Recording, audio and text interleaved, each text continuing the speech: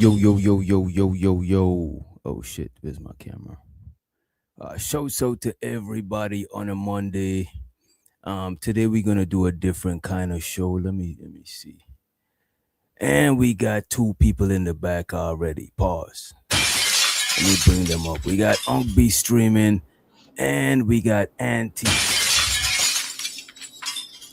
Today we're gonna talk about social media. You know what I'm saying?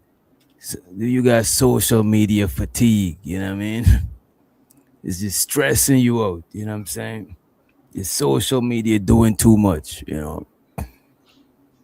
And we'll talk about like the pros and cons, and not just social media, just like internet access.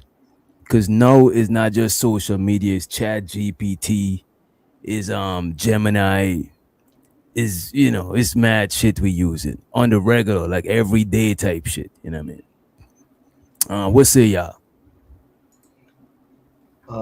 I like social media shit. I ain't going front. I don't see. I don't see any problems with it. I expound on it as the conversation. Well, it's problems with it, but it Mm. ain't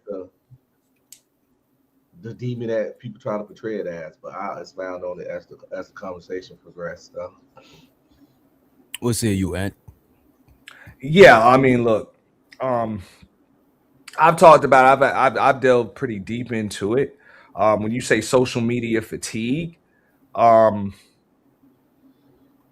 I wouldn't say that. It's kind of become, you know what I'm saying, kind of like a part of my life. It's almost like just either, you know what I'm saying, it's almost like a second job or it's part of Mm. my life now. So I wouldn't say fatigue, but I can understand how a lot of other folks have gotten to that point, or yeah, or on their way to it. Okay. Y'all ever heard about this thing? And show so to everybody in the building. I was gonna ask y'all if you heard about brain rot, but before we do that, show so to hood conservative in the building. We got the LA projects in the house, and we got Missy T in the building, and the Brody D the Degenerate. You know what I'm saying? If you have not hit the like button, please make sure you have. I appreciate it. So brain rot, right? I didn't know it was a thing. I understand the concept, but as far as the actual thing is an actual word. I think they call neuroscientists that kind of phrase. Let me try to pull this shit up. You heard about it, Unc? About brain Yeah, rot? What's yeah, brain pretty rot? much, especially in reference to children Mm, and all the screen time and stuff, in the TikTok, in the brain rot content, the little fast stuff, the little 30-second videos, and just watching 100 in a row because they so short. mm. It could definitely like mess you up. Let me Uh, pull up this. I was watching this TikToker. She was breaking it down real quick. Let me see. And after I watched it, I actually looked up a couple other videos on it. But this one is short. It's TikTok. Explain what happens in your brain during brain rot. Social media acts like a digital drug, which floods your brain with dopamine through novelty and social feedback. It overstimulates dopamine receptors, causing short term euphoria while desensitizing your brain to reward long term. The brain region associated with pleasure becomes overactive, causing you to dopamine scroll continuously. The brain region associated with higher reasoning becomes underactive, weakening your focus and impulse control. Essentially, social media trains your mind to crave stimulation over satisfaction, which makes the real world seem gray compared to the glowing stream of novelty your phone provides. If we live in an age where we've normalized having our attention My bad. Let me let her finish. It's almost done. bought and sold by corporations, how valuable is your I think she got she. I think she said what I thought she was saying for the most part, right? So yeah, it's like the shit is training our brain. It's like we getting way too overstimulated by shit, and it's easy, bro. It's so easy to get a fix. You just whoop your phone out and just start scrolling. You know what I'm saying? I think Like, what she said was a simplified over exaggeration. what you mean?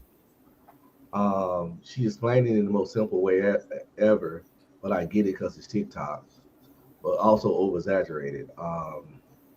Does it happen? Yes, but the way she was speaking on it, like it's just a theme from watching social media. Because I Mm. don't get in, I don't get a lot of pleasure out of social media. Because But that's that's you, bro. It probably because you older. but I ain't that old. You know, this shit been around for a long time. I remember MySpace. I wasn't big on none of that shit, and I was in Mm. my 20s. Hell, on Black Planet, I was in my early 20s. I think it's a personality type thing. Are you an But look at attention it. Let me seeker? ask you this, right? When you were on them shit, because early on when social media popped off, our phones wasn't the same way, bro. Think about that shit. High five on MySpace. We was on the computer. Yeah, but that laptop was right there. But look how long it take you to get to your laptop, type in the No, thing, open the web browser. No, that should tell you that somebody like your shit on your phone. That shit don't let you run or hide. You know what I'm saying? That shit is right there. You know what I mean? that's true, but it got to mean something to you in the first place. So it's Mm, not an internet thing per se; it's a personality type thing. If you're okay. not an attention seeker or somebody that get turned on by validation from others, internet just the internet. I go on trips, and I don't post any pictures at all or videos from the entire trip because I'm enjoying the trip. And somebody being like, "Ooh, that's a cool setting. Ooh, you met this person." I don't met celebrities. Anyway, because that ain't gonna make me. Ooh, they like the heart like. So it's a personality type thing more But so but than you just the internet. but I think it's gotta be halfway though. Cause I think the internet is actually shaping personalities like that, bro. Cause whatever you getting socially rewarded for, is where you're gonna lean more into. Like, let's say you're growing up and everybody's saying you're a smart person, you're gonna lean more into that shit and you'll be a more smarter because that's the shit you getting socially rewarded for. If you getting socially rewarded or praises for being some sort of athlete, you're gonna lean towards into that shit because that's the shit you getting the reward for the dopamine from. You know what I'm saying? So I That's think that true. social media could shape you, bro. Because But that all nowadays people try to have the most outlandish just clickbait shit the first couple of seconds of a video. I think that shit is shaping our shit, bro. but the thing that those kind of people always existed, even prior to social media. It's Bro. always been attention seekers. It all social media just allows you to get more of it, but the personality type and the human behavior has Mm. essentially been in the time. And that's why I say she oversimplified it because people like to talk as if social media is creating original new human behavior. No, some those people that behavior always been there. We just to But get to see it in people that we never met. but you saying it not even shaping the shit because that shit I gotta say because I'm thinking even people who were shy and introverted, social media give them an outlet to come out of their shell while still being in their comfort zone. I think it's rewarding a certain type of shit. And my fault, we ain't got from Ant. What you say, Ant?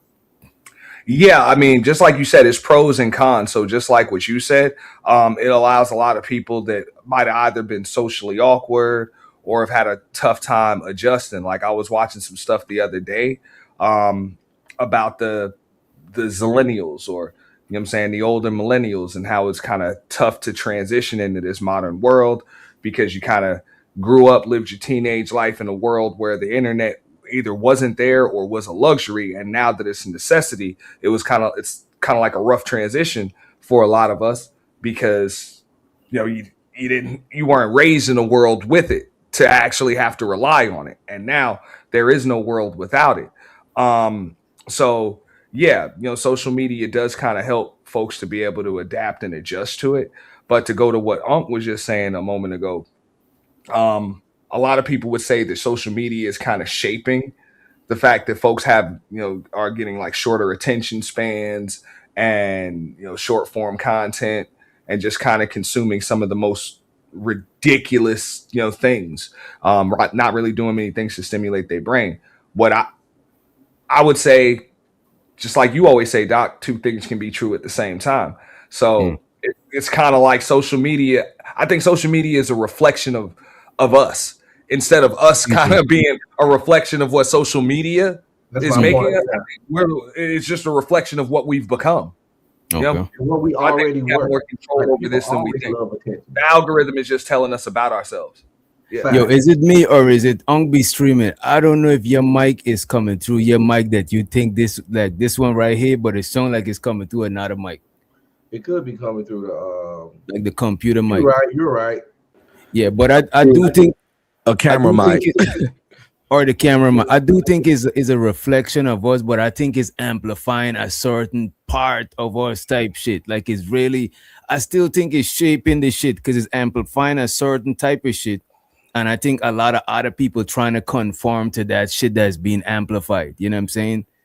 Mhm. Yeah, and you're right. It's shaping it to a degree. That's why I said her answer, her thing was simplified and over exaggerated. Because she ain't wrong. I never, she ain't wrong. I get what you're It's just saying. It's over like she over exaggerated. explain it. Yeah, Yeah, yeah, yeah, because social media is not is shaping us as much as we think. Because people are gonna be who they're gonna be, and your personality types are your personality types. Like if you're an introvert, you really can't fake that like forever. You can't just be that. You're just not that.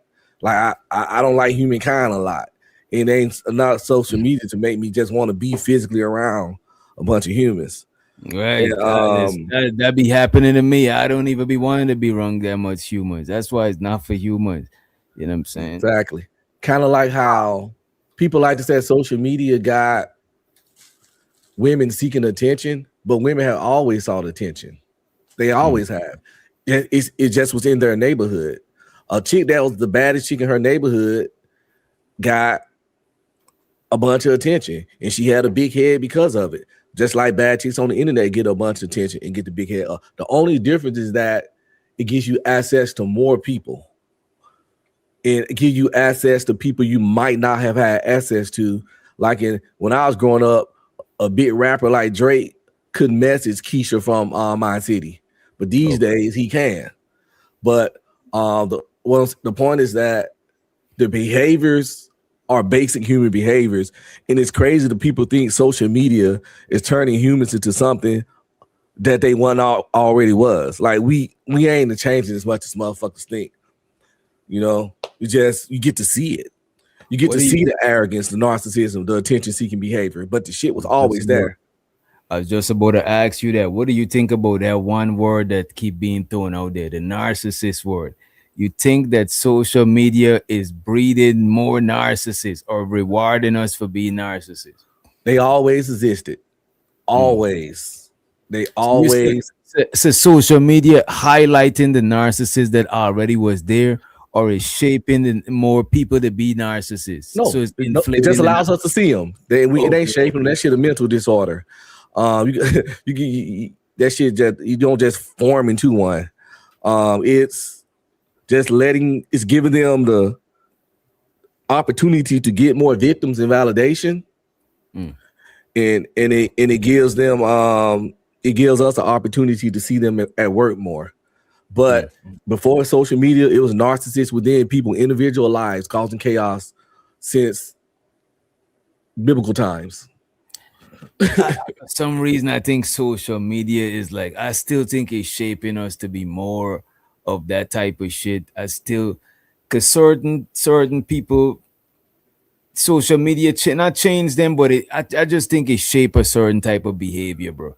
Even though a lot of people is pulling out their phone for everything to record everything and shit like that. Oh yeah, we don't act the same, but that behavior still was there. The technology just wasn't.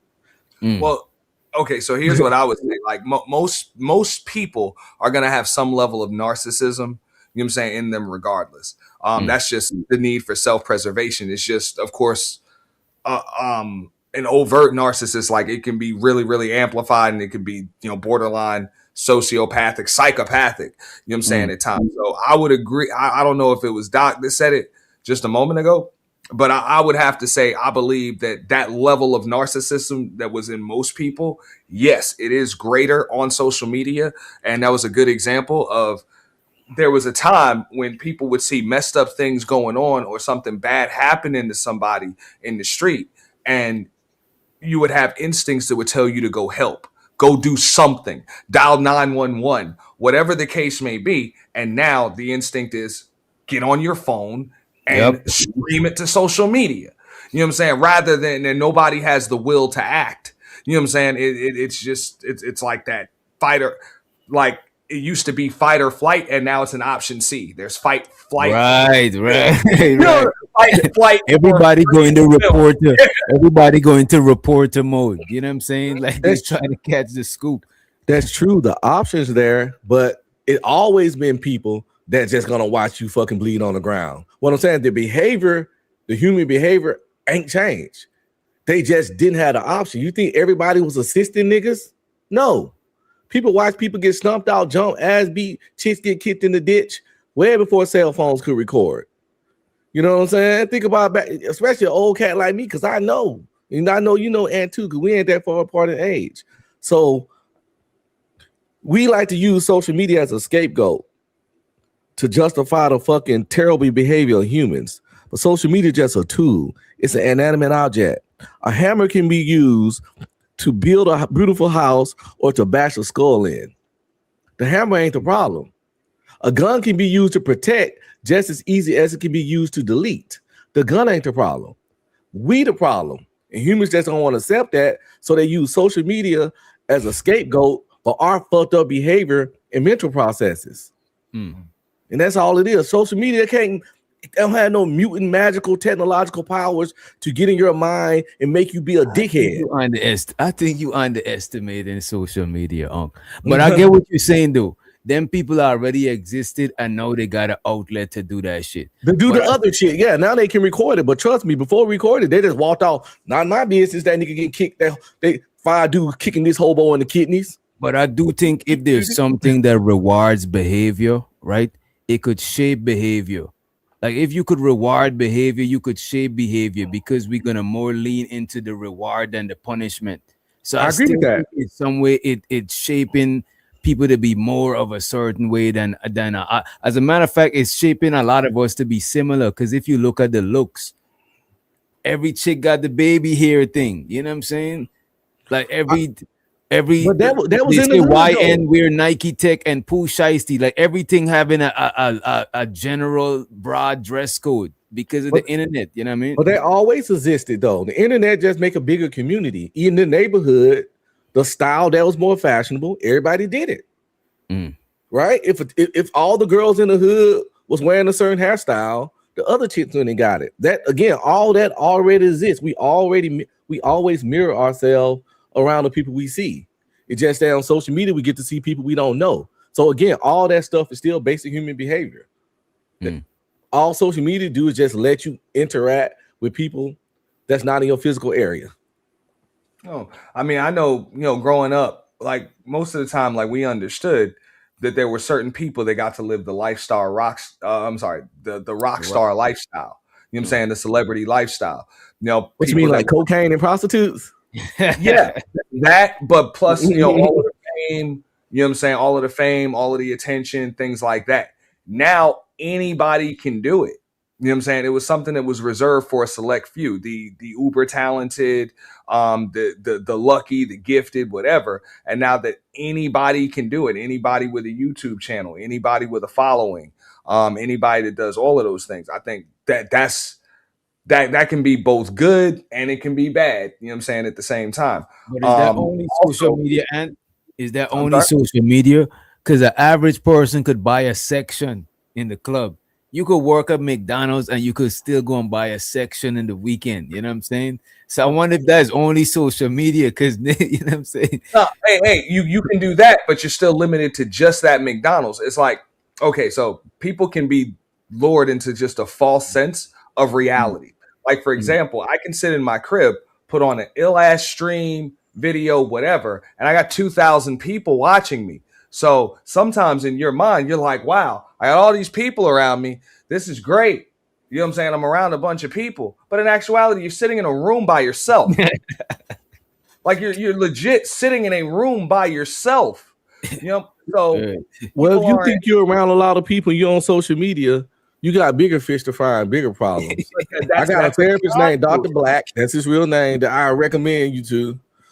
Because But that's the thing. You got a lot of people, not just on here, but all over multiple social media platforms that don't touch grass, don't go outside, Yo, and they don't even talk to people in real life, but they really think they have all of these friends and they're actually socializing. And a lot of them haven't had any physical contact with anybody in months, some of them even years. now I agree with that part of social media. Social media is like lowering the amount of real life interactions that people have because people And, have friends and from also, from and from let's let next level moving forward in the building. Feel free to chime in. I think the shit we talking about now is if social media is shaping our personality and our behavior, or we already had all of that personality and behavior, but social media just highlighting the shit. He can go ahead. I'm gonna just chime in, fit in, get in Oh where I yeah, fit yeah, in. yeah, yeah. let me just piggyback on what Unk said real quick, and I'll land Mhm. really quickly. Like, because you remember there was a time we used to have to go out, meet people, kind of adapt to the environment around you. Now you really don't have to do that. So that kind of hinders a lot of folks' social skills. And this is at every age level because you can just find a sector or a Facebook group or a certain group where it's just an echo chamber, just people that you get along with. You're not kind of limited to, who's in your city, who's in your town, who's at your job, who's, what I'm saying, in your immediate proximity. You can kind of just pick and choose. So I think it kind of it hindered a lot of folks' but ability that to be able to adapt to their environments. but that's something we always been doing too. People have always been hanging with like-minded people. People always been picking I and don't choosing. know about that, bro. Not like this, cause look at this, I bro. mean, not like Most of this, the but I want to most say of the the relation, but most of the relationships we had back in the days, bro, is based on proximity. yeah, It's more based on proximity than common interest. But now people could go online and find niche shit, bro. Like this book club, people got anime, um, Facebook groups, bird watching. You know what I'm Doc, saying? look at this panel right here. but We're you're not probably in wrong. 4 different states Yeah, I talking don't think about none the of same us in one. the same state.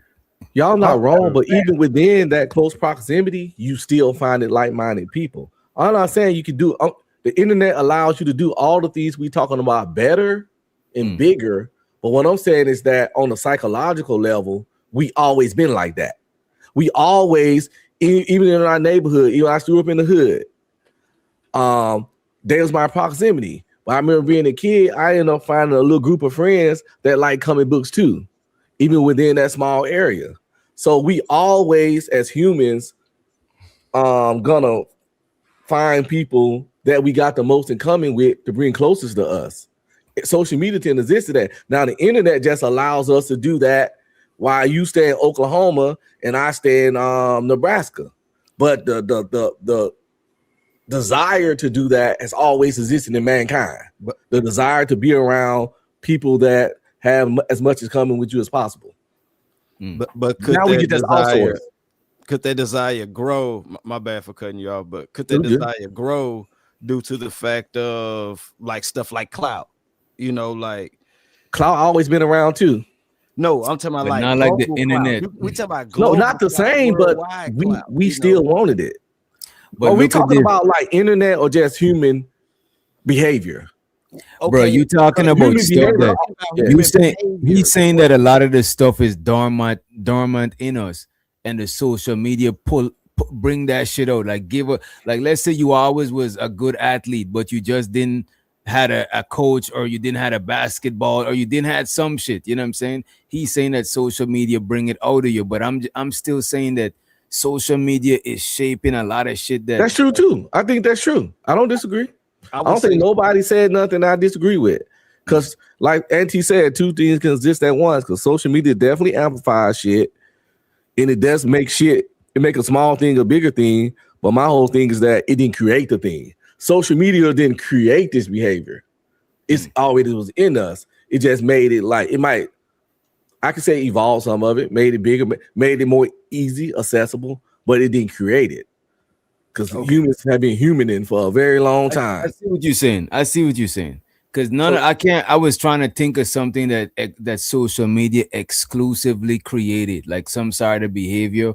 But anything we could list that social media, like that's shown on social media, already exists in people. So Yeah. you got it. You got it. But also check this out, right? I was studying some things about a few months ago, and it said like we're the first generation, like this generation right now, Mm. that is, I wouldn't say dumber, but has like a lower IQ as far as just knowledge and understanding the world around them, and yeah, really like an intelligence quotient lower than the previous generation over the course of the last maybe 1,000 years of documented history. This generation right there is the only one that's behind the previous generation. Usually And human beings evolved and they became smarter and smarter as technology got better, you know what I'm saying, as we began to understand the world more. But this generation, they understand the actual world around them less. So that's a what they say, con. is And the reason for that. I mean, I don't think it's just social media. I think It's um, technology. yeah, I think it's technology as a whole. But you Technology. know, though, I think is a pros and cons to that shit because I think cause sure some people is more people that is illiterate and stuff because you could hold the mic and just you know what I'm saying speech to text and shit. But I think it bring a little bit of it leveled the playing field a little bit to where people who couldn't access certain type of information because they illiterate that shit like break barriers, bro. There's people, you know what I'm saying, that could look shit up that can't read. You could look it up in Chat GPT and then press the speaker and Chat GPT read that shit to you. So I think how important is that shit if the machine is gonna do it for you? You know what I mean? That's it. Technology, just like that hammer that Bleaky I described. It's just a tool. Technology can be used to do great, amazing things. It can be used to do terrible and horrible things. And you're right, because it's like technology has made us dumb, because at one point I had to know the definition of words. When I grew up, we used to go to school. They used to give us like a certain amount of words per week. We had to write the definition, and then use them in sentences. And that's how we expanded our vocabulary. Now you just can Google everything. You don't have to even retain information. You don't have to put it in your data bank, because you can always get it on your phone. And it affects people retainability of information. Yeah. So we don't learn stuff because we don't have to learn. Does it make us dumber or lazier? Well, they connect it, because once you don't log the information, it's not in your head. Therefore, you're dumber. People can't write in cursive. They don't teach People can't spell well because we got autocorrect to spell, so we can't spell no more. But back in the day, you had to spell, nigga. But how important is that shit? And I'm playing devil's advocate here. I understand what you're saying. Would But you I'm say like, how important is what? Cursive? How important is cursive? Exactly. Okay, when it comes to cursive, you know, need a signature.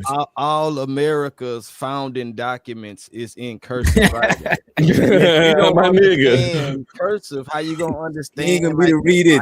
All right. You know? Like, how you gonna even understand that stuff? But you know what? You could look it up on Chat GPT, and Chat GPT tell you what's on that. It's like spelling. You don't have to spell well now because everything autocorrect. But do you want to be just looking all illiterate and stupid and shit in professional meetings and settings? Like how and plus, but I think in the future, people don't read because we can listen to audiobooks, but reading still stimulates the mind and is healthy. I think so too. But I do think with like certain shit is not gonna be requirements in the future when it comes to jobs and shit. What's up, Tyranny? Show the Tyranny. Why I can't? I can't. Hey, Tyranny. Tyranny about to whoop What's somebody. up, you guys? What's up, Tyranny? You staying warm out here in Texas, Tyranny? I stay warm because I stay hot. You mean?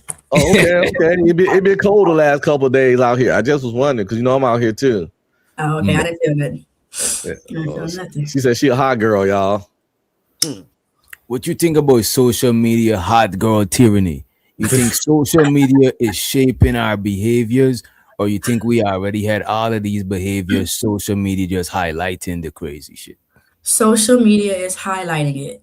Our Oh, great grandmothers and fathers were no different than us. That's just how I feel. They raised us, so yeah, how I damn. feel. Facts. All right. She agree with you there, Yeah, we was on what the do you- same shit since the caveman days, probably. There's always was the Mm. caveman bigger than the other ones, flexing his muscles and showing them to the other girls and grabbing the other animals and saying, look at me, I'm better than these cats. And and flexing and jumping around and running fast and trying to outperform the next cat. He didn't have the Instagram to show that he caught the biggest animal. But that don't mean motherfuckers was like, woo, ooga booga, I got this shit. So it's like we that's what we do as humans. That's what we've been doing. So y'all saying that social media dumbing us down, right? But what about the fact that anybody, a crackhead on the street, could access all the information with one of these shits right here? One of these right here, bro. Everybody got one. No matter if you homeless people got phones, smartphones. Information without the capacity to apply it don't hit the same. See, just because you give the information, don't have you got the processing power to utilize it and apply it properly. That's why everybody's not multimillionaires, because the information is out there, but do you have the reasoning skill and the processing power to take the same information I get from my phone and do with it what I do? I think a lot of people is applying a lot of shit, bro. Especially, bro, since lot Chat is. GPT to know, a lot of people been using Chat GPT to code and do all sorts of shit people had to go to school for. So I'm thinking like, damn, no, everybody could. You don't even gotta go and get like a 4-year degree to do certain shit. You could just look up you could just get the meat and potatoes from Chat GPT instead of going for 4 years and doing a bunch of classes that you don't even need type shit. Oh no, it's But Doc, definitely that's one of beneficial. the reasons. That's one of the reasons why I believe that that they say like our intelligence level, not people on the panel, but just this generation's intelligence level is less than that of the previous generations, is because all of the information is right there, and you don't have to put the work in. So like the medicine was kind of in the food or the journey, you know what I'm saying? Being able to go through the steps to obtain that 4-year degree or whatever.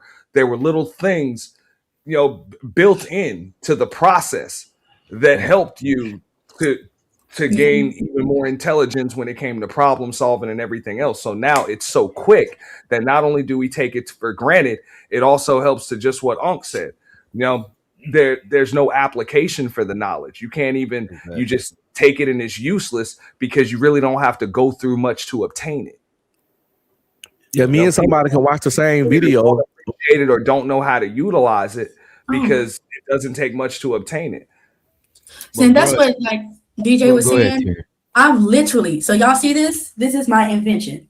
I've literally used ChatGPT to get my invention patent, to code my invention, to actually get because it's a touchscreen mirror that allows you to see yourself in different hairstyles or different haircuts. I literally use ChatGPT to help me code my own invention. I don't have to get an AR developer. Wait, what is it? What is it? A touch screen mirror? It's a touchscreen mirror, and you can swipe left and see yourself in different haircuts, a low fade, a high fade, whatever you want to see yourself in. Y'all better make that money. That's what's up. This is what I'm saying though. That's like what's up. as a lot of people since Chat GPT to know, bro. It's so much people that I know, bro. I'm talking about people that I know, that regular people that I got their number done hitting me up. Yo, I'm making this app. My little brother got a couple of apps that he made. I ain't trying to dox him and shit. But my little brother, I was telling Ong the other day, my little brother got an app that do the AI to the AI generation, like the image generation. Like, and that's my little brother. Like, Matthew, that's what kids is doing online now, using Chat GPT to invent shit, bro. Well, we're not saying it's not beneficial and don't allow people to do things that they couldn't do prior. What we're saying is that it's not the game changer that people think, because you still got to be able to apply. Again, but two people don't use Chat GPT the same. And it's not the chat GPT that's the problem, it's the people. You still gotta it's like pretty much it's like when you using prompts, when you using the AI visual stuff. If I write a better prompt than you, I can get a better video result out of the thing than you. It is not the Sora that's the problem, it's the person. So you still gotta have it within you to get this AI to do certain shit. Because the AI comes from what you tell it to do. So if you telling it some goofy shit, it's gonna give you goofy shit. If you ain't prompting right, it's gonna give you limited shit. So I could do, prime example, you could do more with AI than JP probably ever could. And the AI is not the problem; it's the user. But that's what I'm saying. I'm saying it make it to where way more people, it level the playing field for more people than it dumbing down people. I think it's actually giving people access to more information than it's dumbing people down. Because then people who didn't know to read and write, didn't know to read and write. You know what I'm saying? Yeah. So understandable, but check this out, right? The lack of people having to write, to communicate, like writing letters, things like that. That's actually dumbed down people's comprehension skills. Like with a lot of, like we might have seen writing as a task when we were younger, but believe it or not, that actually helped with our comprehension and communication skills. Facts. Just being able to write. And now kids don't even have to do that anymore. Kids don't have to do a lot. Like they stopped teaching cursive in school like 20 years ago. But like, what is it? They don't have to. They came up with a whole new. That's a less effective way to communicate. But that's not that's a less effective way to keep. Y'all too sentimental, bro. Y'all niggas is sentimental trying to write letters. Actually, I'm on psychology. I'm on psychology today. Are lower than they've ever been. I mean, but writing letters, that's just like writing emails and everything too. So like you have to know how to properly, write a letter instead of just getting, AI to do bro, it. You can get Chat GPT to write you a letter, bro. Actually, see, people don't know like for us the head, like how to do a header or how to do like a cover letter, or how to properly do things like that. That used to stress. That then used to stress you out, bro. Think about all of that shit. That shit was stressful to do your whole resume. Like Unc was saying, you going through that and doing the research how to do it, putting the work in, how to find out how to do it. That's the beauty of it. See, it stimulates your brain. Brain is like a muscle. You gotta utilize it.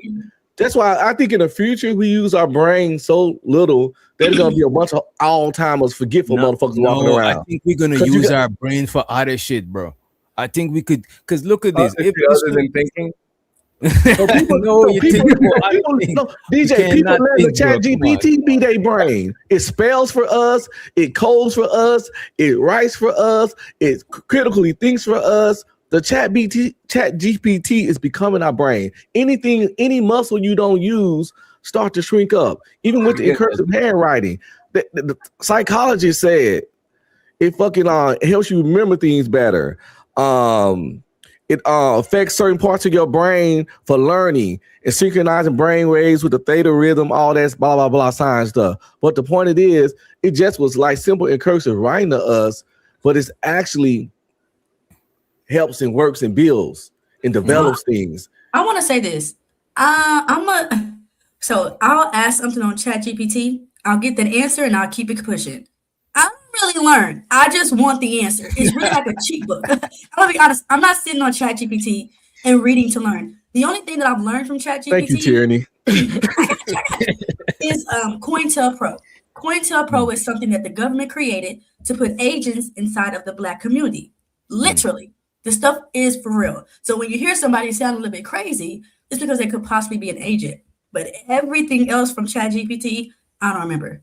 I just get the answer. But notice what she just said. Like she doesn't even use that to learn. So because that's such a big part of people's lives, they cut learning out of their life altogether. But think about it. You can't cut learning off. You could think that you're not learning, but you're gonna learn. But you can lower it or not focus. You got to pay attention to learn. That's all I'm saying. You'd be amazed how many people have. But you You could gotta learn want to learn to learn unconsciously, though. You could learn a unconsciously. little bit, but not as Let's get much. Candy to the stage. What's up, Candy? Let me Hey, see. Candy. Uh, yeah, even if, because look at this. Tyranny, I'm pretty sure she read something on Chat GPT and retained some of it without trying to do it on purpose. It's possible. It's very possible. You know You're what I right. mean? You can definitely Mhm. subconsciously learn, but at the Yeah, same, it ain't the same as actively trying to learn. I agree. Bro, just like she said it's like a cheat code. So it's just like a cheat code to a test. Yeah, you have the cheat code, so now you don't have to study. You don't Mm. have to learn the answers to the test or anything. You just want to pass the damn test. So Exactly. yeah, you got an A, but you don't know nothing. But can I say this? Do y'all remember that story a couple of years ago where that white mother had got caught paying the school to get her child's degree? They've been doing this. These kids don't I know remember nothing. that. They've been And I ain't paying gonna them. hold you. I ain't gonna hold you. You know that the work that sometimes when you're working with special needs people, you gotta take like tests and shit, right? You know, all of them tests that you take online, even tests you take at work, you could go to Chat GPT and and I'm pass. telling you, I swear to God, that shit is different. What's up, Candy? You think social media is making us smarter or dumber, or is not, or is it? What say you? What say you on it? It depends on how you use it. So, like for Okay. instance, like for ChatGPT, I do use it for my job, but like when I craft up like messages or emails or anything like that, it starts with me, and then I'll plug it into ChatGPT and say something like, "Help me clean this up," or "Help me make this more professional," versus relying on ChatGPT to create it for me. So I Wait a think it's minute. My bad. I hit the wrong button. My bad. My bad. My bad. Don't laugh, tyranny. Yeah, but you're saying you put you write this stuff and you put it in Chat GPT to like fix it up, like grammar hmm correct type stuff. Okay. right. So I think it Yeah. depends on how you use it. Like I saw a meme the other day that said something like, um, "The future doctors of tomorrow are all using Chat GPT to get through their exams today. You better start eating healthy."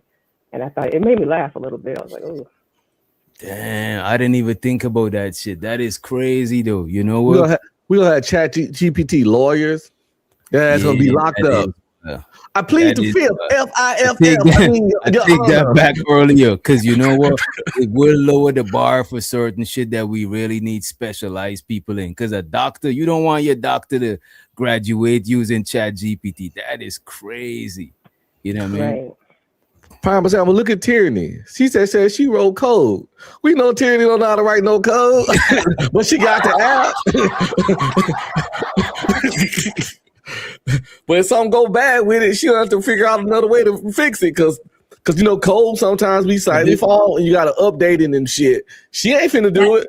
Chat GPT gonna do it. That's why I pay 20 that's bucks a what I'm month. saying. I don't think AI going nowhere, bro. And certain shit we not gonna need to do no more type shit. Like AI back can't go in somewhere. where it's gonna go. Yeah. We can lose all this technology. Solar flare. One solar flare and it's all gone. Oh, okay. And we don't I know mean, shit. the We don't know how to probability of do that shit is shit. the probability of that shit is slim. You know what I'm saying? I don't think most of us could survive without the internet, much less like AI. Yes, I can hunt, fish, Thing is, there are garden. a lot of us that will survive and will be just fine. Believe it or not, I believe that's going to be the case at some point. Just like he said, a solar flare, EMT spike, whatever the case may be. If that were to happen, books are going to be the hottest commodity on the planet. Economic Books. fucking Ain't nobody trying Yeah, to read no book. it'll Nigga, be watch more the book of valuable than Eli too gold, much. That's too much or gem. movies, bro. Books. Ain't read no book. look at if the VN-19 was only 2 times worse than what it was, we would probably be living like the book of Eli right now. Mm-hmm. Straight up.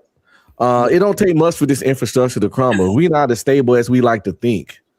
So it's good. It's nice to have some hard skills. That we call in the army hard skills. Shit that you actually know and know how to do and actually in your head.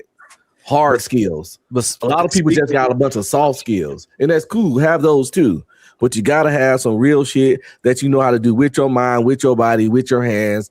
that you got locked in. The more of those possible. Like you can watch on YouTube how to start a fire, but hey, do you know how to start a fire? But Hey, you that's ever the tried to beauty start a of, fire? Can you start a fire? Are you gonna be freezing if it's shit hit the fan? but that's the beauty of AI, You can learn it now. Take advantage of it. But you Take gotta advantage. practice it though. Hard skills mean you gotta do it. So remember, that's the key ingredient. So AI let can me tell No, you the I shit, but look. if I you didn't don't know do how to to. it, these when it comes to these hard skills, like looking at this at the generation, like what Auntie was talking about, like is it looked at as bad that you see like a lot of people leaning towards like podcasting, influencing, and like people like don't want to go to college, they rather just be an influencer, or they rather be a streamer, or they rather be a podcaster? Is it seen as a bad thing or something? not no, I don't but know. at the same time, it can end up as a bad thing because, like I say, these kids growing up these days don't even know how to fish, don't know how to prepare a fish, and it's like, but Ungry streaming, right? We're gonna always keep new skills that we move on with, and we always left certain shit because a lot of shit that we did from caveman days, the average person back in the caveman time, I'm pretty sure they know to hunt, fish, and catch and start a fire. The average person, you know what I'm saying? But now there's different shit that the average person knows since we so advanced. So I'm saying some of the shit we might not know no more. It might not even be necessary for our time. You know what I'm saying? but core shit you should keep as a human because you never know. We One of the got things too. that I think, We are so comfortable and safe. We have cavemen knowing how to do shit that we don't. You see how bad that sound that a Neanderthal can do shit that we can't, and we so But we could do advanced. shit that we could do shit that they can't even imagine in their brain. You know what I'm saying? True, but the shit we can do won't matter if the world go backwards. no, hey, I'm I going would back. agree, but when Why you wouldn't mention it? things like podcasting, A yeah, nuclear war. A because nuclear people war are will able send us to backwards communicate. 400 years. We're able to communicate with folks that otherwise they wouldn't be able to communicate with. Yeah, people are able to stream other sources of money. But then when you're talking about cons, like the title says, you have a lot of society that has formulated opinions, theories, and even drawn conclusions that aren't even their own. They're that of their favorite podcaster or something like that. Okay, So see, that's people, from a different perspective. I was saying like from a like for the younger perspective. Like younger people are not even going to like college. They rather just, oh, I'm gonna be a podcaster. I'm gonna be a streamer. I'm saying, is that like some people would look at that as bad? Like you're not even I trying don't think it's to. bad. To me, I think what I like that about when it gets to this point right here is Mm. that when a lot of people just to hit an algorithm, you know what I'm saying, just to kind of work the algorithm, they're formulating opinions and drawing conclusions that aren't even their own. They're just something that they've heard elsewhere. There was a time when, in order to be able to have your own network or your own show, an opinionated show or something like that, you actually had to do some research, be knowledgeable in the subject, and then be able to speak on it because you were likely the only one that had that. Your opinions, your conclusions were that of your own. Now people are just doing what the algorithm likes. no, but that's what I'm saying, right? I don't think being a podcaster or any of that shit is I don't think it's bad. I think now is less gatekeeping with information, right? And now is way more opportunity for being self-taught. A lot of people is self-taught. That's why people are saying fuck college, and college is a business too. You know what I'm saying? Because Well, I if you think could get the bad syllabus, you could know the exact shit you need for whatever job, and you don't gotta do all of them extra credits and all of that extra shit. So I think it's less gatekeeping for information. People could just know exactly what they want to do, exactly what they want to do and shit. Well, I college mean, is so heavy. I was always taught growing up, like the truly intelligent ask questions and they seek answers. And now you really don't have to ask any questions and actually go seek any answers. It's all right there. But there Like you it's go. That is the way to get the information. Use it to your advantage. Now, no, but honestly, then you have a bunch of people that are carbon copies of each other. But then right, how but your see, brain work though? How your brain work? The computer works well, but how your brain works? See, this is a computer too. And if we let the computer do all the processing, our processors are gonna be fucking backdated. We out here working off of a fucking off Windows 4 and Windows on 11. So it's like, But see, we But we're wasn't using raised Windows 4 to operate Windows 11. We're using our Windows 4 right. to operate. We still well, got to how good can operate you the shit. operate Windows 11 with Windows 4? No, I but have a even when you question. was talking about with a prompt, and my bad, you got it after this, Candy. Even when you was talking about with a prompt, right? If you make a wrong prompt and you had to make a better prompt, you just learn how to better make your prompt to program the AI. So you still learning. It's just that that shit is an extension of you know. So now that should do the tedious shit that you didn't want to do. But now you programming that shit by just focusing on the important shit. You know what I mean? Mm-hmm. Or you just run with the damn dumb prompt you made because you just a dumbass nigga that can't think of a better prompt. But see, hold on. Now I'm you sorry, got Kenny. come Hold on, on. man. You Go ahead, guys go Come on, ahead. are. man. Hold on. Do you guys understand? Other Wait a cultures minute. have already this information. Black people are now able to get the same information that was kept from us in our black schools. So I feel like we should take advantage of AI, do what we can, learn as much as we can, you know, and get to our knowledge to like their knowledge is. Build our own hair stores. You know what I'm saying? Make our I own think everything.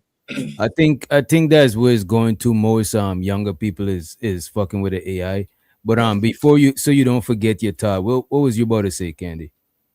To piggyback off of what Next Level was asking, are you saying that we're going to lose more, like more people are being pulled into podcasting versus, say, trades or like professional fields? We're going to lose talent in other areas because they're going into podcasting? Yes, that's what I was kind of trying to say. Like, for as like the younger crowd, that's what they are more leaning towards, to being influencers and things like that. And their parents are looking at it like, just like how parents was looking at kids that saying, I want to be a rapper, I want to be in the music industry. So they looking at kids saying, I want to be a streamer. They, you know what I'm saying? So they don't see that, you know, for the education in it. They just see it as like fun, or you're just hanging out, you know, for as even when you being an influencer. I'm saying for as like the what kids growing up, for as what they're telling their parents and stuff like that. That's a good question. I don't know. I Like, would because the think, parents can see it as bad, is what I'm I saying. think that's Like, up to the parents. My kids ain't. If I believe in college, that's what the fuck they gonna do. I would say Like maybe encourage now, them to do both. you could be a content creator too. You could. That's Right. saying you can walk into bubblegum. Any kid of mine's gonna know how to walk into bubblegum. So yes, I will buy you a computer. Hell, my son got everything to stream right now, and he do stream sometimes, but he also in law school.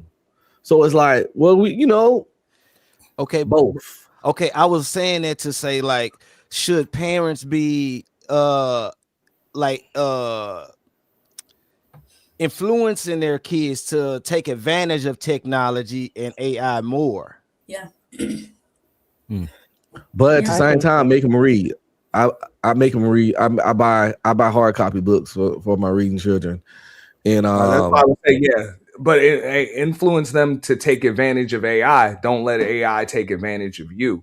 So just like Unc said earlier, the brain is a muscle, just like any other muscle in your body. If you choose not to work on it, it's going to weaken, naturally, which that's actually just what's going on, right now. So, I mean, I'm still all for reading, writing, and arithmetic. Like, for real, you still need those things because that's what helps you problem solve in the world. Just having those basic skills and comprehension skills. So it's easy for us to get lazy. I think social media has made people lazy. It's helped people to become lazy. People have always been lazy, but it's helped people to be able to survive in the world by being lazy. Let me ask y'all this, right? What do y'all think about Yes, Candy. I think we already talked about the dopamine addiction, right? Did we talk about that? I think we probably talked about it at the you start. brought it up, but About what? loosely, In the brain, very loose. dopamine addiction, like with the brain rot. What about um what about how social media change like how we do like business? You know what I'm saying? Like That's outstanding. networking. That's You know what I outstanding. mean? So it's no That's it's outstanding. Business I is think it great. I helps think networking. from a business perspective, it's great. I think just the bad part about it is that's what everybody goes back to, and they just stop there. Well, we're able to make money on here. That's all that matters. And Mm. I'm like, yeah, but at what expense? At what expense? Because at the end of the day, what's caused all of the inventions and all of this stuff around you, it's really innovation and people's creativity and people's thirst for knowledge and people's want to solve basic problems and the needs of each other. But if the answers are right there in front of you all of the time, what is there really to innovate? Like, we don't want innovation to stop. Right. But that's what I'm saying. I think all of this shit is gonna promote more innovation though. Cause now it's like it's way more people, it's way more chances for innovation because it's way more people got access to this shit. You know what I'm saying? Look how much people is coming up with new apps, new mad shit. Tyranny just got the selfie mirror. You know what I'm saying? I think the innovation is gonna be more innovation just because the common person got access to AI. Bro, I never imagine the AI shit, and you know what else? The 3D printing shit. Bro, we could go, any one of us could go online right now and buy a 3D printing machine. Yeah. But DJ, I honestly, I don't think people want to learn. I think people want to make money and just make it. I mean, I feel like there's so But much going on in tyranny. this world. But why did people wanted to learn back in the days? Had no What makes choice. you want to learn? Had no Because choice. It wasn't no option. You see, uh-huh. I don't think so. You want to learn because you need the information for some reason. If you I just want to learn to just learn, then you just wasting your time. You know what I'm saying? I got you, DJ. Think about how you feel about AI music. You really think you're just Think wasting about your how time? you feel about AI music, DJ. Imagine how if we don't use human creativity in the human brain and the stuff we are in everything in life. AI is cool and all, but it don't hit the same. What if there was AI in the movie scripts, AI in all the music, AI in all That's the what I'm saying. books? The AI is a tool. AI by itself is like food with no seasoning. Is like bland. It's still gotta have a human aspect to it. But I'm saying no, mad people could do mad shit. Whereas back in the days it was more gatekeep and it was I more get I think But it people, was easier to control shit because you gatekeeping everything and you funneling it through a narrow tunnel. You could shape shit however you want. Now this shit is wide open. You know what I mean? but well, people only wanted to learn to make money. Do you see what I'm saying? That's Back not in the true. day, we only wanted to That's not learn so true. we could become whatever. You don't think so? Okay. That's No, what that's I not think. You like Yo, learning. I don't think I she a think if you hundred only percent. want to learn to make money, you're severely limiting yourself. I don't think she 100% wrong, but I do think you want to learn for a reason. I want to learn this because of this. Sometimes you might just be curious about shit to learn it, but the shit that you go real in depth in, you gotta have some interest in it for a reason. People is not just you just learning to learn. What the hell, bro? Come on, I'm bro. just saying, those that think about the great innovations over the course of history and even modern history, What's it were say? those to make money? Most of them were. And when you're talking about just exploring new lands, new worlds, studying the stars, coming up with systems of mathematics and medicine and all of that, no, it wasn't to make money. But It was not to not make not people's in the lives past. easier, save lives. It was to do a lot of different Yeah, things. but it But had a purpose though. This no, what this some what I'm people saying. just She's actually not a love to hundred. learn. This is why I'm saying she's not 100% wrong with saying no, she's not money, hundred but it's percent other wrong at things that all. you gotta want to learn for some reason. Don't get me Well, wrong, you could still subconsciously learn from your environment, but still going and learn consciously is you gotta have some sort of reason behind it. You know what I some mean? people just love to learn and love new Yeah. information. Think about all the If we things go that you back, might know, DJ, that Mm. you didn't have none to do with money. Didn't have. So That's So I'm talking about DJ, you gotta now. remember, I know you on the back end, and you got a quest for knowledge.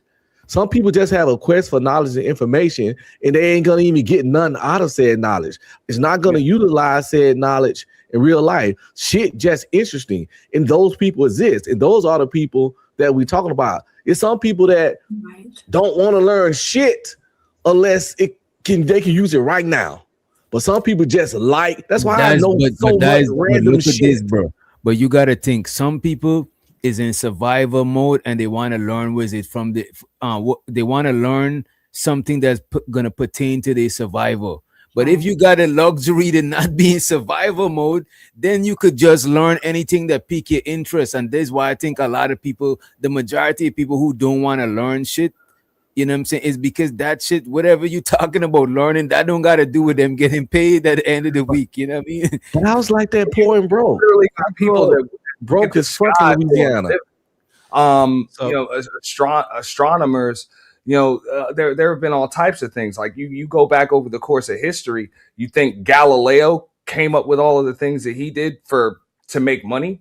You know, but you guys are talking about Tesla. I mean, I'm just saying. I'm talking about this generation. Limited way of thinking, and I think this is one of the things that technology, like, I think it puts more shackles on the human brain. Like what the human brain is capable of, like. Yeah. Right, but I'm not talking about us, like how, because I love to learn. That's the only reason I'm learning to write code. I'm learning to write code because I love to learn. But did you really learn, or did ChatGPT do it? It doesn't matter. Okay.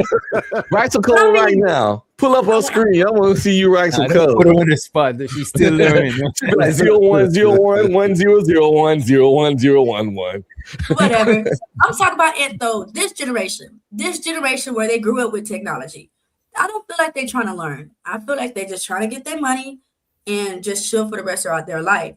But people like us on this panel, I think we grew up wanting to learn because it was the only way for us to know that we are something versus what the world tells us. You know, our knowledge is something.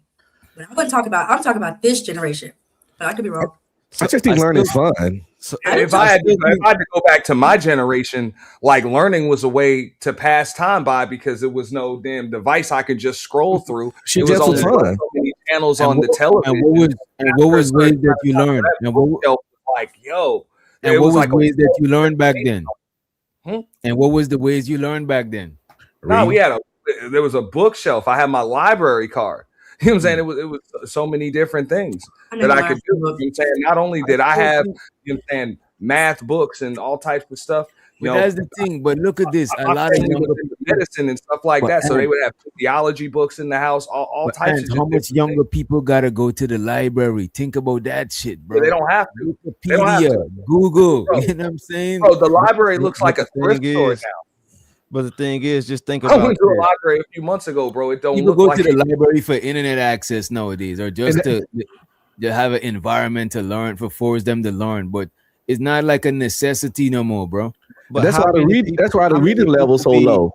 How many people be lost when it be like a internet outage or a power outage? How many people be really lost when you can't access that technology, that AI? How many people really be lost? Too many, and that's my point. Far too many. Like, and I'm not talking about lost like just direction. I'm talking about lost in life. No lost. They don't know what to do. Right, bro. Right. I ain't gonna hold you.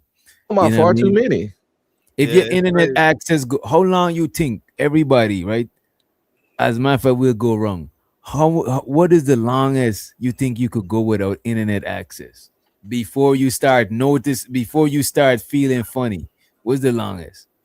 If I didn't have to like work my job on it, like if I didn't have to do the actual job that I do, I can go without it for the rest of my life. If I had to. Oh man, come on, get him out of here. Let me explain why. I've already lived almost half of my life without it. No, but I'm saying it's not gonna feel an empty feel. I mean, eventually you get used to it because you're not on it.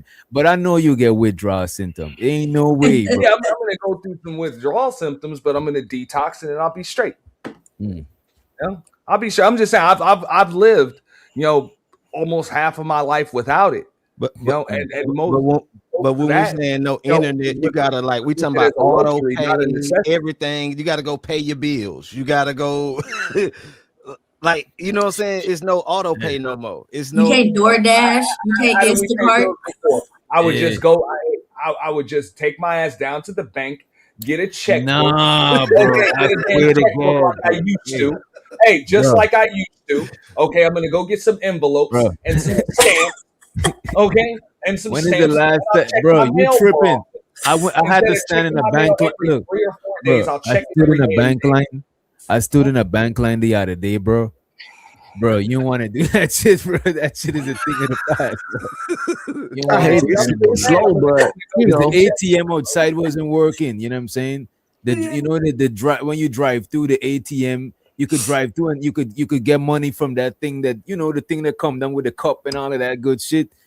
Nigga, none of that shit wasn't working. I had to go in the line with everybody. You remember the Rolodex?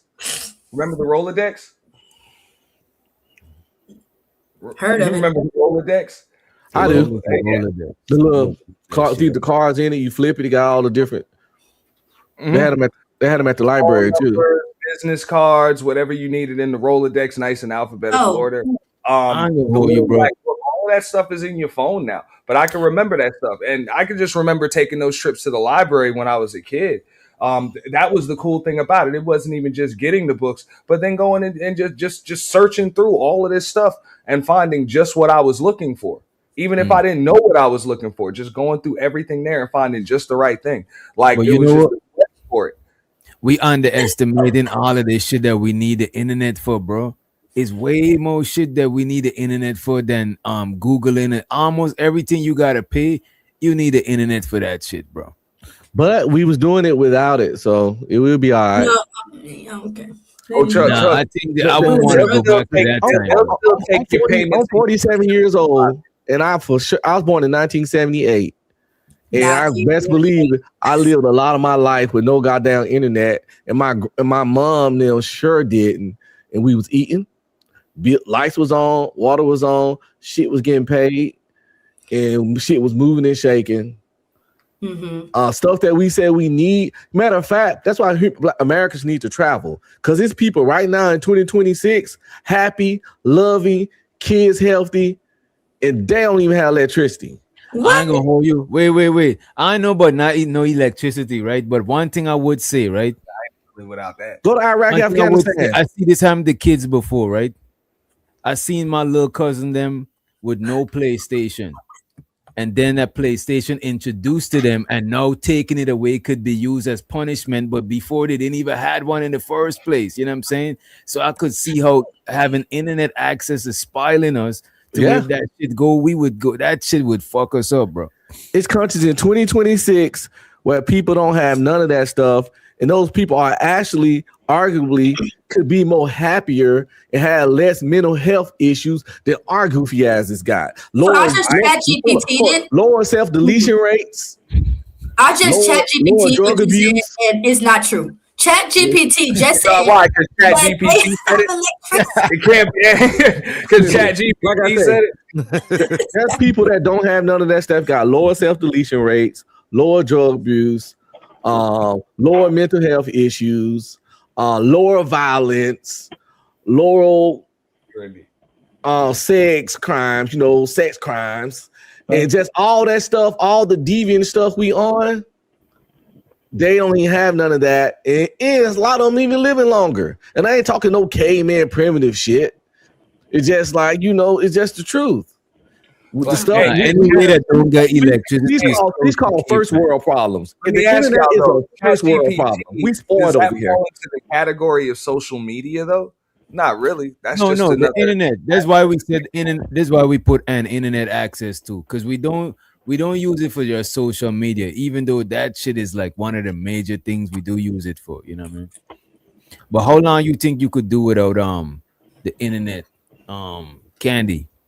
How long could you go without the internet without feeling before you start feeling withdrawal symptoms? Be honest. So I'm thinking, what's the longest I've gone without it since having it? I took a cruise last year, 7 days on the water, and I didn't have internet that entire time. It was rough. I'm not gonna hold you, because you used to you check on certain You things. said it was rough. It was rough. Yeah. I had a good time. Don't get me wrong, but not having internet access was something that was completely outside of the norm. And when I got back, I was happy to be able to check on the things that I normally would check on. So shit like Pookie on smoking that shit. We gotta get this. When you was on your trip, what country did you go to? I went to the Bahamas. We were supposed to go to Haiti. We didn't make it to Haiti. The Bahamas, Jamaica, and the Bahamas again. So when I went to Jamaica, they had internet.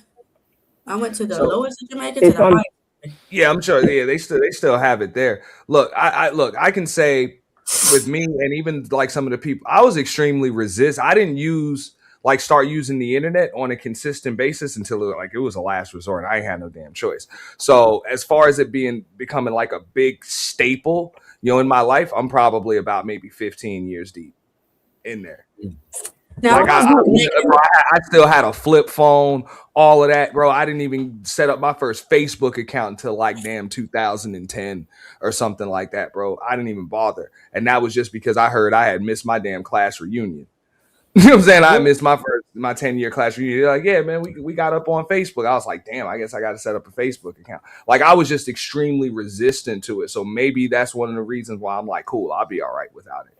But what about people who work remotely though? Are you taking into account those people as well? Because I work with the internet. I'm one of those people. That's what I said. I would have to change what I do, but I've done what I do, you know what I'm saying, like physically without having to do it remotely. Now, I wouldn't be able to get in touch with as many people and have as much downtime and be able to do things as fast. I would have to physically go to my clients, and instead of being able to deal with 6, 7, 8 clients a day, and just be here and be able to take calls and stuff, I might only be able to see 2 or 3 clients a week, if that.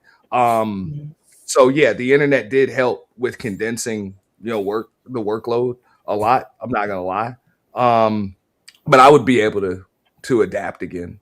What about mental? What about mental health, right? Or like mental, not just mental health, like crazy people, like mental well-being, right? You think social media and the internet is enhancing mental well-being, or you think is hindering it more? You know what I'm saying? Making people crazier, more depressed. What y'all think?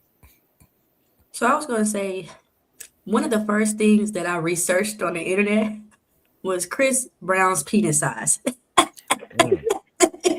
It messed up my. Tune in, me back. Tune in, me back. I never asked you. Whoa. What the fuck is going on? It messed up my mental. I never answered the question about internet. I can go a year easy because I went to Iraq twice, Afghanistan twice, and only had proper internet on one of those deployments. Okay. Another one of the deployments we can go like stand in this line for like 2 hours and email our loved ones or try to get on like Yahoo stuff for like 10 to 15 minutes, then they'll kick you off. But you had to stand in there 2 or 3 hours to do it. You had to do that around work. But the other deployments, we just didn't have internet. So nigga, you better work, and learn how to read. I think if I go 3 months without it, bro, I think I'll be good. I could just rock on forever. You know what I'm saying? But I think once I start feeling the withdrawal, I'll be itching to see what's going on. Hey, I think you would be all right after 28 days. The withdrawal is real. 28 days to break a bad habit, man. I think you would be. What bad habits you had to break, Auntie? What bad? Now, you say you need 90 days. I think just a basic 28-day 12-step program.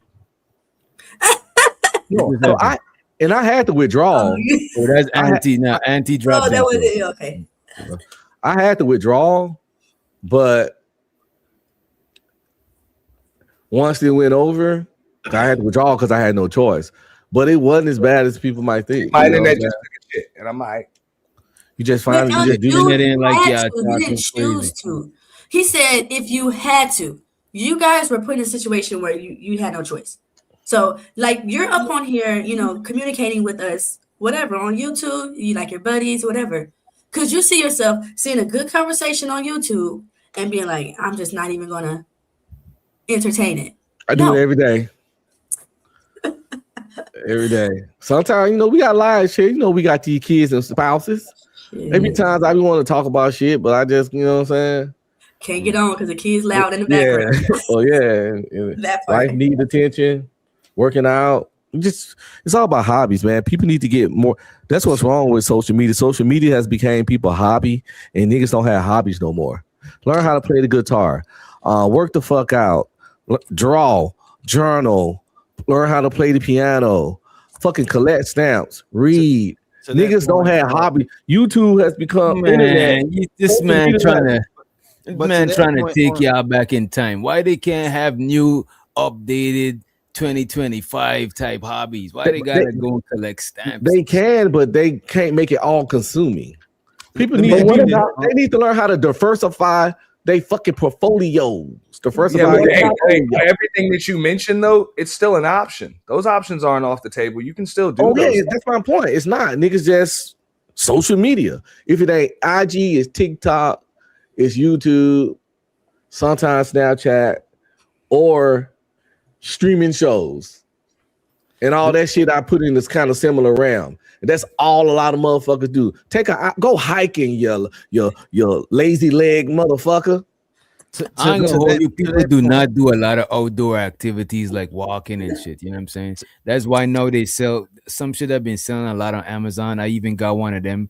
It's like them small treadmill that you could slide onto the bed and shit. It's like a mini treadmill. Them shits be because people don't be walking. You go to the park, bro.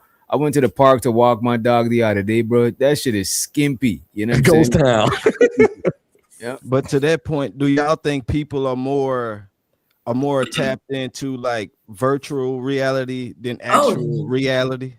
Yes. When it comes to social media and stuff like that. And you gotta learn how to disconnect. You gotta put the plug. Virtual reality is more like exciting and appeasing the people, whereas like reality is like bland, like ain't got no seasoning to them. You know what I'm saying? Like people can be so plugged into social media, and I guess even their character that they have on the internet or social media to the point to where they're unplugged of their real life. You got some people that can even neglect their own kids because they want to so tapped into. That's when it gets too much. And I was about to say, I don't do that. Got some people that neglect their spouse, that neglect their job because they're so tapped into their social media world. Like niggas will lose their job. They lose their jobs because of social media. Next level, they will lose like that psychiatrist just kept posting stuff on social media and then got fired and didn't want to blame the people. No, your job saw the goofy shit you was posting, but you couldn't stop. And I'm guilty of one thing when it comes to social media for sure, is I let my kids get too much screen time. Facts. I really need to work on the amount of screen time my 11-year-old daughter is watching YouTube. Now, we got Bark on her phone, and Bark is an app that allows you to monitor what your kids watch, and it blocks certain stuff based on the appropriateness. And if the YouTube video got anything, violence, cursing, anything, we'll get an alert. And usually just be video game stuff, so we'll blast off on it and let her watch it. Because video games got violence. But we track her phone like that. But so we ain't letting her watch nothing inappropriate. But I really need to limit her fucking screen time. And I think about, and I'm failing as a parent with the amount of hours per week she is on it. I check this out, right? Hold on one second. Because as a mother, oh my God, I need my time. And unfortunately, the Bible says, be aware, be careful of the devil devices. We do give the phone to the kids too much. But I was also going to say, I see a lot of wives and husbands on the internet way too damn much. Y'all on the internet morning, noon, and night. Y'all don't take no attention to your wife or your kids. And you can't, because you're on the internet all day. And then you have certain women up on here flirting with you, certain men on here flirting with you. A lot of these spouses don't even take it. I'm not Anton Daniels, Tierney, okay? We don't do that over here. Black man don't cheat. Black man don't cheat. I see married people up on here flirting with other people. And that shit is wild to me. Speak for yourself, funk. Nah, y'all go ahead. So I have a question. So to play devil's advocate, what about the people who do use social media? Like, for instance, YouTube. YouTube is the wealth of knowledge. When I came on here, it was to learn things. Like, so you can, you can learn a language. You can learn like cooking recipes. You can learn gardening. Like, again, I think it can be bad, but it depends on the user. So. Well, You know No, they I can agree keep with her promotion. there. Like, YouTube isn't primarily a social media platform. It's kind of it Turn now into has one. that sector or side of it where there's social media, but there were a lot of different things. You know what I'm saying? It's more of a search engine, you know what I'm saying, than anything, and Right. social media is just part of it. I did want to go to something else briefly, and don't forget what she just asked. But yeah, y'all do know that there are social media rehab centers, like I social bet. media rehab centers. And I know People that. checking. Yeah, I did a series, actually a 2-part series. Do you have a social media addiction? And yes, people check in. You're talking about $40,000 a session. And what they were saying is, if you spend more than 4 hours a day on social media, chances are you have a social media addiction. And it's not just how much time you spend on there. You have to ask yourself, there are other symptoms too. Like, if when you get up in the morning, the first thing that you do is you look at your phone, because there are a lot of people that look at that damn phone to see what's going on social media before they brush their teeth, before they shower, before they make their breakfast, before they check on their children, just like she said. And also, how vested are you, or how invested are you in the validation that you get, on social media when you post a photo, or in our cases post a video or whatever. Are you more concerned with the likes, you know what I'm saying, than anything? You know what I'm saying? The likes, the comments, see who's doing it, what type of reaction that you're getting. Look, they was checking some of them white folks in heavy in the social media clinics. And I heard over in Asia, they're putting a lot of kids on social media restriction too.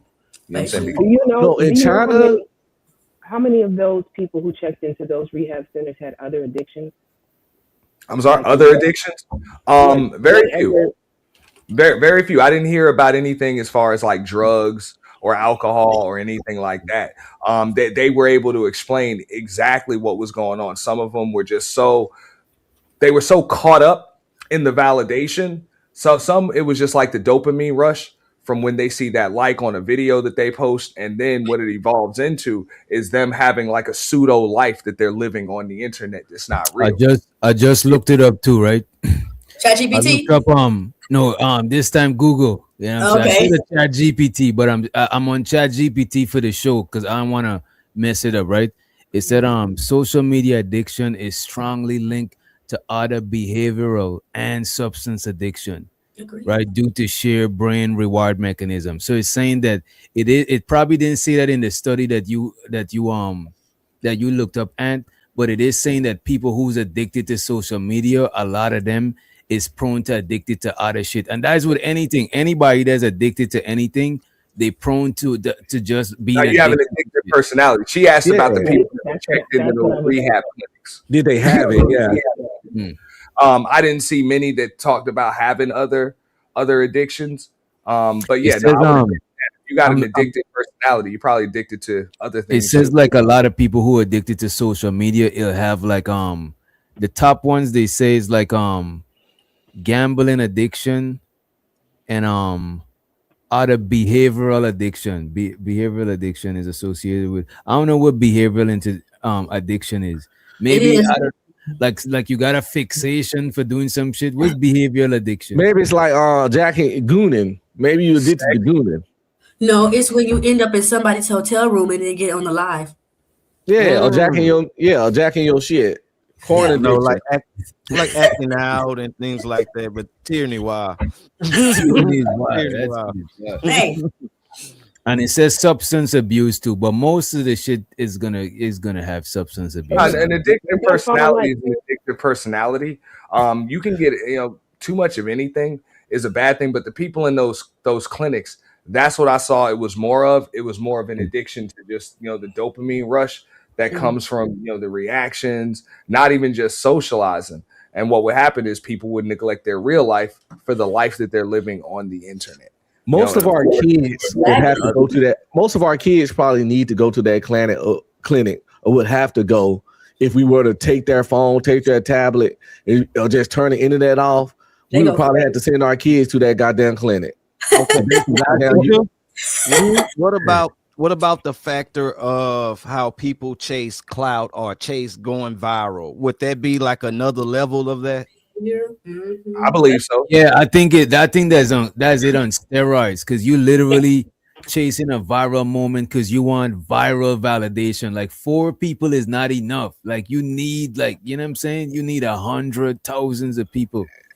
And What it's do to the y'all point think to about where what do y'all think about the fact that people show like the highlights on social media, right? Does that make other people feel like inadequate or like your life ain't shit, you know what I'm saying? What You you go That's mean? on online. Wait, I'm that's confused. on them. If I No, show my that's what a wins, lot of people listen, said if that my respected wins make if my those wins clinics. make you feel bad, that's on your No, goofy but it's ass. not your wins. It's not your wins. That's the Look at thing. Center Is Scott. every wait a minute, and it's not just his wins. It's everybody wins every day. You like, Well, damn, that's your goofy. my Then shit get just your got wins up, repost. nigga. Get your wins up. I'm not gonna dull the But shine look of at my this. life for But your look at this. No, insecurities. you don't got to. It's not. It's not. You don't got to. I'm saying right. The perception. Look at it. Is me not me. Let me not say me because I don't want to call no bad shit of myself. Right? Is the individual versus everybody else. Right? Damn, my shit got repoed yesterday. I'm seeing this nigga in a foreign, you know what I'm saying? That nigga probably rented it. He was in Florida for vacation. You know what I'm saying? You calculating everything that you got versus everybody else. It's not like you seen one person winning.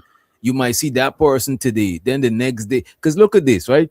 You got one birthday, but it's 365 days. Every day is somebody else's birthday. So you'd saying like, damn, one day in the year is my day, but every day is somebody else on social media. So I think a lot of times people compare the real organic life with like people highlights and shit like that, and that should make people depressed. I was even watching this Indian I doctor, agree. I forgot his name.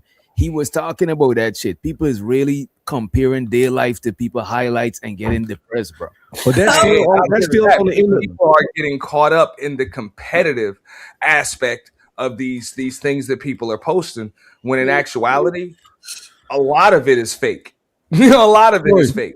But it don't matter if it's fake or not. That's still on the individual because they the one with the comparison syndrome. I didn't ask you to compare yourself to me. I didn't make you compare yourself to me. If your car got repoed, nigga, you got bigger problems than being on the internet. You need to get the fuck off. If you don't like your life, log the fuck off and put that energy to your life, nigga. If someone else's success makes you feel bad, that is 100% on you.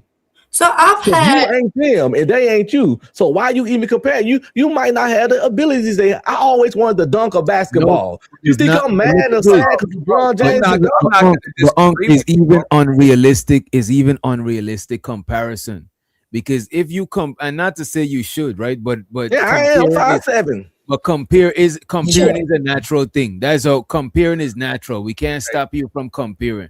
But No, I think it's a comparison false. syndrome ain't natural. Comparison is natural, but you Well, shouldn't I let it didn't know get it you was down. comparison. I didn't know it was Actually, a it is. syndrome. It may not be for you, and it may not be for those that are self-validated or have that level of personal security where they don't have to do it. But it is, human nature. You know what I'm saying? It's Right. human nature to compare yourself to others when you're moving on in the world. Now, it is magnified and amplified in certain people, and yes, it can become extremely unhealthy, which is what you're talking about. But to what Doc is saying, yeah, a lot of people do go through that. So I get it. We can point the finger and say that, yeah, that's your fault, but it doesn't change the fact that it's still a problem.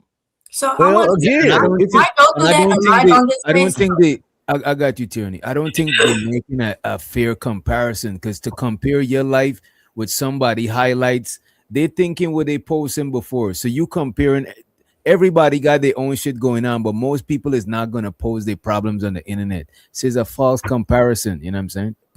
This nigga. Yeah, I mean, I was gonna say that I've had a lot of females do that, and it's like, girl, chill. So I go viral for being me. I mean, I'm not trying to be nobody on this space. I am me.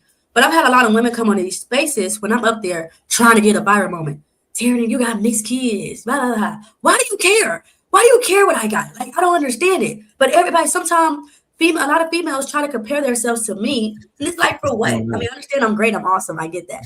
But like, chill, bro. So I understand.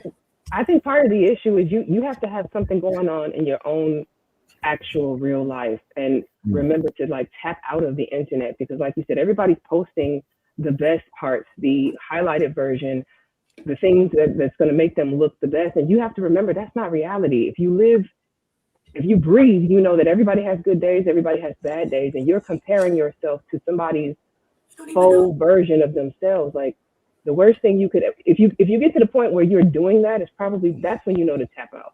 Let me And I step away. don't think Let me that walk away. And I don't think the people need to show their bad days. That's the part where I was telling Unc that I do agree. I don't think people gotta show their bad days for you to feel better to know that they got bad days. But I think we should all just know that people got their bad days and just not Right. expect each other to show that shit. You know what I mean? Right. My whole thing is that the person that's putting their good days, they ain't got nothing to do with you. You know, that's all I'm saying. They not a bad guy. They not wrong. You really need to learn to love yourself and appreciate yourself as an individual. And if you compare yourself to a fucking stranger, it's insane. And I know a therapist named Dr. Black in the DFW that you can see that could probably help you with that. But like comparison syndrome is completely on the person that's comparing themselves because the other person don't even know you exist. But you sit here mad, you sit here mad, sad, and depressed over my life, and I don't even know you exist. It's no way I'm at fault. Now it's unfortunate you feel that way, but buddy, that's ain't get your shit together. Cause why this person winning and like, bruh, I'm sorry. And let's let DJ Genesis to the building. What's up, DJ Genesis? What say you about Oh, my bad, Unc. I just said people don't have relationships and be mad because somebody else do and stuff like that, and it's weird because nigga, like, why you mad at me, nigga? Go get a relationship. I don't fucking know. Oh, okay, so hold on, like machine in the chat, right? Since when did an ex-wife become a baby mama? Why you motherfuckers care what I got going on? I don't understand it. This is what these niggas thought this was a closed panel. Let them rock in the chat, Tyranny. You know what I'm saying? If they mean it, they're gonna send it as a super chat. If they just shoot in the shit, they shoot the shit in the chat.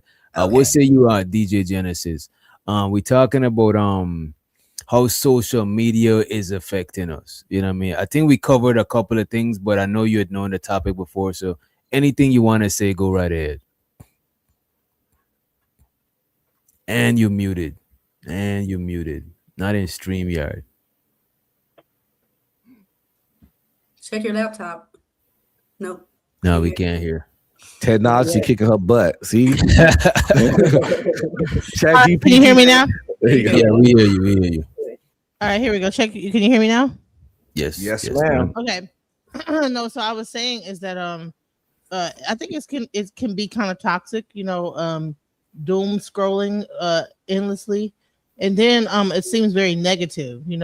I think the more that you start, unless you're like a kid and you're watching like TikTok challenge dances all the time, I mean, some of the subjects can be kind of like doom and gloom, even just down the timeline. If you start looking at stuff, the things that kind of catch people's attention tend to be like the negative things. When I do shows on positive stuff and I barely get an audience. I see that shit, right? But when you do some salacious shit, you be having a lot of people over there. You know what I mean? Right. So it almost forces you to put out more crazier looking content. Like if I just see like the difference between my thumbnails, how they looked a year ago and how they look now. I'm using ChatGPT. It's red. It's got fire. It's like Trump and ice and you know what I'm saying? So, and then I'm getting more and more people, so it makes you want to do it more and more. And let me ask you this here, right? When we had social media before, right? Was the algorithm the same? Because I remember your timeline used to be the most recent shit that's posted, but now you see the shit that got the most interaction or some shit that's being promoted with ads. You don't, because when I scroll down my timeline, I might see shit from 3 days ago, and if I keep scrolling, I'll see shit from an hour ago. So they don't put it in chronological order like before. It's like they put it based on. It's kind of weird because y'all remember how the timeline was. It was literally a timeline. It's a line. It's linear. It's time. You know what I'm saying? Yeah. But it's not a timeline no more. Yeah. And another thing is that like I swear, like sometimes I could be talking to somebody on the phone, and I swear to God that subject will come up on my timeline. I can say some stuff, and my timeline will be like, did you just say that you know what I'm saying? Like, hold on now, and then so you can have a personal conversation. All of a sudden, it's like, Hey, Yeah, our phones are recording us. I think that's already kind of been proven. Yeah, because that had happened to me dozens of times. One thing in our timeline that wasn't happening of black men down and black women. That's one thing I never see. Come on, we were trying to avoid these. We trying to avoid gender banging. That's why I skipped over. That's why I skipped over how social media affected dating. I was like, you know what? I'll save that for last. We might not even get to that. No gender banging, no DNP as long as possible, please. I mean, we were getting along great, having a real productive, positive conversation. Yeah, tyranny want to bang, man. I would say that's another con, because even when you're talking about YouTube or something, the original slogan was supposed to be broadcast yourself, but now all people care about is trending in that algorithm. So they really don't care about what's on their brain. Right. They're just trying to satisfy the algorithm. Right. Now. So people's thoughts aren't even their own. She might have something, and I'm just using her as an example because she said something. She might have something that's really near, dear, true that she wants to get out. But she's like, it's a waste of time. Nobody's even going to watch it. So I'm going to talk about this because this is what people are going to watch. And it's like, do we really want to come to that? Where, again, I think when it becomes but Ant, when it becomes a business, it comes to that. Because you got to feed your audience. You know what I'm saying? And a lot of times that's what we thinking most people want to watch. For example, like a show like today, we had to do the show and we see people liking the topic. You know what I'm saying? So now we might do some more shit like that. But you gotta, she's saying she did the intellectual topics and nobody didn't come. So when she did the salacious topics, they come through. She might gotta mix the salacious shit with the intellectual shit to get to so more people could view the shit. Okay.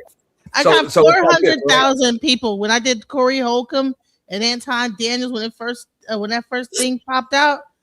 400,000 views on that video, and then but I also was talking about Trump and ICE and all this other stuff. And then another thing is that once you start getting into the politics of it all, like that stuff gets so crazy because the audience behind that. It seems like you might be getting contacted by people. People call you up on the phone. And all it gets really creepy, and like the level of I don't know whether it's bots or what, but people start coming into your chat, and it's just imagine you have a whole chat full of people just hating on you the whole time, like right. And so that could be kind of like at least I had like 1,000 people in the chat at one point, and I think at one point it got up to 3,000. Hatred, hating, like so much hate. Like I couldn't even like keep it. You know, you could like sometimes be able to like moderate it. There's no even point in even trying to moderate the level of it. And so now I got shadow banned because so much hatred, so much people were starting to thumbs down my video because I was talking about Trump and talking about what was going on, and all the Trumpers started to come and attack me. And so, honey, they shut my whole thing down. So now I'm like, for 1 minute I was getting like 100,000 hits. Now I'm getting like 100. So, wow. Yeah. But now, that would be my point as far as a con is concerned. It's almost like you compare it to an artist. Like this is the art that's near, dear, true. This is what's in you, and you're like, well, nobody's gonna buy this, so I'm just gonna change up my art. Right. An artist really isn't supposed to do that. You're supposed to put out the art that's near, dear, and true, and those that want it are going to see value in it. Instead of follow trends all the time, Auntie. They but you see, as an artist, you know what I'm saying? I feel for artists because it was the most cliche, fucked up shit. The starving artists. You know why they're starving? Because they only painting and doing shit that they want to do. They meeting a quota. So I think you got to find a healthy balance because you still got to eat. You don't want to be a starving artist. You a person that you blessed to be able to whatever you feel inspired by, you could manifest that shit to people.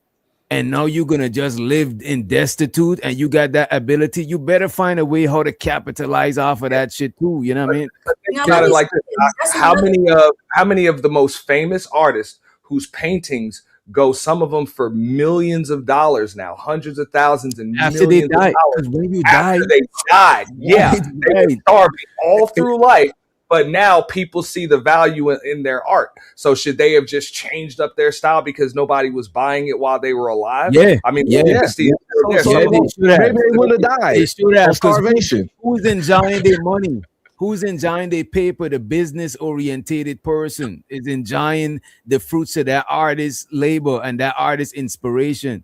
You know what I'm saying? Because nah, bro, you can't do that shit. To me, that's like if that's doing what you feel instead of doing what you think. You gotta be halfway. You can't just be like, all right, I'm just gonna do what I feel. That is cool and all, but realistically, if you want them people bread, you gotta reach them halfway. If they ain't coming in the yard, you got at least gotta go by the gate. They could stay on the sidewalk and you at the gate, and you and them could transact some bread. But if you stay in the crib and be like, nah, they gotta come to me, they could say, well, fuck you, I'm not going in that yard. I'm not stepping a foot in there because they got what you want and you got what they want. So you gotta meet them halfway sometime. I could sit in the crib and paint what I want. But as far as putting it out to people, I still gotta meet them halfway. And it's unfortunate that people gotta be dead. Any artist that died, the art, the value of art automatically. Bro, look at someone like a Nikola Tesla, for example, bro. He died poor. Yeah. He died a poor man.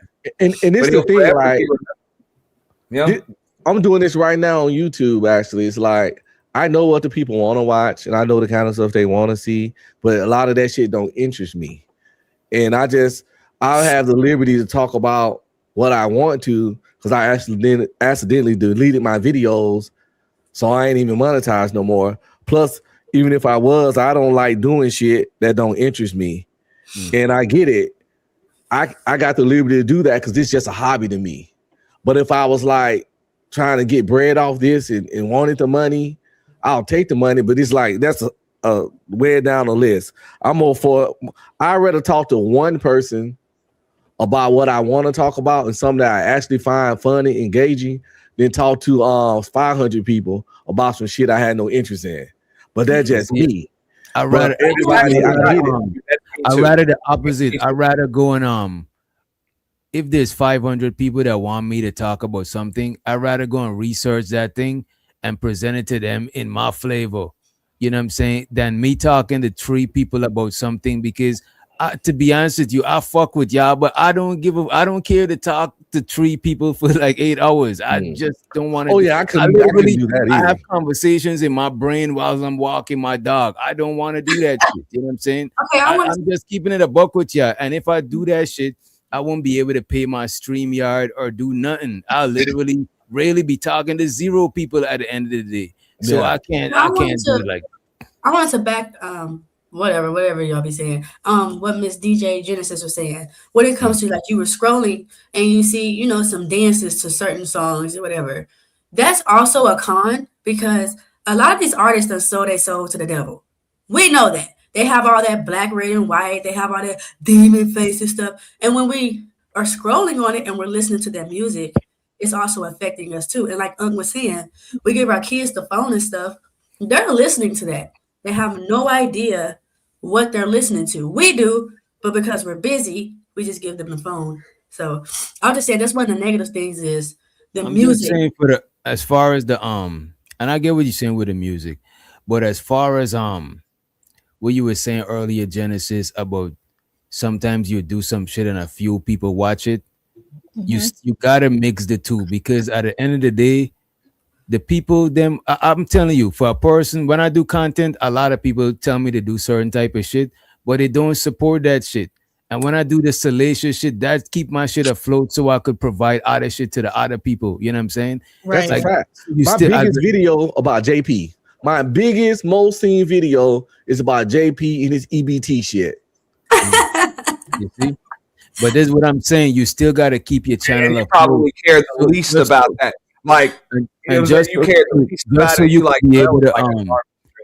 could be able to talk to the other people that want to listen to the stuff that you want to talk about and reach to them. You got to keep your StreamYard, the shit that you passionate about. You still want to do that shit, but you still got to do other things. It's like when somebody want to start a business, but they still got to have a job. You don't want to do the job. The business you want to do, that's your passion. But if you just do that, you're not going to eat. You get evicted. They come and pick your car up. So, you know how hard it is every day to like get up and try to find what's terrible going on in politics. Like that is got to be the most depressing thing. I can't even imagine being the news, like trying to find out what the worst thing that's going on with Trump. But political commentary is your niche. And look, I was always told if you do what you love and you love what you do, you will never work a day in your life. So that's why things like venture capital firms exist. But what you love gotta pay though. If it's actually your passion, you should be able to do it and still make at minimum a modest living if you're truly. But no, I enjoy doing research. Listen, I enjoy doing research. I enjoy talking about politics.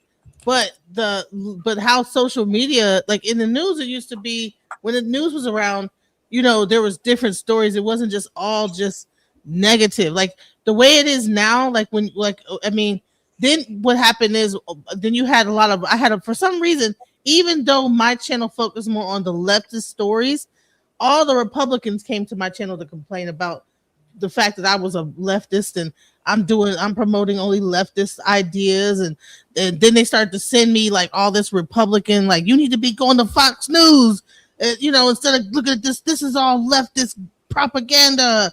You have Trump syndrome or whatever, this Trump deranged syndrome, and it got like it was actually becoming. Had a whole cult like following of people that hated me. And maybe this is just me, right? If I had day, like just to hate on me, I would see the same people come in there like like Kermit the Frog picture. If I could choose the option of living a modest life, maybe even dying poor or broke or whatever, but having my own chapter in my grandchildren's history book, I would choose the chapter in the history book 100 out of 100 times, because I know that's going to be here long after I'm gone because I did something great, Well, this is something like about. If I can have a chapter dedicated to me in every damn kid's history book, I would take that over a couple of coins. And I get what you're saying because I feel the same way, but I also accepted the fact that streaming is gonna put me in a hole every month. I spend way more than I get on YouTube, but I'm okay with that because I enjoy. Like tonight, I'm talking about mechas. The big robots that people pilot. They building them shits, and and I'm just talking. I like talking about zombies and mechas and surviving shit. And some people like it, some people don't, but it'll never draw a big crowd. But I'm okay with that because I'd be happy and I'd be entertained. Now, if I was poor, or if I needed them, I ain't gonna say poor because everybody that do YouTube ain't poor. This nigga do YouTube way more money than me. But if I needed the money to pay my bills, I would talk about things that would bring more people in. Or if look at this, Unc. Well, let me just say this, DJ, right? I got you, Aunt, right? Listen to this, right? Sometimes when I chop it up with you, Unc, that is the conversations I'll have for free. You know what I'm saying? When I come to this YouTube shit, I look at myself as like some sort of like an amateur journalist. So I'm not the shit that I do for a lot of times when I cooking up tracks. I don't even be live because I like doing that shit. And sometimes y'all come up and like somebody might come up and interrupt that shit. The stuff that I do for free, talking to a bunch of people, that's not my stilo to just do that shit for free. You know what I'm saying? Like I don't go around every day. Just if I'm at the park, I don't be trying to have a conversation with everybody. That's not my shit. So when I come here, I'm doing this shit for a reason. You know what I'm saying? I'm breathing out oxygen and I'm breathing out carbon dioxide and I'm breathing oxygen. You know what I'm saying? It is what it is. I'll meet the people halfway. It's just certain shit I'm not willing to talk about, even if it's for money. So that's why I wouldn't talk about certain shit. I'm not a political person. I'm not willing to stress myself out about that shit. I don't even have political topics because I don't give a fuck about the political shit. I never even voted. I don't care about that shit. I would say this is that you'd be surprised how much attention you can get by doing that politics stuff. Like how you get like 1 second, Genesis. 1 second, real quick. There was a time when people like this StreamYard stuff is relatively new. Like streaming software and all that stuff was like a lot of people weren't using it. You actually had to just like upload your video on YouTube and you can do it right from your phone or smart device. You needed 1,000 subs just to go live. You know what I'm saying? And a lot of people just did this because they loved it. You know You know what I'm saying? They weren't able to just come right on here and boom, start making money, drop the Cash App and start making money. They did it because they talked about what their passion was. And a lot of them built huge social media platforms, which is one of the reasons why you know what their names are today. And I think that's kind of gone away because people just I want think money. it's gone away because of competitiveness. A lot of those people didn't have a lot of people to compete with. So now when it's become more competitive, now people are gonna talk about the hot topics. Is about look, I get it. You know what I'm saying? You talking about how it should be, and I get it. It should No, be that's like how it was. you know what I'm saying? I'm not talking about how And it it should should, be. That's how it was. We ain't and going that's back. I how know it that. was, and that's how it was. You know what I'm saying? But how it is today is now. You gotta keep your. You still gotta be business minded. I'm telling you, I'm a person who pursue music for mad long, but you know what? I wasn't business minded. I was all about the art and all about the creativity. And you know what? Fuck that shit, bro. That shit is for the birds, bro. Cause I don't got to all I got is experience and knowledge that I can't lose and shit. But as far as tangible stuff that I could give to somebody else, I don't got that shit. Just knowledge and information from my experience I could share with them. So I think you got to try to capitalize. You got to gain from what you put in out. Is the nature of things. You know what I'm saying? You breathe out, you breathe in. Is the nature. You and the trees got a symbiotic relationship. Is the nature. You and your audience should have a symbiotic relationship. Right now, just by they watching, I'm pretty sure there's ads playing or some shit. Is that's how relationships last longer. It's got to be mutually beneficial. You know what I mean? But No, but I'm not gonna disagree, with that at all. I just know a lot of the largest platforms that have been built on here were built because of just passion. It didn't come out of people just, hey, what can I do to make money? What can I do to make money? I need to do this to make money. Money just came, and then the business side of things kind of stemmed from it, mainly because they didn't have time to do anything else. The platform just I do became think I do think profitable. you should I do think you should do stuff you're passionate about because, right? The passion, you still got to be rewarded, but the passion, it'll reward you whilst you waiting on that bread. You know what I'm saying? Because you still got to, because the thing about StreamYard, I can't give StreamYard no passion. You know what I'm saying? They're not going to let me write. They're gonna need that bread every month, so I can't pay them in passion. The passion is to pay me because anything you start, you're not gonna get paid right away. So the passion is to give you that gratification whilst you get some tangible payments later on down the line. But you shouldn't do nothing that you're passionate about just for the passion and don't get nothing from it because you're gonna starve. You'll be a starving artist, and people make There are money off of you when you die. there are YouTubers with hundreds of thousands of subs that have never set up a StreamYard account, have never gone on OBS. They just log right into their free YouTube account and hit live or hit record, and then they just upload it Can I jump and in keep here? it moving throughout the day. Shout out to them. Like, Go ahead. yes, a lot of them, believe it or not, a lot of them came long before us, and they're still doing it right now with hundreds and thousands of subs.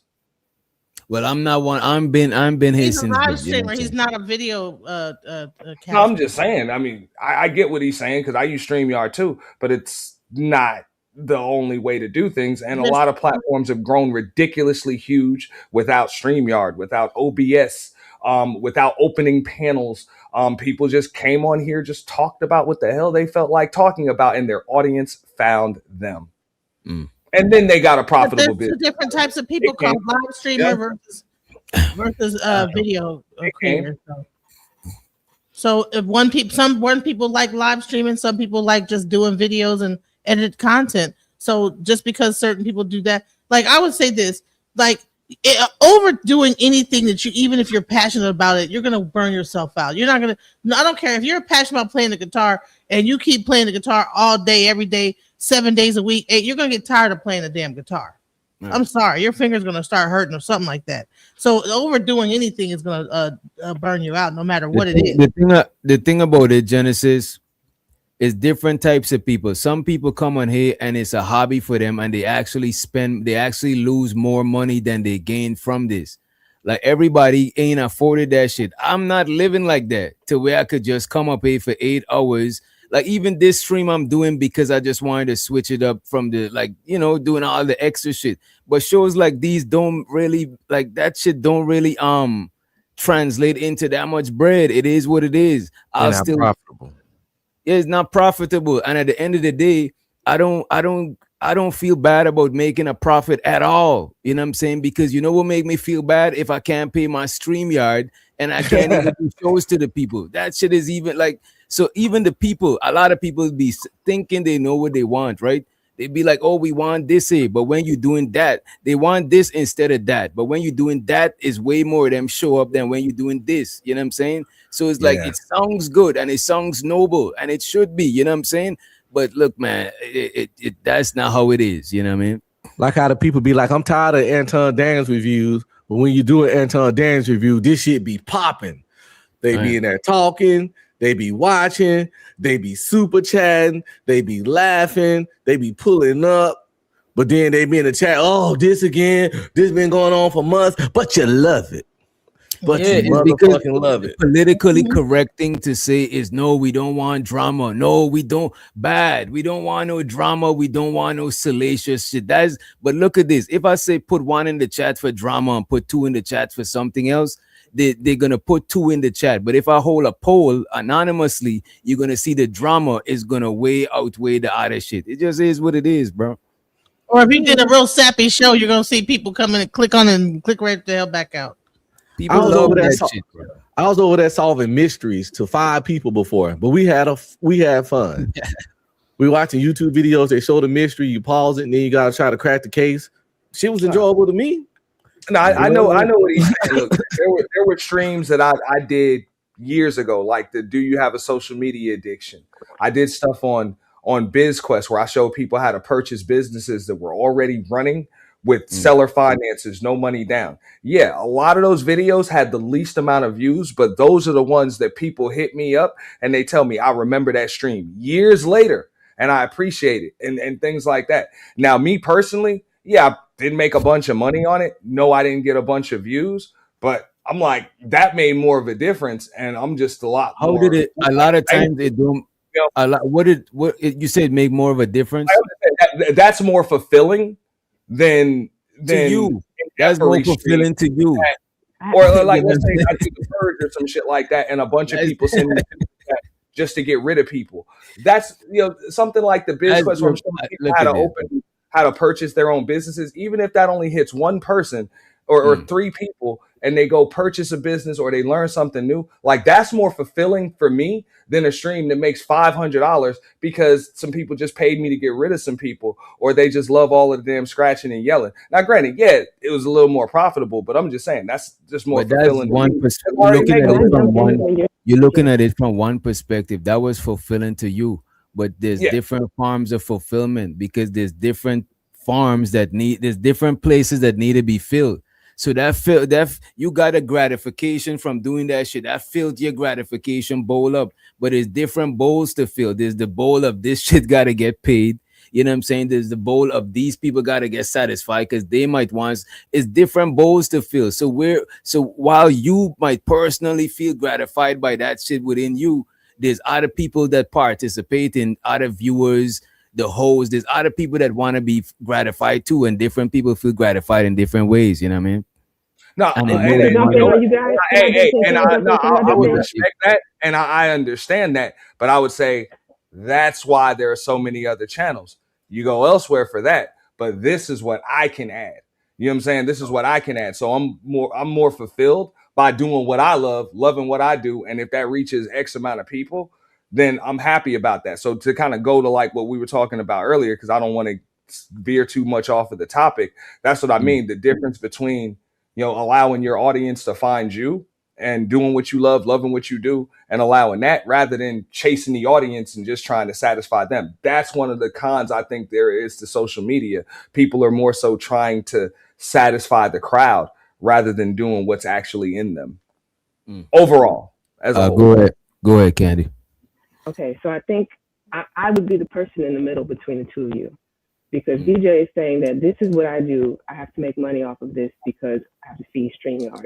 Ant is saying, well, this is just a hobby. Whether I have 2 or 3 people watching, I'd rather have the ability to have my art form be my art form.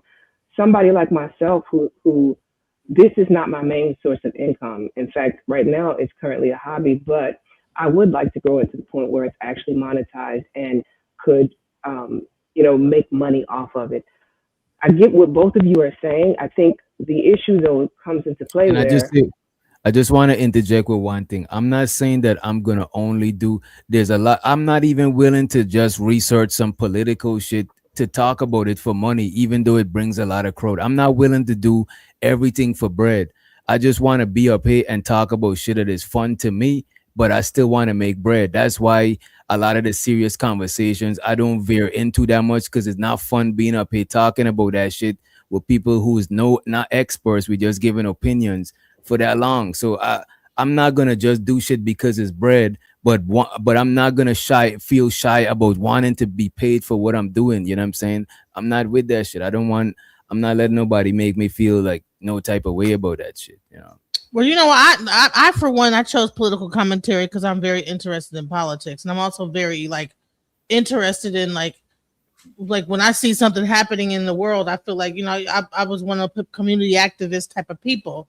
So me speaking out about that turned into a whole political rally that just kind of like took on a life of its own. And so it just began to be like a thing. And then just for me to see how that turned into like you know, it was interesting because it was, I think there was like little message boards where they would send people over to my like when I would go live. Yeah, They would, the political thing, that shit is always gonna be hot, and it got like a lot of people that's into that shit. Is a lot of different age demographic. But yeah. I'll go ahead and read the super chat right after. I don't want you to forget what you was about to say, Candy, because I think we kind of cut her off. Sorry about that. She probably stepped away. Show so the I agree with 18 what letter. Uncle was saying earlier. A lot of those traits exist in people before the internet, but social media has amplified it times 10, and influence on the internet spreads very quick, good or bad. I appreciate you, Rakim 18 letter, and I also appreciate you, A Dub, for the motherfucking super chats. I appreciate it. The money counting team. Money counting team. Money counting team. How I look at it is like this, say, right? If I got a club, right? And let's say I'll just listen to reggae music, because I look at my panel as a bar, as a local bar. That's all I look at it as. I don't look at it as this is not the institute of no nothing. There's no school, is none of that shit. I always say that this channel is, think of it like a bar. If I like reggae music, I'm not gonna just play reggae music and everybody else. This person listen to blues, that person listen to hip hop. I'm not gonna do that shit. You know what I'm saying? It's a bar. We come here to unwind. People might be like, "Well, fuck bars. We need more schools." Well, some people need a bar to unwind. They had a lot of shit going on. They just want to kick back and shoot the shit. You know what I'm saying? I'm not professing to be nothing more than that shit. You know what I'm saying? Anything more is an added bonus. So if I'm at a bar and people want to listen to other shit and I'm trying to play reggae, I'm not just gonna play reggae and let them walk away and I'm just gonna sit down and enjoy reggae in my bar. Like, what the fuck type shit is there? I gotta play. I could have a reggae night. That's why we got a ladies night. You know what I'm saying? For what the girls want to talk about. We got this, you know what I'm saying? We got different nights. If you don't like this night, you could come to another night. But I look at this shit as a bar, and the bar gotta stay afloat. You know what I'm saying? It is what it is. I gotta meet with the customers want, meet them halfway. If they want to smoke crack, look, we don't smoke crack in here. You could go down the street, you know what I'm saying? But I'm gonna meet them with it where I could meet them. You know what I'm saying? I can't meet them all the way, but I could meet them halfway. You know what I mean? But yeah, the bar analogy, just think of this shit as a bar, man. This shit is, you know what I mean? But speaking like when we talking about like social media and the internet, like what about like the ugly side of it? Like far as like how y'all was talking about highlighting. What about highlighting like already like bad behavior? Like Unc was talking about things, people are who they already are.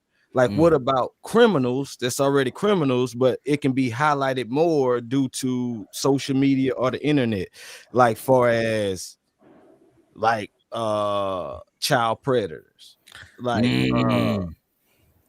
I don't think even social like for media some little highlights things it like though. bullying, or even like you like people selling drugs on social media now. I Like think But it's all pros and cons. I think it's pros and cons to that shit because they're gonna be the fucked up people that's amplified on the internet, but it's even gonna be people that are charlatans that profess to not be fucked up that they could use the internet to amplify and bamboozle people too.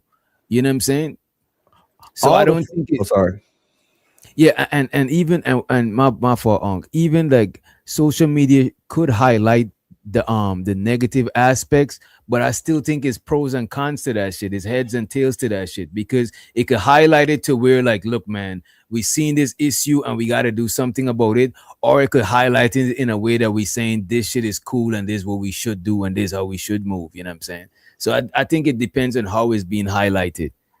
And shout out to the homie philosophical for the super. What up, bro? What up, Um, Illa? No, but I think I'm kind of getting to his point, which is Mm. like when it comes to social media, because everybody's chasing the dopamine, the likes, the clicks, the views. So if you've got somebody that's going to either light their own ass on fire on a live stream, that's likely going to get more views. That's going to likely get more views. You know what I'm saying? Than somebody that's talking about something that's deep, intellectual, profound, or sometimes even like the entertainment, like you doing, or if somebody's just going to engage in criminal activity, you know what I'm saying, online, blow their own damn brains out, self delete. You know what but I'm saying? Auntie, you Self had delete people that was somebody right there. getting in We police chase just those to go links live. just to go viral. Yeah, I heard about that shit. That live police chase, that You shit had is people that was insane. getting in police chase just to go live. this is the thing though. I don't blame social media for that. We gotta. I know why it's so easy and comfortable to blame social media, but the simple fact is humans are fucked up. Humans are terrible people. No one made them niggas do that. Social media is the hammer. Like I said, I can use a hammer to build you a lovely house, or I can use the hammer to beat your whole family skull in. The hammer ain't the problem. It's me. The social media is a tool, and a drill can fucking build something. A drill can fucking drill in the hole in a nigga's skull. Y'all get on something what I'm saying? So it's like social media didn't make them cats do that. They chose to do that. But Free will. God gave us free will. If you don't believe in God, we have free will, and we need to stop blaming our actions on inanimate objects or stuff like social media that ain't that can't make you do shit. It's all human choice and decision. Check it out, right?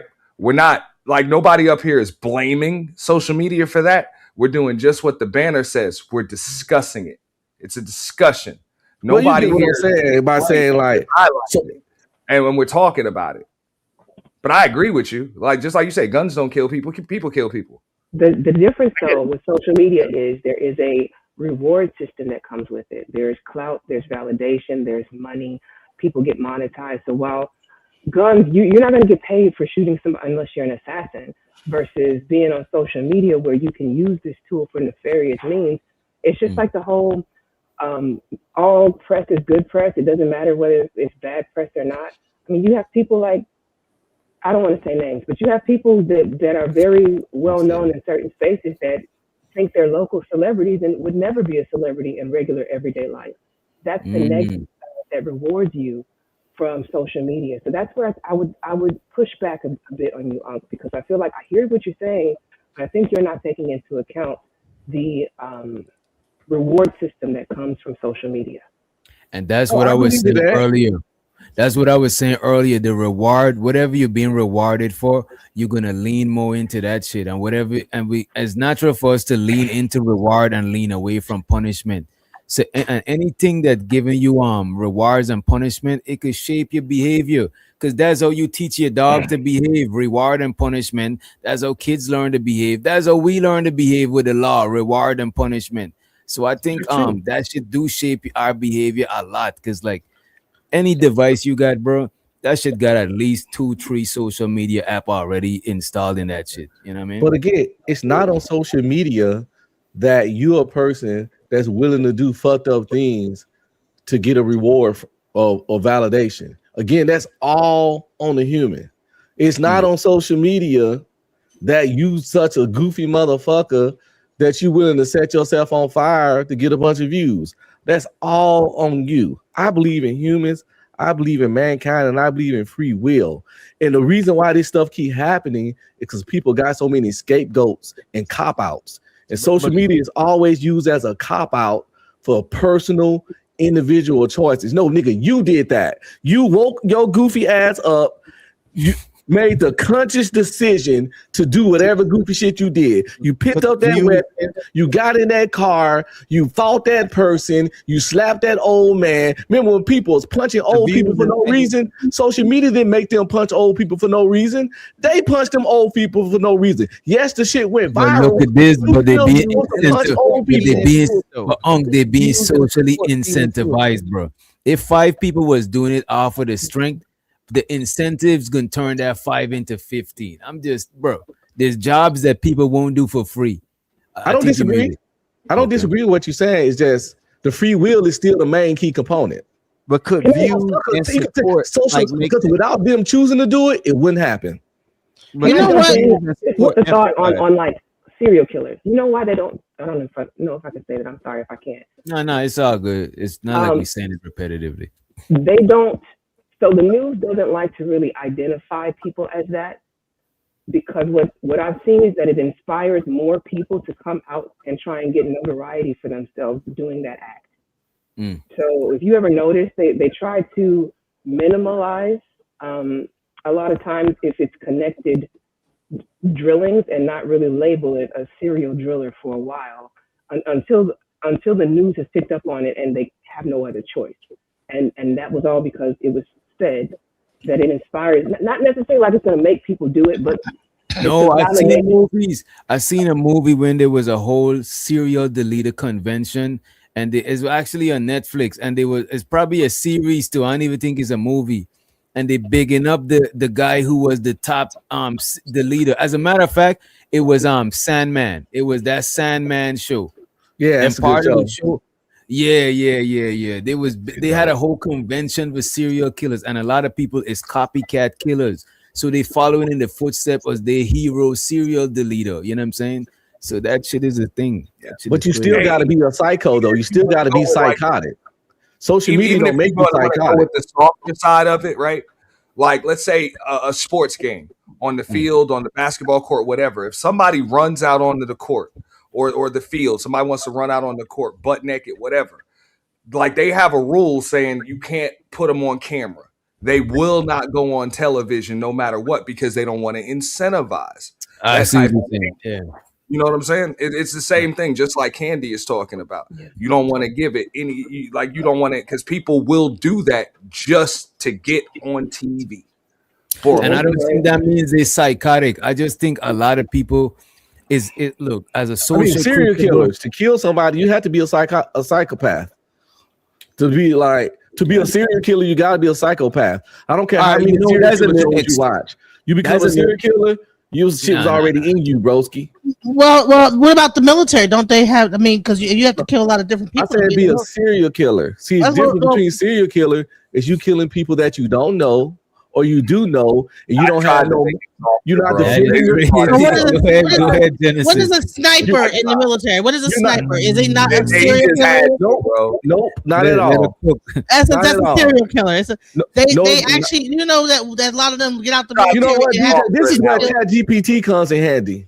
Because people be reaching and trying to twist stuff, but but serial killer. Come on, she do got a point though. Come on, that's a killer. No, that's a serial killer. Not even a killer. Because you act for the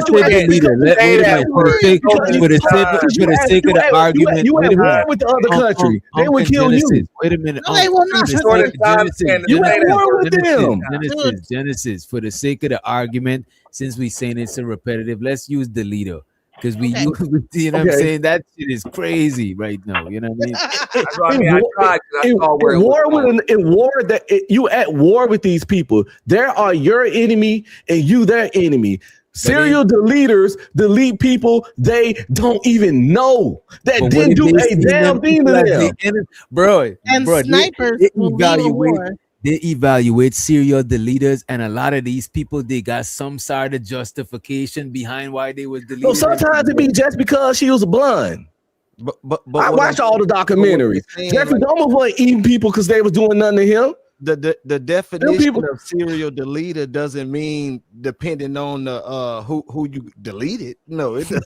Right. If you have you, it depends on the intent. It's based on the intent. It's not the Intent. It's only intent. Intent ain't got nothing to do. If you do it to multiple people, that is a Okay. serial thing. a Deleter, serial right? thing. Is it you know what I mean? Let's look No, it it's up. not. You can look No, it If up. it's you act not. like half of these people don't get out the military and then join and then You know actually what? join. All right, companies- DJ, I'm Hold gonna on, holler why at you, man. interrupting me? Oh You- man, you wait, join- don't do Yeah. that. Join, Don't do that. they'll no, leave the I'm good. military and Come join on, chill, companies chill. and work DJ on the Genesis, side chill. doing I'm What is good. going on?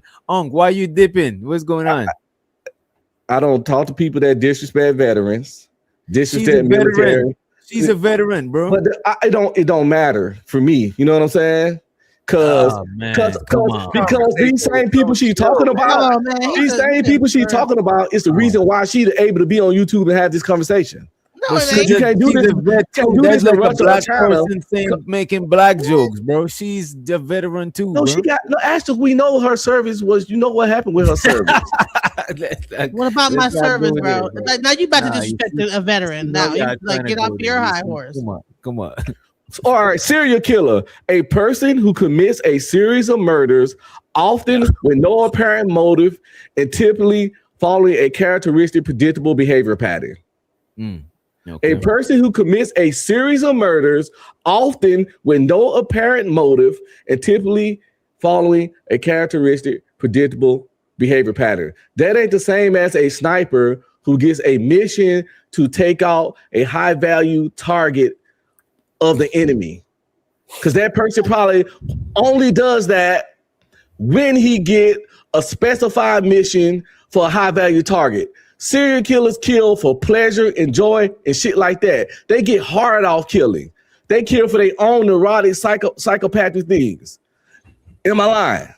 Have you ever watched a show with one of these snipers? Am I lying? They get. No, I get what he's saying. He's saying one is doing it for their own gratification, and the other one is following orders. When they get out the military, they go and work for contracts, and they continue to be snipers when they're out of the military. For corporations, for major government contractors and corporations. Let me ask DJ. Because what they did, Right. I don't think a serial deleter need.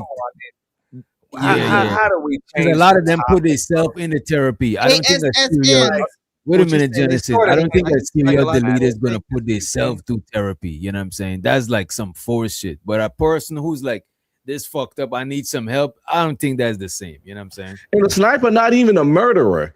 He deleted somebody, but he's not a murderer. What? Yes.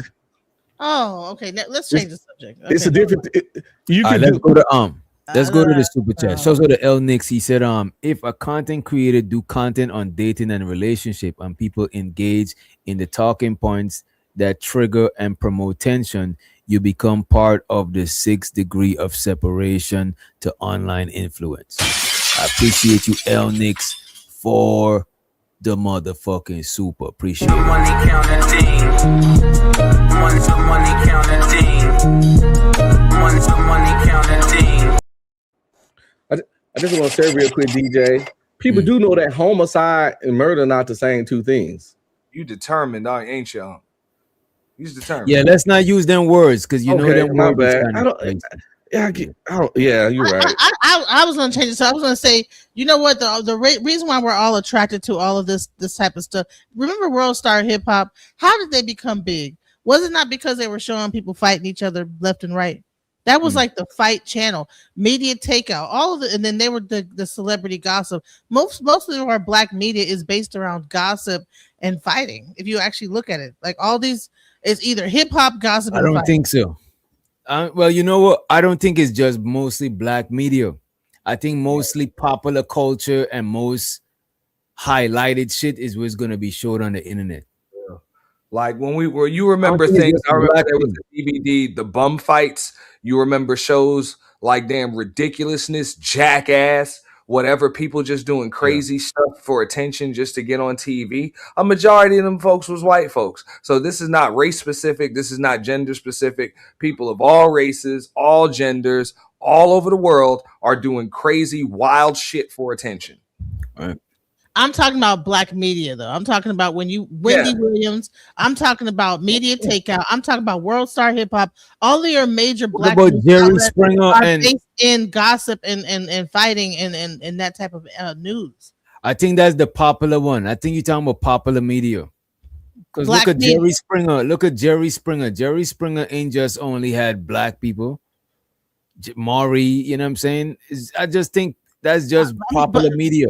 I think I you're was more looking at it from focused the on lens of when I black think media about because you've been in black media so long, from being a DJ to doing interviews to you've been in black media so long. I think that's what you're noticing it as. But a lot of white people probably say the same shit. That there's white degenerate media too. It's just that we look at certain spaces as white spaces, and it don't be. It's just a professional space. It's not like a white space. but all of our radio has gossip people. Remember, you would turn on, they would have one in the morning shows. There always be a gossip panel with talking about what the celebrities was doing. And I think Mm. Wendy Williams started that stuff. You know what I'm saying? Gossiping Okay. about all of what people personal business. So So they got like a white version of Wendy Williams. no, I don't think that there is. I think Wendy Williams No, made there, her there own were way, there were gossip tabloids long before Wendy Williams Right. came around, but they weren't and there on the were gossip radio.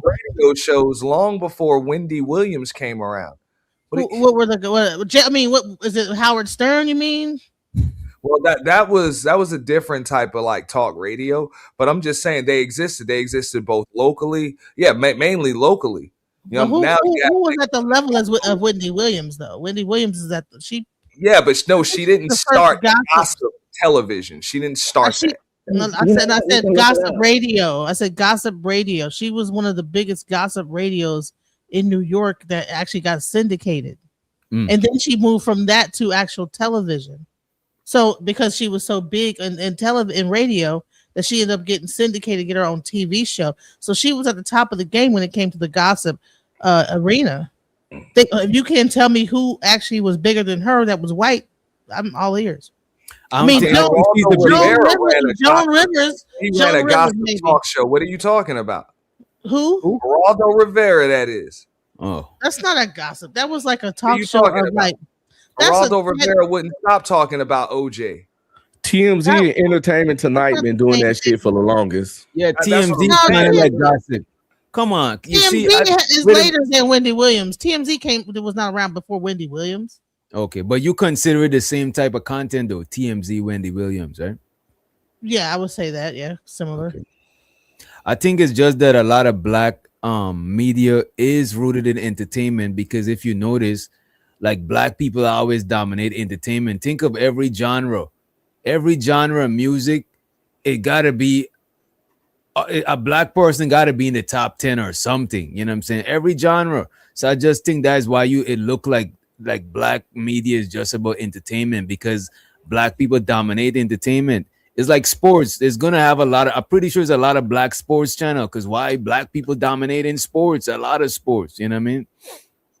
Right. But I So Hey, think a lot of but, people but do it. now that I'm in the sports sector, you have a lot of these both local team channels and a lot. It's pretty even. If you want to talk about even channels online as well as just mainstream media network channels, it's pretty even, and it would probably be oversaturated with white folks when you're talking about sports media. You know what I'm saying? Mm. I'm talking about whether it's podcasts, just YouTube channels, and then you know what I'm saying, mainstream media networks when you're talking about ESPN, Fox Sports, whatever the case may be. So no, I don't even know how y'all turned this into a race specific topic because it's not. I think she was trying to talk about media, but she ended up talking about black media because I don't know, yeah, DJ Genesis is like ancient on YouTube. She been on this shit mad long. You know what I'm saying? And But she in black. She in the sonetta side of YouTube. That's black. That's you know what I'm saying. That's like shea butter. You know what I'm saying? Sage scented oil black. That is you know what I mean. but if that's all you see, that's all you're gonna see. I'm just saying, if you open that up, you'll see that it's going on with all facets, all races are doing it. So like if you go around, it's pretty damn even when you see like just like you said, the sports channels, the gossip channels, the celebrity news channels. None of that stuff is black dominated when you're talking about social media. So I don't even know how this turned into anything that's race specific. I really don't. Well, there is definitely a separation. There is a black Twitter. There's a black YouTube. There's a black. I don't know where you've been, but there definitely is a black. Yeah, it is black sectors and all So on every platform. All I said is this is not race specific. This topic here, it's not. So is there a black? Were you saying that the stuff that she's talking about is not exclusive to black people? You know what I'm saying? That what you were saying is the stuff she's talking about is not exclusive to black people. You know what I mean? But there is black sides of every platform, like Twitter. Yeah. You're absolutely right. Clubhouse. You know what I mean? I just this was the point I was trying to make, because we're black, right? So we're gonna be sometimes, unless we're like a person that's a little more, on that likes more white stuff, we're gonna tend to flock more toward our black stuff. But when we are attracted to our black stuff, what is out there to see? Is it gossip? Is it world star hip hop? Is it fighting? Is it what are the different? You know who Wendy Williams' counterpart is? DJ Vlad TV. You know, I was gonna ask y'all. Listen, black people watch Vlad TV. I know, but he's white. But no, Vlad is black media. That's what I was gonna ask y'all. Vlad is actually black media. I thought you were talking about the race of the person doing the show. No, I'm talking about the audience is who's gonna It's like I'm saying, yo, I'm not manosphere, but a lot of I think more than 50% of my people that view me, they consider themselves the manosphere space. You know what I'm saying? So I think the audience got a lot to do with labeling the genre of the content. You know what I'm saying? So white people is not watching Vlad in droves, and Vlad ain't even covering white people like that. I think recently Vlad stopped interviewing rappers like that. Mm-hmm. You know what I'm saying? Because a lot of people ain't that interested in rappers. But before then, all Vlad did was interview rappers. He came up off of interviewing rappers. Mm-hmm. Remember that white woman that used to date 50 Cent? She used to do the same shit. I can't remember her name. But what do the subjects be when they do interview these people? What's that thing? No Jumper. The subjects are about gangs and all this negative stuff, and people eat it all up. That's what I'm saying. What are we attracted to? I mean, I get, will white people do it too? But I'm saying, what's going on with the black community but look at this dude, what we're attracted to in the But you know who's the main people that consuming that shit is not black people. Even though it's covering black people, the main people watching black degenerate shit on TV is white people from the suburbs. You think it's white people watching No Jumper, more white people watching No Jumper? Yeah. Chesley Handler. They're learning about gangs and shit. They always learn about gangs and shit in a second-hand way, from some whole lot of shit, from listening a rap song, from watching not from actual gang members, just from what they see depicted from on television. It's like from a safe place. You from the comfort of your own home, but you could literally live vicariously through these people. Why I think they love somebody like Crip Mac? Like a person like Crip Mac, that dude is a crash out, but like white folks love him. Like not even just white folks, like suburban black kids too. It's like people who's not from that culture fuck with that shit the most. You know what I'm saying? Who don't live that lifestyle. Even look at hip hop is the number one consumer of hip hop was like suburban white kids, because that's how they could experience that shit. They ain't gotta have first-hand experience. You know what I mean? You know what? Now that I think about it, toward the end of Wendy Williams' career, her audience was probably majority, like a large whiter audience, because the people that was sitting in that studio audience, is always hella white people. Yeah, so maybe once she got mainstream, her audience was primarily white. in the world of entertainment until they begin to appeal to white folks. That's how you get your money. Right. Like it's more white people in this country than black people. Damn small. It's too small. So I mean, look, this is just one of the things, and I thought this was a little different. You know what I'm saying, of a show, and it seems pretty damn generalized, but that's one of the reasons why I try not to engage in a lot of these damn conversations, because people either gender war the damn shit up or they racialize the shit up when it's a generalized topic. Like, is that necessary?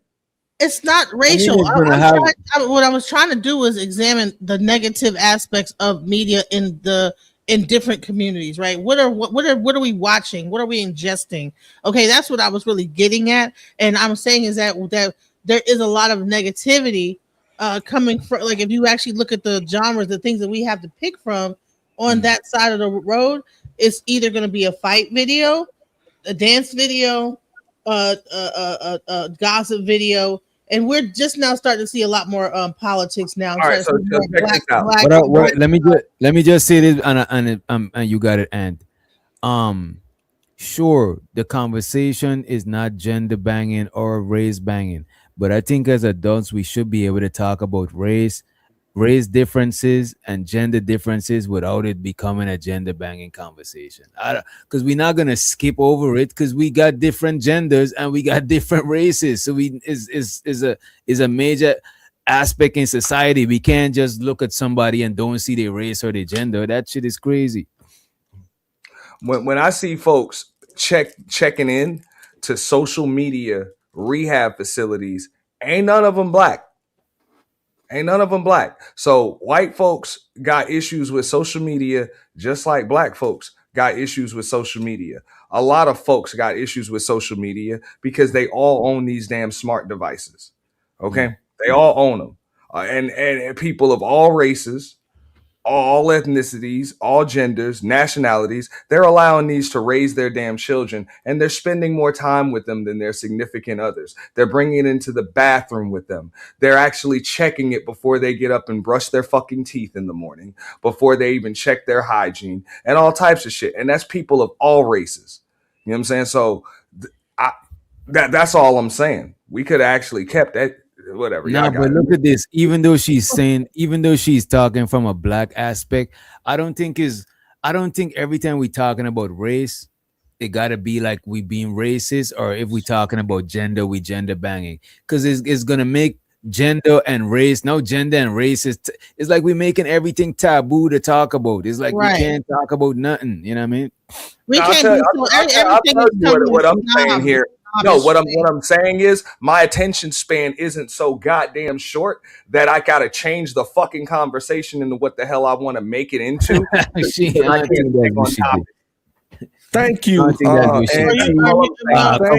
You don't fuck with her. Come on. No, this is what I was saying. Like, it didn't want what she said. I didn't know what the fuck you were talking about. That's how she talked. Let's chill. What I had to say. Well, you know what? what, you like to dominate the conversation because you think that you know everything about what you're talking about. You like to dominate the conversation. That's what I'm talking about right now. You got an issue because a motherfucker ain't let Martin Luther King.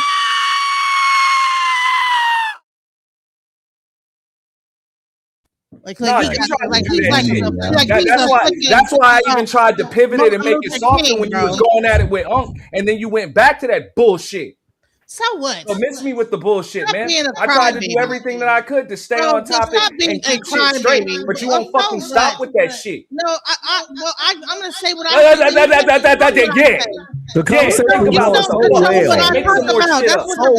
Make some more shit up.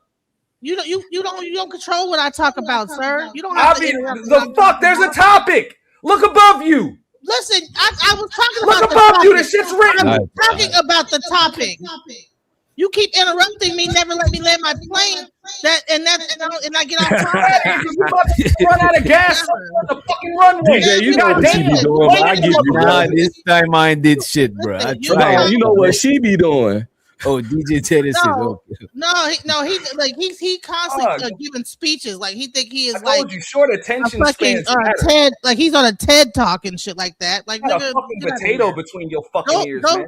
I'll be back, bro. I'll get some coffee. Go get a TED Talk, sir. I'll get some Go coffee. start a TED Talk. Yeah, and say he about to walk it up. Let's Yeah, let like he's on a goddamn conference or something like that in front of a. And you might need some chamomile, bro. Don't drink no more coffee. Chamomile.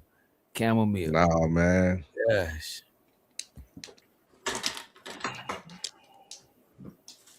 Next Level and Candy Cane is the only two, and me, the only civilized ones up here. I'm civilized too with them. Well, y'all, I got people that don't like me. That's fine. You know I was civilized. I just like I like to lead before I cuss people out. You can't get more civilized. See what Auntie just did?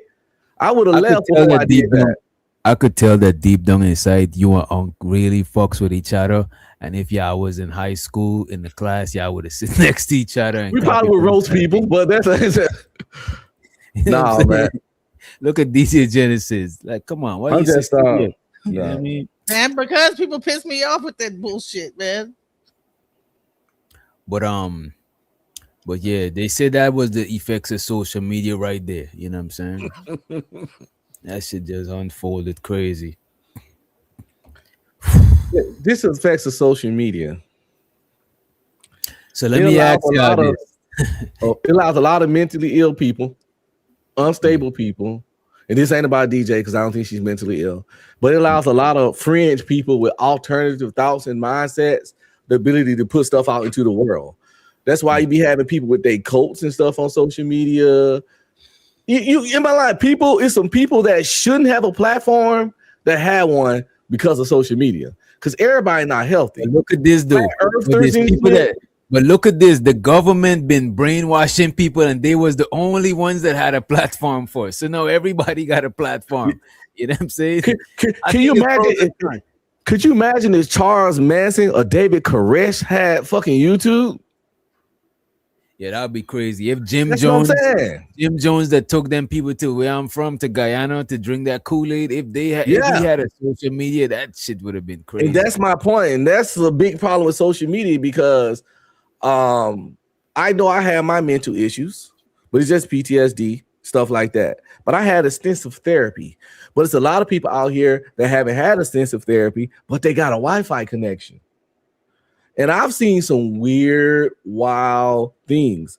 And we live in a world where people are extremely gullible and they believe shit. And a lot of those people that's crazy can be very charismatic, very entertaining, very engaging, and often sometimes very believable and charming. And they can get on YouTube and bump their $1 million smile and just put out anything long as it's within YouTube guidelines. And that's a problem with social media. So let me ask you this. You think social media should have more gatekeeping? Yes. You know, we might got to talk about the pros and cons of gatekeeping. Because I think as a matter of fact, we could talk about that now. What's the pros and cons of gatekeeping? Don't mention no color because it ain't about black people. I knew she was going. About people, feminine males, and I can't talk about that either. I'm sorry, my potato brain, my bad. My potato in between my brain. Gatekeeping is definitely a necessary thing. Everybody don't need to be let in. Everybody don't need access to everything. And everyone's voice or message just simply don't need to be heard. Now, who dictates and determine that's a whole nother conversation. Now, that's when it get complex. Like, who decides who can't come to the gate? But today, don't you think the people decide? I think in the system, in the machine too. It's a mix between the machine and the people. I think P. Diddy was the biggest gatekeeper of them all. He's behind bars. I think all the gatekeepers are going to jail. I don't think so. I think the gatekeepers is the one who's sending all of them to jail. You know what I'm saying? I don't think they're the gatekeeper. Well, they probably the gatekeeper, but they ain't the property owner. They just keeping the gate. You know what I'm saying? Yeah, they're the gatekeeper, right? The property owners are sending him to jail. But P. Diddy was the one who determined who got to be in the party to join to get the millions, right? You know, it's easy to be a gatekeeper too, though. All you gotta do is withhold information. Is all you gotta do is just cock block people from reaching to where you reach. It's like you gone through the gate and you closing it and you taking payola at the gate Who would type be shit. like have a micro YouTube ping. gatekeeper? Who would be like a YouTube gatekeeper, like a content creator gatekeeper?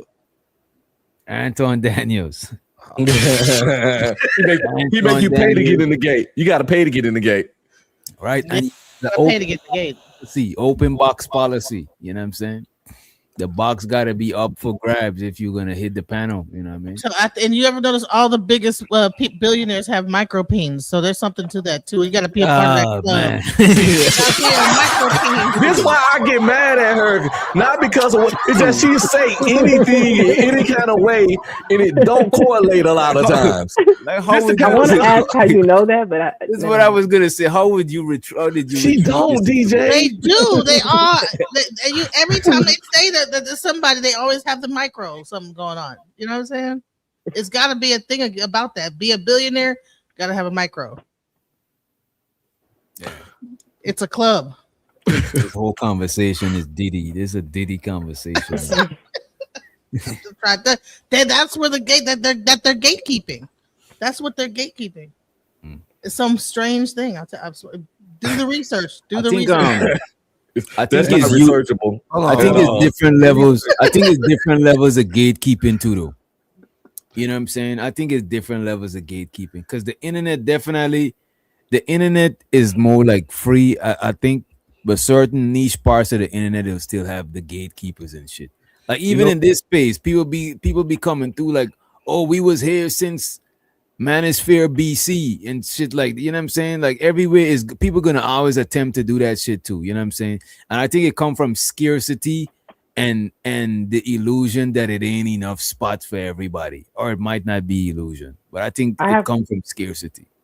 I have a question for you guys, for the panel. If we did allow if gatekeeping really was a thing, do you think that we would have more degenerate Black? I hate to do the whole race thing because I know that guy's sensitive, but if there was a gatekeeper, do you think that the YouTube gatekeeper would encourage more positive Black media on here? Or do you think that the algorithm would be more degenerate focused? It's a good It would question. be negative. It would be negative like it is. Because the gatekeepers are the ones like World Star Hip Hop. Look at how that website is. It's nothing but negativity. Think about it. And they were the first ones that started the whole video in the hip hop community, at least. Remember, they were the first website. Remember, before people was going to YouTube, they was going to World Star. Yeah, World Star was. I remember that shit. Yeah, World Star had a monopoly on degeneracy for like a couple years straight. You know what I'm saying? And wouldn't you would consider that person the gatekeeper?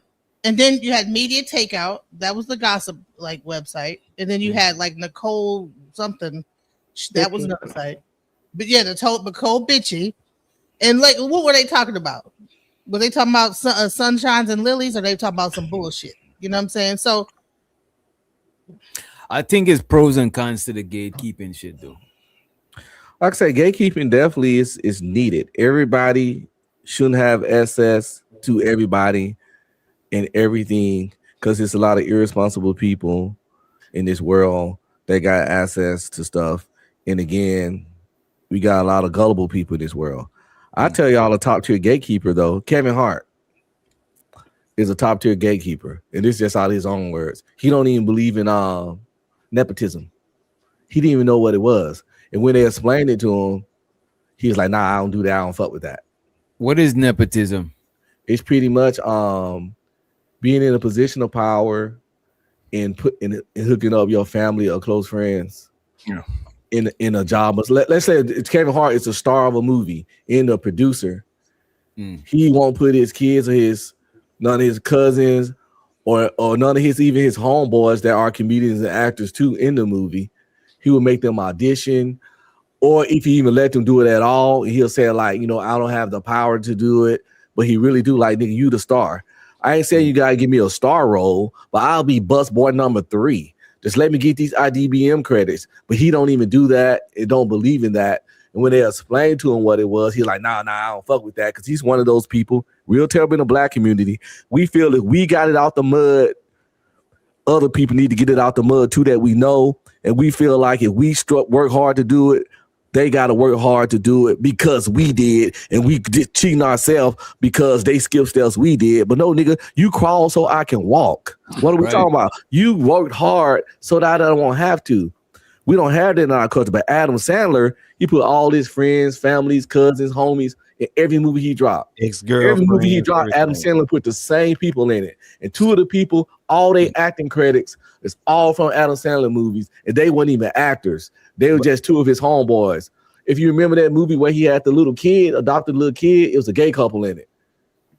Big Daddy? These two white guys, and they some of Adam Sandler childhood friends, and they be in every movie in various roles that he dropped. And he do it. He don't hide it. He don't give a fuck. He put his wife in movies. He met his wife in a movie, and she just put her in movies. And you keep your people employed. But in our culture, we really strong on not passing the hook up, not putting people in the place of power, just not hooking other fuckers up. We like, nah, I grind, nigga. You gotta grind too. But check this out though. This is the thing about nepotism. Everybody complains about nepotism until they're the ones benefiting from it. You ever notice that? Like let's say like a Bronny James, for example. A lot of people had an issue with him being drafted by the Lakers and all of that stuff. But what if it was their son and they were in a position like LeBron was or whatever? Most people would do whatever they could to make sure that their children were in an advantageous position. Most people just have an issue with nepotism when they're not the child getting the job, or it's not their child getting it, or their family member or close. When it's your friend hooking you up, you don't have a problem with nepotism, but you got a problem when that person's hooking up their friend. So it's kind of like rules for thee, not for me type. I'm all for nepotism. I'm big for it. Like if I own a production company, my kids be in anything they wanted to be in. Might not be the star role until we get them in acting lessons, but you could be the little girl with the kite in the park. You feel me? I don't be an extra. I mean, that's an old school rule, bro. It's like it's not what you know, it's who you know. No. How are black people so anti-nepotism? Because the culture, let me answer that as a question. As a culture, I think we anti-nepotism and believing that you got to get it out the mud because I did shit. Why are we like that? Can I answer that one for you? Most people don't have the connects. That's why. When you're the one with the connects, you ain't complaining about it. Go ahead, Candy. So I'm from Illinois, and I don't know if you guys remember like Todd Stroger and the whole Stroger family that was out here. They were pretty big on the news because I think it was the father who got hired in a top paying official position and then brought his son in, and then they had like contracts going to different friends and family members. The problem that comes with nepotism is hiring unqualified people. It's one thing if you make sure that your people who you're putting in position aren't going to embarrass you or are actually able to do the job. And when you just start putting any Joe Schmo there because they share your DNA or they're cool with you, that is a bad reflection on you and everybody. It makes it messy. You see, again, my bad. Go ahead. Now I was gonna say again, we gotta have some sort of balance with it, because I do agree with nepotism, but you don't want to put them in a position that mess the whole business up. No, nobody can gain from it no more. You know what I'm saying? That's why you keep it in a low position. You don't take your crazy cousin Terry and make him the vice president. No, you give him a job within his capabilities. You know what I'm saying? Just like I say, my daughter can't act. She's girl with the kite in the park.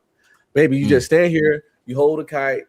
And then when the main actor run by, you be like, "What was that?" And that's you in the movie though. You know what I'm saying? You gotta work your nepotism. But Candy's right. If you can't take your cousin Terry with the 8th grade education and make him the chief finance officer, exactly. And then look, now the whole family. I think the top people went to jail, and everybody who had contracts lost their jobs. It ends up being a crap show. So I wouldn't advise it. At least if you're going to put them in position, make sure that they earn it at least after they get there. Make sure that you give them the education or the background, the training, whatever that you need after they're put in the position. Don't just let them get there and fail. I think that what happens also is when you, like I said, when you look at the Hollywood and how things have kind of gone, there's other people that are in control of stuff. Because you think about like Beyonce, her father helped her manage her to a certain extent, and then at some point somebody hollers at you and says, I need to be your manager. Get rid of your family members as your manager, and now you got to have a, you know what I'm saying? I'm not gonna say,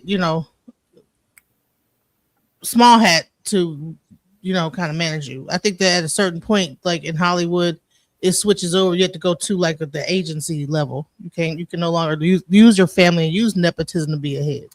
But I think it's levels, because think about this, right?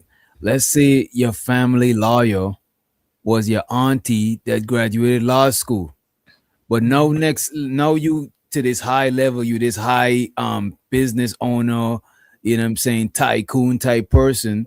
You might need something more than what the family lawyer could have do. So I think sometimes, sure, her dad was a manager, but now she on a level that it might require somebody that's way more professional or who's on a different level. You know what I mean? I think, isn't Jay-Z her manager now, her husband or whatever? I don't know. I think it's her husband now. It's like this, right? Check this out.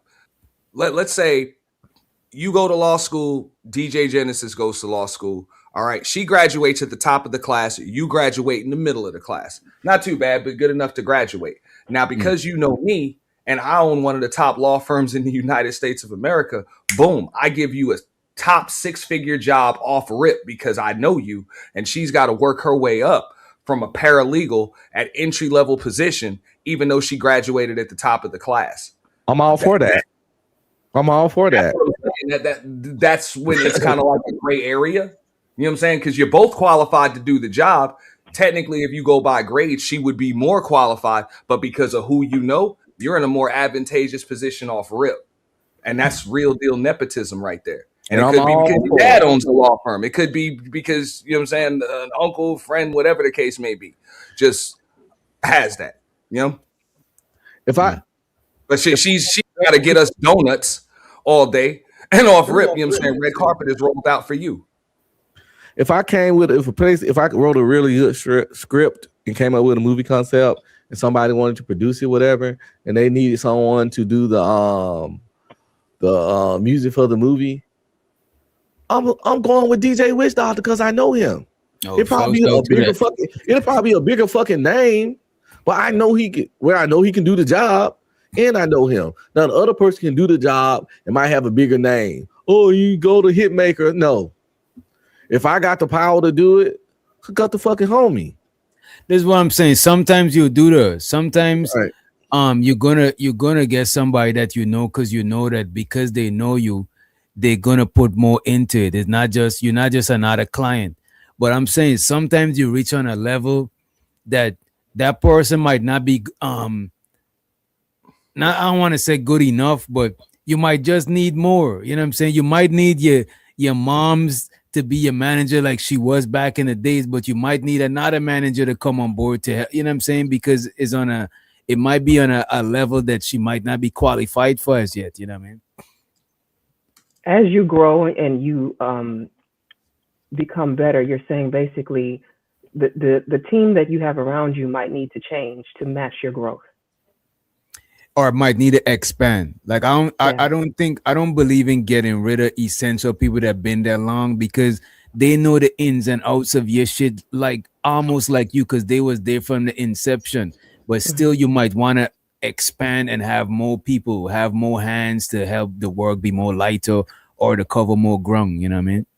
Check this out. Sometimes here's when it gets even deeper. When nepotism really starts to piss people off, it's like, yeah, I might know you. But a lot of times you might just get the job just because I played golf with your dad. That's it. We just played golf together. Or we were frat brothers or whatever the case may be. I'm all for that too. Listen, my kids need something and I can put them in a place.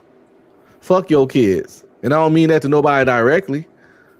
But yeah, like Look, mines come first, and I don't begrudge people for doing that.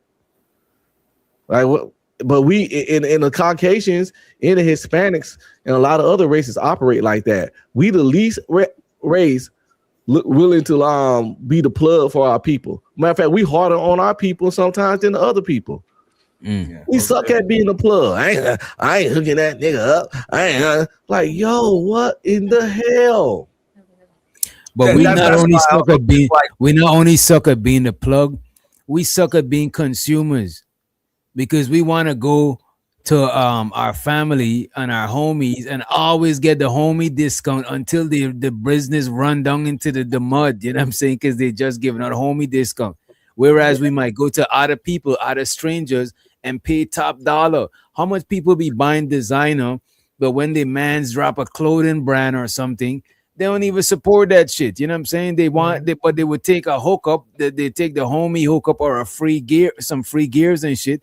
That shit is, I think we need to be able to that's extremely disrespectful. That's what it is. This is what I'm saying. I think we got to be able to support each other businesses and put each other on at the same time, because if somebody got a black owned business, I remember in the Sonata days, one of the main complaints people used to say about black businesses is that, let's say a white person open up a restaurant, the black person charging more. You know what I'm saying? A lot of black businesses, one of the early shit people used to be complaining on the internet is because of the cost. It's like, damn, you want the black discount? That is crazy. You already see how hard it was to start black businesses. Now you want the black discount? That should have run the business into the mud, bro. Well, a lot of people don't even understand why there's that higher price. Like, for example, I got a friend of mine. He owns the only black-owned liquor store, like on this side of South Florida, right? I will drive an extra 5 miles to get what I need from him, knowing that it's more expensive. And the reason why it's more expensive is because the Indian-owned liquor stores over here, they could pool all their money together and they can get all of their stuff in bulk. Cheap, so they can sell things for a lot less. But I go over there because I know he owns, you know what I'm saying? He gets the business. Now, granted, he's able to give it to me at like tax-free or something like that. And I even asked him, I was like, yo, this is not going to hurt the business. I don't mind paying the price increase. I'm here to support your business. You know, no matter what. He's like, nah. He was like, I can at least give it to you tax free. I'm like, if you can do that, that's cool, no problem. But I still want to make sure you get the business. But people that don't want to pay, that's disrespectful to the business. You're really not supporting it at all. Yeah, you're not supporting. You know what I mean? You gotta I remember my cousin them had a clothing store up there in Brooklyn. The amount of people used to come through when they on the weekend when they going out and want some shit for the discount and shit. It's like, bro, that shit is just running them niggas' business down into the drain, bro. You gotta make your living. You know, the worst part of it all is those same people who will come to your black-owned business to get things for free will go to other non-black businesses and pay full price. Exactly. And not even ask for discount. They'll pay inflated rates for something with a damn label on it. You know what I'm saying? A name brand, whatever. They'll overpay for stuff. A lot of them. Yeah.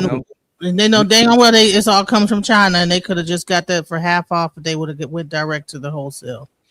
But not just pay, not just when it comes to that for us to pay thing. I think we are the most critical of ourselves. Like, you go to a black restaurant, you looking for something, like, you know, you quick to criticize it.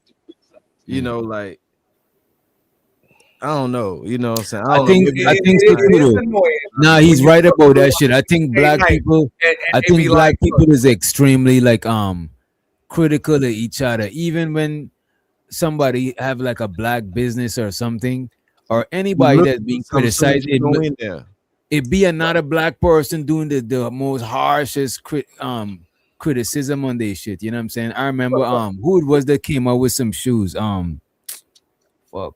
LaVar Ball did it. You talk about LaVar Ball. Yeah. They was hating crazy on that man's shoes, bro. And his shoe was affordable more than Jordan's. You know what I mean? Hey, no, hold on. Wait a second. He was charging $500. Yeah, he was, and they were like bricks. Now, those were made to order. So it was a reason why they had to cost that much. It's definitely a reason why. You know what I'm saying? He doesn't have sweatshops in Singapore and all of that other Oh, my stuff. So it bad. It's costs him somebody to else is I think it's manufacture. another. A lot of people didn't take that into consideration. He can't pay the same amount as billion-dollar companies to manufacture. So that's why you had to pay an inflated rate. But he also I got ain't an gonna hold you FDA. though. His shoes and you're right. His shit was expensive, but his I ain't It gonna was hold you. His expensive and shoes, the quality was horrible too. His own yeah. son Some of them turned his was ankle in them. right. Some of them shits was ugly. You know what I'm saying? Like I, But if you And can't, that's if you what I can't was just afford about to them, say. A lot of that if you can't critique buy them, just is don't buy them. justified. But Now, you don't real have to quick, but talk still a lot about but of it. a lot people, of that a lot of. critique be justified. Just what Next Level was saying. It's But like look this: at this, if bro. I But see a it wasn't. sign, But the if critique I was see a only sign on from. your door that says Monday through Friday or Monday through Saturday, 10 a.m. to 8 p.m., and I show up on a Tuesday night at 6 p.m., and y'all are like, we're closed. There was a death in the family. I'm like, yeah, I'm very critical of that. That's bad business. I don't want to I hear Oh, that. know. wait a minute. Wait a minute. That's Wait a minute. bad. Black. Wait a minute, bro. But bro, you can't be like that and still go and give other people grace because look, where I live right here in the south, bro. A lot of white folk give each other super grace with their business, and these people support each other because it's like I don't want to say it's just because they white. They more like that southern community shit. But bro, they give each other so much grace, bro. Sometimes somebody might go some way and they ain't even got what they ordering. You know what I'm saying? At a diner or some shit. Them people don't be tripping like that. A lot of people is like they got like a real grassroots support system behind them and shit like that. A lot And of let's. black people I'm don't got sorry. that shit. No, What And let's was take that? the. There was this I guy can who had a respect warehouse. He actually that. had a shoe store where he was selling shoes for cheap. Remember back in the day? I might be aging myself, but there was a guy who was competing against the Jordans, and he had his own shoe store, and it had clothes in it and stuff. What was that basketball player's name? Because the shoes were cheaper. He was able to make his shoes cheaper and everything. And I don't know if does anybody know what that basketball player Was was? it the She talking about Marbury. Stephon Marbury. He ended up I, selling his stuff real cheap. Um, So but what was wrong? look, What's I his name? understand what Doc is saying about. Look, I understand just business and people are human. They're gonna make mistakes, but just being a black-owned business and expecting my support does not give you an excuse to give me bad service. But Deliver. this ain't I what we get saying. Let's take the LaVar Ball I'm gonna be example, right? critical of anybody that's unprofessional or they give me bad service. Let's take Anybody. the, I don't understand what the hell your skin tone is. let's take the LaVar Ball example, right? That's not what I don't think what DJ saying. We saying okay, if the shoes is pricey. Let's say you thought they were ugly. That don't mean you gotta go on the internet, make 1,000 memes, animate That's what cartoons, I'm talking about. 1,000 videos, and talk about the black man product so bad and how ugly it is. If you don't like them and you think they pricey, sit your butt down and don't buy them. All you gotta do. But we like to get on all major platforms and fucking lambast each other like And You know and what I our think it is? And that counterparts, gets when back they to my don't like a original product, thing they about just don't gossip. buy it and shut up. But they not finna talk That's what about I'm gay saying. I people. think a lot of black people think, all right, we about to gain some cool points in being the one black person that, oh, I'm gonna be the one black that call it out. I'm gonna call it out. Y'all, that should be so retarded, bro. It don't even be calling out nothing. It be like they putting a magnifying glass on one flaw and just making that, just exaggerating that shit. That shit is Like corny, somebody put Hold up. about what about Let Gabby me Douglas explain in her with hair the when she LeVar was Ball in the Olympics? situation. No, with Everybody the LeVar Ball situation, I understand what Unc is saying. No, you don't have to go and slander and lambaste somebody's businesses. But because this dude was so vocal and bigging up his brand the way that he was when he was late on those orders, because a lot of people paid $500 for a pair of sneakers that were not of any greater quality than just about any other sneaker on the shelf. And there was a reason why. You know what I'm saying? Because you know what I'm saying, he wasn't in the sneaker business, so he didn't understand that. That's understandable. But he was late on those orders because they were made to order. You had to prepay and then order, and then a month or so later, that's when they came to you. So he's extremely late. And on top of that, people were turning their damn ankles and all types of other stuff in the sneaker when he got them. So there was a lot of reason for that. It wasn't just because those are valid complaints. We talk about, man, they're the ugliest shoes I ever seen. This shit's horrible. He had a business manufacturing sneakers and he didn't know what the fuck he was doing. Again, all those are valid complaints. We're not talking about those. We talking about just the y'all are not giving grace to the fact that a lot of this shit is new for people to being independent entrepreneurs and popping shit off like that. You know what I'm saying? That shit is not, bro. That shit is new. I think he deserve a little bit of grace type shit. Sure, he's a shit talker, but you know what I mean. So when I talk about Stephon Marbury, when I talk about Stephon Marbury, those that actually supported him, like I said, he was extremely late on his thing. How many people are used to paying $500 for a pair of sneakers and then having to wait a month to get them? Okay, they were willing to wait a month and then they don't get the damn sneakers for 3 months. Then when they get them, the damn sole is coming off and all types of shit falling apart with them and everything else. And then when you try to either send them back or have an issue, nobody gets back to you in customer service and you got issues with that. Like, yeah, but the majority of the complaints was coming from people that didn't buy the shoes. It's just people saw the shoes and saw that they was made by him and was all over the internet talking mad shit about him. Because they was his and beating down his business when all they had to do was keep their money in their pocket and push on. But no, they felt the need, the intense desire.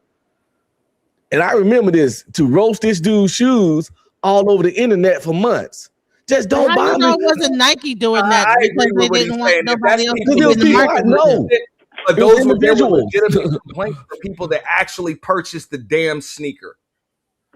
That's how I know about these things. Him being late on the damn orders and the damn sneaker falling apart.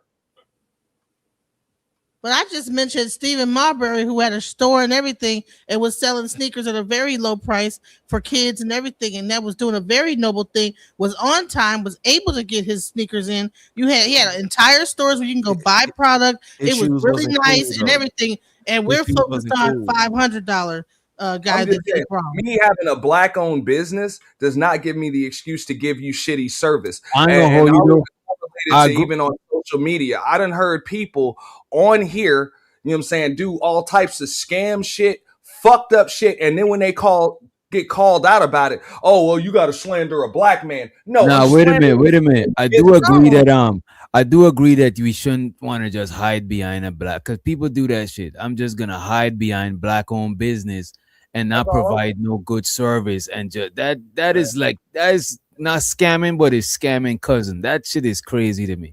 You know what I'm saying? Because it's like you relying on the black business thing to bring the people in, but you're meeting them halfway by giving them good service in return. So that shit is like distasteful. You know what I mean? No, I'm just saying. I dealt with that. As soon as I call somebody out on their bullshit, they're like, "Oh, this is why black people can't work together." Oh, you got to slander a black man. No, I'm slandering a shitty businessman. I know plenty of black folks that are great business people and they give great service, and I'm thankful for it. But you're horrible.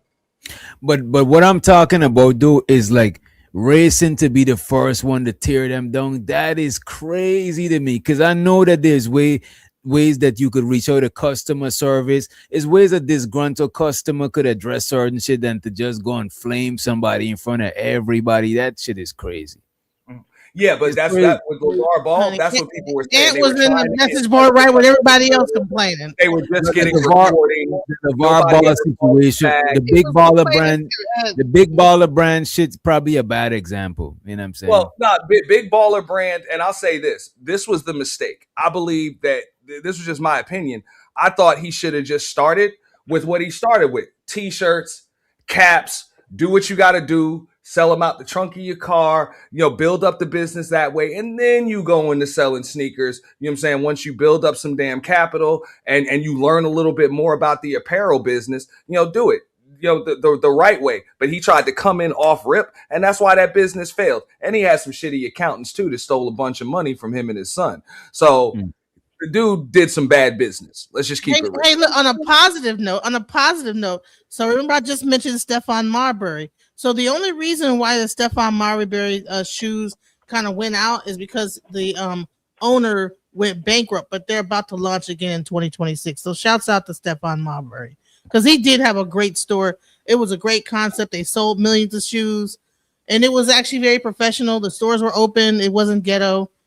And so that's a positive thing that we can say about a black a business owner that opened up a shoe, wasn't overpricing, and was able to successfully execute what he was doing. And they're coming back out. And a lot of people don't understand how tough that is. Like when you go to Foot Locker, Foot Action, or even when you order stuff online and they have an entire stock room full of every damn SKU, every size, all of that. All you got to do is say, look, I want these in the size 12 and a half, and boom, they just bring it out. You actually got to be able to have the inventory to be able to fill those before they get sold. So when you're just kicking off coming out of the gate, that's pretty damn tough. You know what I'm saying? Unless you're able to make that stuff in sweatshops. So I can understand why somebody like LaVar Ball was charging $500. Like when you really look at it, that was standard pricing. It really wasn't a bad price for what you were getting. It's just the quality was horrible. Man, that's it. And Stephon Marbury. Now that we know what we know on Temu and on Alibaba, now that we know what we know, he was overcharged. $500. Them sneakers were, you don't get to pay that dang on money. Come on now. Why he overcharged though? People complain about the price before they even saw before they even ordered shoes. People complain about the price soon as they saw it, but they'll pay $1,000 for some ugly ass Louis Vuittons or some shit. I won't pay $3,000. I'm not saying we would niggas do it. What are you talking about? But I'm saying now that we know what we know, Temu and Alibaba and all this stuff, we realize that all these folks were overcharging on all this stuff because it all came out once Trump did the tariffs. They all came out and told us the truth that they've been overpricing us on all this stuff. Hey, so that's if you have a sweatshop making them and you're able to get it at that price. But when you're talking about you go hit the catalog, you get this color, you get this size, you send off the order, and then somebody makes that shoe specifically for you. That's different than just going on Temu and ordering your damn size, and that's it. They just pull it off the damn shelf in a warehouse and send it to you. That's different. I'm gonna tell y'all the truth. Niggas didn't support that man's shoes just because it wasn't the name brand stuff that the white folks made. But it got a lot. It wasn't why they support Jordan? But why they support Jordan? Because it started out with Nike. It goes to just like what we speaking on. Jordan boxes still had Nike on it. And the quality went down when he took over his own manufacturer. Let's let next level on because your mic kind of low, bro. Oh, my bad. What about now? It's straight? Yeah. No, I was just saying it's just like for us what we were speaking on the entertainment, what people consider cool, what people want to talk about, what people want to wear, what's popular, like Jordans, Nike. That's more popular than the Marburys. Marbury was selling his shoes at like Walmart and stuff at a point in time until he got picked up by And1 or did the thing with And1, I believe. But what I'm saying is like that wasn't popular like Jordan. Everybody wanted to wear Jordan, not Marbury. So I mean, and then like far as the so you're talking about marketing. You saying the marketing wasn't on point. Not Jordan marketing, I mean that it was. Jordan started off with Nike, big name, big branding. Niggas be wearing about, you know how I go. It don't matter how much. Marbury sold good on those shoes. He did a good job. Might flock to Louis Vuitton and Gucci. They don't do commercials. I never seen a Louis Gucci commercial. Wait a minute. That's what I'm saying. It don't. Everything got commercial and advertising. Even if you don't see an actual commercial, the rappers that them niggas is sending their designers to so they wear it for free, that is their commercial. As a matter of fact, music advertise a lot of shit that don't got commercial. Like it might sound fucked up, but like lean and the different drugs, them niggas use hip hop to advertise that shit. The different shoes we don't ever see. I don't see commercial on none of these shoes. I never see a Jordan commercial, probably back in the days or some shit, but I don't see none of the clothes people wearing. Yeah, Jumpman had some commercials. That's they don't need them now. They grew past that. Yeah, but you can have influencers to advertise their entire marketing scheme. They saved tens of millions of dollars. You know what I'm saying? Marketing Grey Goose vodka. They said, nah, we were just going to put it in the damn clubs, you know what I'm saying, on the shelves and pretty much let that do the work.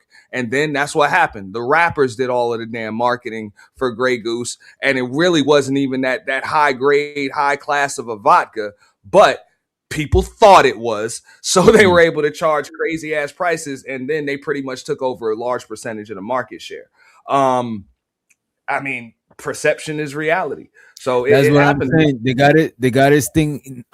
If you look it up, But it's that was part of their marketing scheme. Just what you said. That was They that got was this their shit actual named marketing. PWA, right? It's called perception without awareness, right? And that make you understand that, bro, advertising is damn near everything. Like you could literally, like, well, how much you saying that the shit is cheaper, but they were still able to sell it for higher. That is perception without awareness. Once they make you, they could make some shit be perceived as some made in Northern luxurious Europe. shit. Yeah, Wait a Northern minute, check Europe, this out. Russia, They could whatever. make some shit and seem it's like some. filled over and over I got again. you, man. Grey Goose wasn't really. I think his mic ain't working good, right? They could make you think some cheap shit is some luxurious shit and up the price. Just was it last year or the year before? Remember they exposed that a lot of, remember China was exposing that a lot of that Burberry Chanel bag, that shit cost like $5 before they put the logo on that shit. Now that shit is like 1,000, you know what I'm saying, 1,000% more type shit. That shit is crazy to me. But it's all about marketing. You know what I mean? You make some shit be perceived as luxurious. Even a brand. If I got a big logo, it's gonna be hard for me to sell you that shit as something expensive. I gotta put the logo mad small, and now you because it look like it's some luxurious shit because the logo is small, and I could up the price on it. You know what I mean? My fault, Ant. You was. No, it's all good. Like even when you want to bring it back to social media, look at somebody that blew up that everybody remembers. Kevin Samuels, for example. You know what I'm saying? What was so special about his podcast compared to everybody else's? It was the presentation. You know what I'm saying? The aesthetics and all of that. So bad that a bunch of people tried to copy it. You know what I'm saying? Tried to copy it, but it was just the president. It was just, all he had was a damn Zoom meeting. A Zoom meeting. Let with me a couple ask of you this: if if we polish up our presentation right now, all of us throw on some Sunday best, you think that should bring the people in? I could see people I could see people perceiving it as more important. We all suited up and shit. I could see that. Kevin was good at what he did. I think it's about consistency. If you It is, but people gotta arrive there. It is, but people gotta show up to know that you consistent. You still gotta attract them and shit. I think the link is pinned. I'm about to drop the link again. Kevin said, Samuels, you gotta pull them in. He had to pull them in with how he was. I mean, I would agree with her though, as well as you too. Yeah, you got to get them in to begin with, but you want to give people something to talk about. But you know what I'm saying? People are visual creatures, so people are going to see things. Even when I know nobody want to talk about Anton, but even with the Anton Mika thing, there's a reason why you got pretty women on your motherfucking panel, making sure that they cam up all of the time. That'll get people in the door. And people are more likely to watch a little bit longer just to see what these chicks got to say. Kind of is what it is. And especially in the Kevin Samuels case, for example, that was rare that you saw black dudes in here on a damn, you know what I'm saying, in a damn tailored suit. You know what I'm saying? And sitting here talking to a bunch of women about women, you know what I'm saying, about getting a man and shit like that. So it was something that very few people were doing. Because sometimes you don't even have to have the best thing. All you have to do is just be the first to do it. You know, and that's why I be trying to tell folks. A lot of times people just try to copy what they see is working, and then they forget that the copy is never better than the original. That's why they don't take off like Kevin did or like other people did and stuff like that. So to the social media pros and cons, that's why I really don't believe in chasing the algorithm, because you're better off trying to be the first you rather than the next him. Plus it's more about Kevin's personality. You can't copy who he is. You can't copy his presentation, his wit, how he respond to people, the conversation. The dude is fucking funny. You know what I'm saying? And like throwing the suit on, you can get your little spinny thing in the back. You know, a little spinny thing he have. But sometimes the element of the individual is the most crucial thing when it comes to shit like that. Like how that person, their charisma, their charm, their presence. I think it was rage bait. I think that a lot of women were watching that and like watching him cussing out the woman, and some of them were punching at the ceiling like, I can't believe that she sit up there with that. And then it's like a train wreck. You can't help but watch it, and then you want to come back again and see him cuss somebody else out. And so it becomes a thing like, I can't wait to see Kevin Samuelson cuss out the next chick. And his then branding strategy, Genesis, his branding strategy off rip really wasn't about that. It was supposed to be a chill atmosphere, chill environment. You know what I'm saying? He had the smooth music, nice lighting, candle lit, all of that. It was smooth. And then he went viral because that chick called in asking how to get a man on disagreement day. Or the average, and after that, that's all she was. That's what went viral. And then he went to arguing with women every damn week because that's why a bunch of people started watching him. So he was like, oh shit, this working. So then he started having the same damn I'm gonna cuss these chicks out every damn week show. Actually, I never seen him cuss a woman out unprovoked. The rage baiting. Actually, how can you rate? I never seen him cuss a woman out unprovoked. They be trying to run his show. He's like, listen, I have a show to run. It was always they was trying to run his show, dictate how he do something, overtalk him on his own shit. He's often give them multiple warnings. I'm gonna make you famous. I'm gonna make you viral. You might want to stop. But they were still over pursuing press. I never seen a chick say, hey, how you doing, Kevin? You low down dirty bitch. I ain't never seen nothing even remotely close to that. And I used to watch them all the time. I'm trying to tell you is that the women were watching that, punching at the ceiling. I'm gonna get up on there and then. Well, if he cussed them out, it's not his fault. All right, hold on. Before y'all go, what I'm saying is, it's just a matter of like that. That is what fueled that kind of thing. And what does it really all boil down to? Is that when you appeal to people's emotions and you get people crunked up, and that's the whole thing with right what I'm getting back into is this gossip, fighting, arguing, all this stuff really is what makes social media kind of toxic, because of what the subject is about, how the toxicness of social media and the side effects of this of toxicity is mainly because of the fact that we are attracted to train wrecks. We like to watch the train wreck. So people the problem with social media. Like I said, let E get it in after y'all. Let E get it into. Yeah, I don't know why y'all want to argue about Kevin saying. Let's talk about business. First of all, man, we talking about social media. What's up? You see the topic above you? I know, but we got to literally talk about business first. Why? Because you say so, nigga? Yeah, because business is his lane. He trying to big dog us because business is his lane. Go ahead. No. First of all, most people don't understand what true cost is. Like when people say I can go to China and make a shoe for $5, that's not my true cost. That's how much it costs for me to get it produced in China. I still got to pay accountants. I still got to pay designers. And also, most people, you know what they don't think about? How much is a shipping container? The reason Jordan, if he's sending over 10,000 shoes at a time in a shipping container, he can split that $8,000 for a shipping container over 10,000 shoes. The Big Baller brand only sold 500 shoes. That means everything that he did had to be able to be recouped with 500 shoes.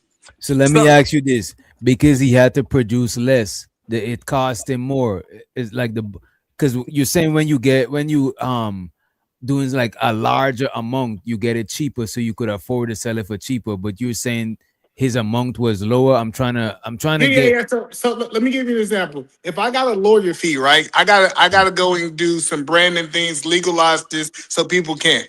I pay that lawyer $10,000. If I divide that over 10,000 shoes, that's $1 per shoe. But if I only have 500 shoes, if you get what I'm saying, it's something in business called fixed cost that people don't actually understand. No, so when they start 500 shoes, that's $20 per shoe. That's the difference instead of $1 per shoe. You're absolutely right. I like to disagree with you, but you're not wrong with what you're saying. So I think most people just don't understand true cost. They be like, why do this black business and they want to compare it to a white business? The reason is because the white business already got the infrastructure and they can send it to 50 states in 30 countries. So they can make 40,000 at a time. If they make 40,000 at a time, they can divide the fixed cost over 40,000 shoes. And so you gotta understand, when we start rejecting the system, rejecting how the white man do it, guess what? It's gonna cost you more for us to do it. And you know what? The biggest thing that I think that frustrates me when we talk about black businesses is we never question why the white man charges so much. But hey, why that brother trying to make some money over there? And we just don't understand true cost. So we can get back to talking about social media, but I'm just telling you. Go Is ahead. there an echo in here? Because I think we all said all of that shit before you came up here. You must I have don't just know what got you here. see. I You always must have just just did it. came in the room. Yeah, Ong Yeah. be You must streaming have came in actually on the ass. Ong be streaming actually said that because like anybody that's manufacturing more, they could afford to get this shit for less. But if you got a small business, that's why a lot of early startup black businesses, a lot of people was complaining about the prices. But it's like, yo, I gotta charge you this because I ain't got the infrastructure, I ain't got no connections to get it for that cheap. Yeah, we get this is what we were saying early on. You know what I mean? Yes, I just think if I was Big Baller Brand, what I would have did different, I would have put out 1,000 shoes, and I would have really focused on letting those shoes resell for a higher value. I would have got rid of those 1,000 shoes really quick. I would let the resale market, because the resale market gonna do what the resale market do, right? They gonna build the value into it, and then when I relaunch that shoe or when I relaunch that product again, what happens is I can ask for more because the resale model says it is valuable. So And let's hey, let check Barack this out. Obama to the stage. Barack Obama, you're not gonna corn bomb us. We good? The name is Barack O'Drama. That's from Oh, my channel. drama. That's Okay, reading I from my think okay, I've channel. seen him before. okay, Hold on, I okay. wanted There's to one of ask the E a DJ people. question. E the man, can you come back to the microphone, nigga? Please. Thank You you. call him the hard Now, R. quick That's question, because you know crazy. what? That's not a bad idea. I never thought about that. Just real quick before we get back on it, that's not a bad idea. You pretty much just, you know what I'm saying, sell it at cost just to kind of build the buzz and then, you know what I'm saying, bring it back. That's actually a pretty good marketing strategy. What I was saying earlier, he already had hats and he had t-shirts. So he could have kind of went the FUBU route and kind of used that to build up some capital and also build the brand for the name and then branch out, you know what I'm saying, to shoes. You know what I'm saying, later on. But he could have just started with something simple, you know what I'm saying, fitted caps, snapback caps, you know what I'm saying, t-shirts, just basic apparel, and do the shoes last because that's the most expensive thing to manufacture. So why not save that for last? But I like your idea too. I never thought about it, bro. Yeah, kind of what he said is that he had the capital. He was doing good in business. So he said he had the money, and then he also had NBA Sons that was backing him with capital, right? I think the biggest thing is any business with snakes in your garden, bro. It's gonna destroy, and that's what he was getting robbed by accountants. He was getting robbed by a whole bunch of people. I think they at one point they said somebody charged him $135,000 to design the shoe. That's just a Yeah. designer shoe. That's crazy, right? So when you start understanding all of these costs, and the shoe malfunctioning on the court is even crazy. I don't even know if we talk about On that. his own son. But His hold Yeah. on. son's signature shoe is supposed to be Nah, made nah, that didn't specifically for happen. him. That's But crazy. hold That on. was supposed to I be made brought up Stephen specifically for Marbury. him. Say it Yeah. again. I brought up Stefan Marbury. How come his shoes were so cheap then? Well, Nah, he but had then a connect. but hello, but then they went out of business, so it showed that his business model did not work. Yeah, No, the no, no, no, owner no, went no. bankrupt. He so after he sold millions of shoes, but it was because of his business partner went out of business, not him. No, They're no, no. about to relaunch the company this year. Not in They're the about to soul of relaunch. But you're corporations. missing it. How valuable If I go out is of your invention business, that means that we ran out of really? money. That means that I was selling a God product bless where I you, man. wasn't making a big enough profit. I'm a neuroscientist. I'm going to explain what happens in a brain on What's that? shrooms. No, it was due to Psilocybin, the the active distributor. Sorry. So Yeah, in my business, bad. That was my shit real fast. okay. So No, it was his distributor went out of business. Stephen Marbury's distributor went out of business, not him. His yeah, that's distributor. his distributor was giving. I was selling the shoes for too cheap. That's why he didn't make enough money. So even the distributor, if they don't play their cards right, say if they get the reason The reason China can do what they do is because they ain't paying people. They really got slave labor. I don't know why we won't just call it what it is. They got slave labor, right? That's what they got. It is what it is. But when you start understanding when you start understanding business, I can't if I made it for $500, truthfully and honestly, my true cost, I should be selling this somewhere close to $2,000. If it costs me 500, I know that sounds crazy, but it's usually 4 times because I'm gonna have theft. I don't know why we don't we can have people steal it. His retail, his MSRP was 500. LaVar Ball, that is. Yeah, but I'm giving like rough examples. Like a bare minimum, I typically got to charge almost 4 times, and this is not any. I'm talking about this is bare minimum. When I start bringing on basketball players, I got to get this $1 million contract too. When I start bringing on these other costs of being able to do marketing and promotion, at the end of this, I might be selling this shoe for almost 15, 20 times, so everybody still can eat and get paid.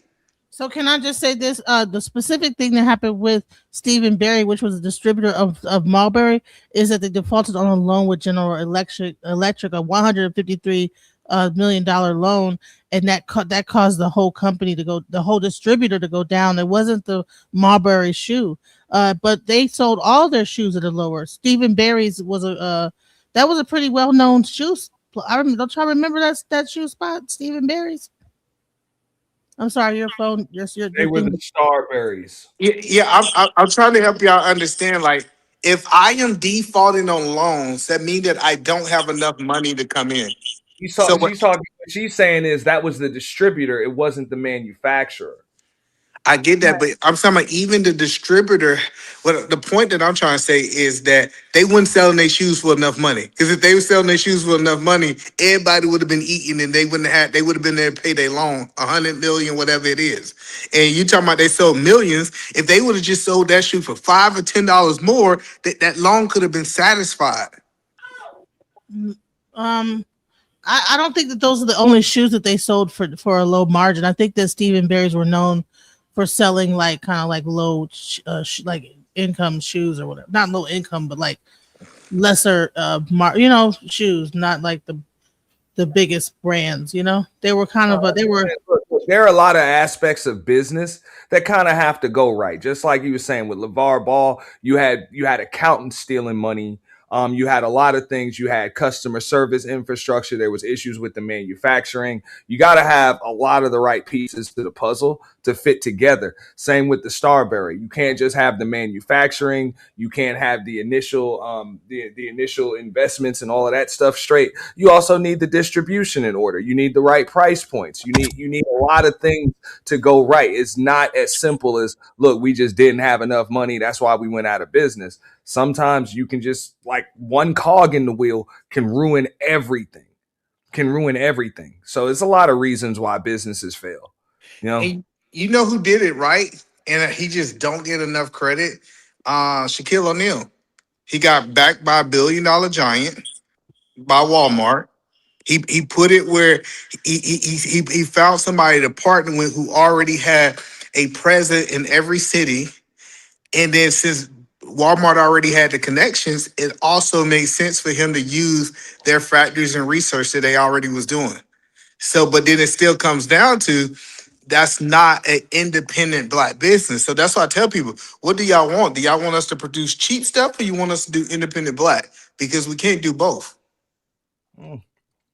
I would say this much.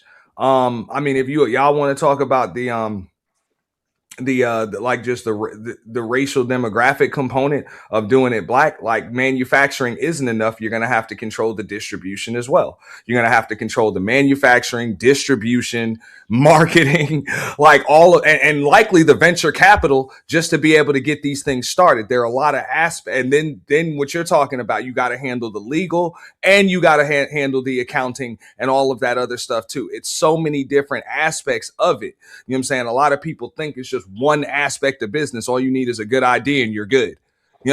All you need is just quality products and you're good. No, man. Some of the best quality anything has gone out of business because there was something off. Hey, I have a question. Do you think that No Limit Records would still be around if they never would have signed or to a major distributor and continued to distribute on their own? No. How else are they going to distribute it Yeah, worldwide? no. I think that was the smartest thing they could have did. That's what made Master P all that damn money. I think Master P biggest problem is he was too nice. When he started, like, the reason Master P is not don't have the money today, because it's the truth, he don't have the money. He was instead of playing the game the right way, saying, "Hey, I'm gonna hold people to their contracts." He was letting people out of their contract. He let Snoop Dogg out. He was letting all these people go free, and then those people. And how it should have worked is, hey, even though I'm not obligated to pay you, I'm still going to make sure I take care of who put me on. But that's not how black folks work. How black folks work is, if I'm not legally obligated to pay you, I'm just ain't gonna pay you. But And also, Who even said then, P ain't back got no then, money?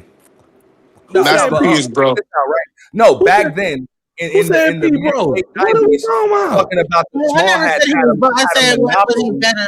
No, they had a monopoly on distribution. The small hats had a monopoly on distribution. But he had his own distribution. He was building his own distribution network. If he would have continued on, he probably would have became the distributor, the only black distributor of hip hop music in America. If he would have continued on, He and he couldn't do it probably he couldn't do it like Priority was doing it. Remember, he couldn't have afforded to pump out a new album every damn week like he was doing without the help of Priority. They would kill Master P if he tried to do that. That's what I'm saying, man.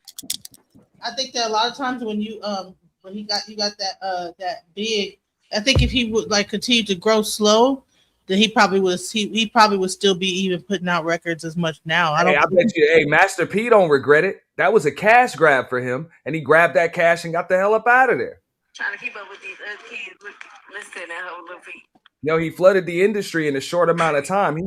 I don't think he was trying to do it for longevity. I think he understood what his business model was. He knew what he was going to do, and he did it, executed, and got the hell up out of there. Well, I definitely think Master P is cash broke. I get that Uncle, he can say, like, yes, if he sell all his houses and his whips, he'll have a whole bunch of money compared to regular folk. But I definitely think he's cash broke. Yeah, but bro, there's billionaires in America. A lot of them that are cash broke. That's the Johnson, American way, bro. Johnson Marcy, can I get a peace sign? This probably from Genesis channel. Let me get a peace sign. Oh, it's triple black, bro. Take off your government name, bro. Come on, bro. Nigga doxing himself, bro. And I already done said your shit. Yeah, damn, bro. I've been on YouTube so long and still be. Who's got that sound going? What is that sound? Somebody got some playing in the background too. Triple No, black, that's not bro. triple black. You got That's not something playing triple in the black. background? That's somebody else. I think that's Odramo. You got some audio in the back. So I think the question is to sum this up is, do y'all really want to support black? Are you willing to spend more with a black company than you willing to spend with a white company? Because I'm telling you, if the product is equal or better, I would spend more. If the product is equal or better, I would spend what if it's more. worse? I wouldn't. I wouldn't spend worse on shit Nah, though. man, if it's worse, I don't want it. So When you're talking about quality. But equal or better, I'd spend an extra $10, $20 on a black product. If I know you personally and the product is worse, I'll shop with you one time for the support. Probably keep it as a souvenir, but I'm not gonna like I ain't getting. The reason I say so say for example, I want to come out with like a lotion, right? I'm not gonna be able to compete with Johnson and Johnson my first year out. I think y'all foolish if y'all think that somebody who's been doing this for 100 years, me launching, I'm be able to do. No, So they what already got deep rooted infrastructure. That is, yeah. No, so what I'm saying is, eat a man body butter. And listen, the point that I'm trying to help people say is, we as black people, we really want black businesses to succeed is have to have a grace period. Now, I'm not saying somebody been out for 50 years and they still serving you some crap. And I'm not saying buy crap, but I'm saying, say if this is a class A product and the black person's producing a class B, I didn't say E, F, or G. If it's like just subpar, I think that we should give them grace to be able to land. I think So so too. I can pay the same amount for a class B as a class A just because the person's black selling it. Absolutely. How long do we give them though? How long is this grace period? So based on what I know about business, I would say 5 to 7 years. 5 to 7 years, like it's people who have lunch businesses. 5 to 7 years. I don't think that they should be formulated when they're producing a class A product, right? Something's gonna be off. Even if the lotion is great, the digital design on the bottle might look like crap. Like we got to give them some kind of grace for them to be able to compete. That's all I'm saying. I would make a deal with you right there, right? If you can get, let's say, 70% of American black folks to agree to pay the same amount for class B shit as class A shit, I can guarantee you with that damn commitment, I'll go to a venture capital company and start fuck lotion. I'm gonna start manufacturing cars, B class cars, if you'll still pay A money for it. And trust me, motherfuckers will start selling it to you. Why sell a damn $3 bottle of lotion when I could sell you a fucking $50,000 B product fucking car? Like, come on, let's think bigger, bro. If you're gonna pay more for less, we might as well sell big ticket items. Fuck a bottle of Listen, lotion. my money. Let's get that bread. It's A quality money. So I'm not buying a B product. I don't B quality product. Wait a minute. But then, nobody who said it can't complain about black businesses not being supported, because that is actually what it's gonna take, bro. But let's be real though. Do that shit. Let's be real. Like people not buying black just because it's black. Let's be real. People not no. Nobody don't ever do that shit. I mean, they'll walk in to check it out because it's black, but they're not gonna stay with your business because it's black. You know what I mean? Bro, hey, Doc, bro, that goes back to what I was saying earlier. That's gonna require black folks to start pushing A to A plus quality shit, or number two, start innovating something. You're gonna have to come up with something that's all your own instead of trying to be the copy and then outsell the original. It's not going to happen. You know what I'm saying? So you're either going to have to be an innovator and do something new that ain't never fucking been done before, or you're going to have to produce a better product at a better price. That's business. And I like Crest toothpaste. I'm not gonna go buy Tyrone Williams toothpaste. No, I think y'all just don't understand. I think y'all don't understand how it works. Because say, for example, we seen this in Atlanta, right? We seen people master products, brand new products to the market. You know, Walmart caught wind of it. You know what they did? They pushed out that same product throughout the rest of the United States. So that person might have the cornerstone on Atlanta. But I'm telling you, these big companies, they do is they offer to buy you. Hey, are you willing to sell? And they give you this crazy amount, right? They give you 10 times worth what your company worth. Then when you're not willing to sell, they say, let me flood the rest of the United States with it. And I'm gonna make it where everybody around the United States is talking about this product. And even the people who had the black first product are start leaning towards the white product if they did not sell. It's called I'm just so if you ever understand hostile takeovers when it comes down to product and technology and all these different things, it's really hard because we got to have a place as black community. You just writing an essay. I'm just saying. I mean, I like that comment. Somebody asked me, you know how hard it is to innovate a successful product? Yeah, it's extremely fucking hard. That's why everybody ain't no fucking innovator. Everybody can't be Steve Jobs. That's why there's only one fucking iPhone. You know what I'm saying? Jesus Christ. There's only one company that can do that shit. Everybody can't do that. Uncle Edie Man is buying J Prince peanut butter over Jif peanut butter.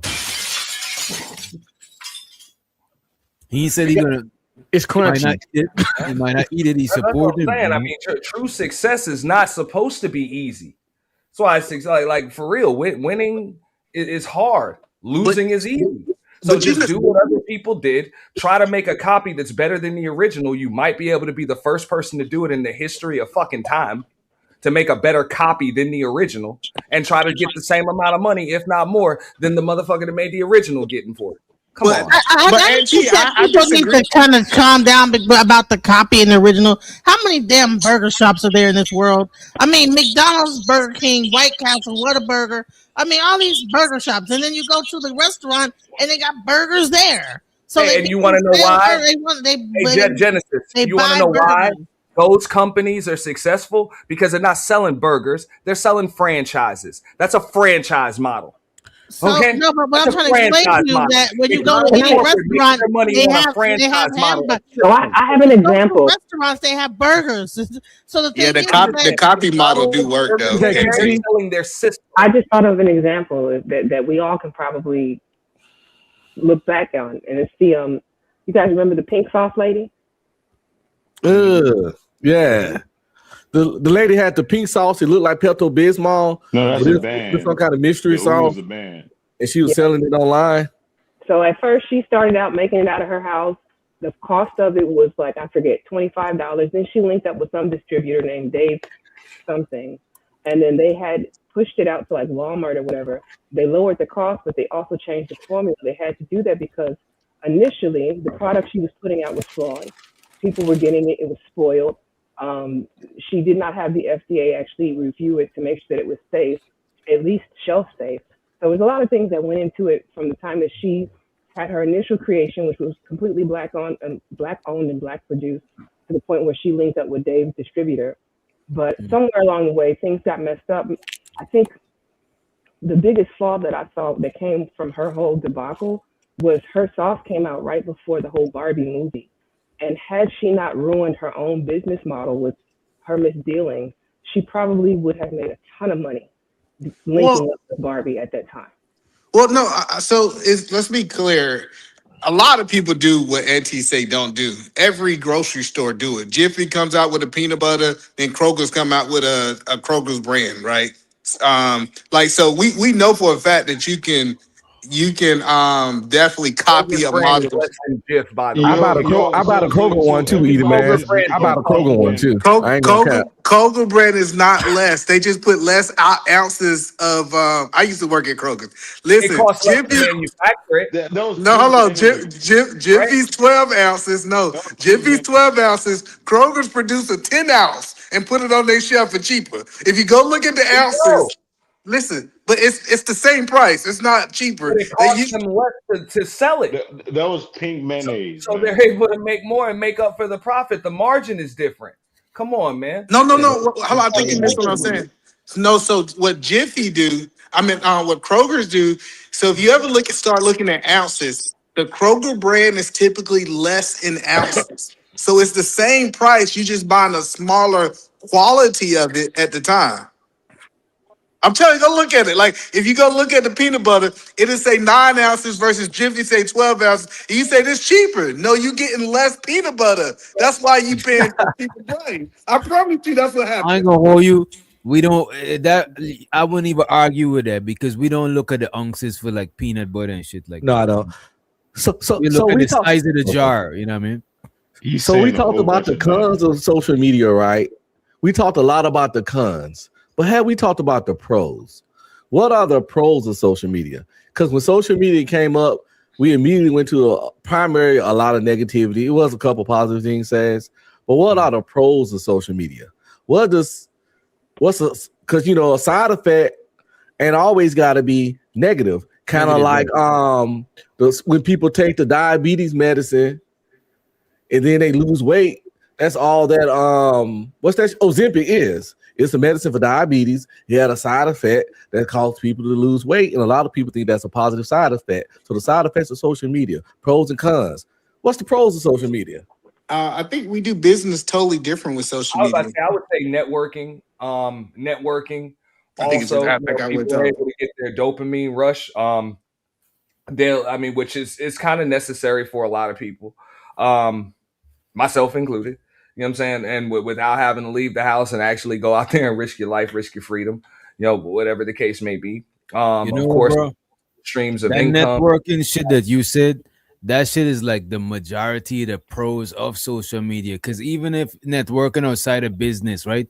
People find like niche groups of people that they fucks with.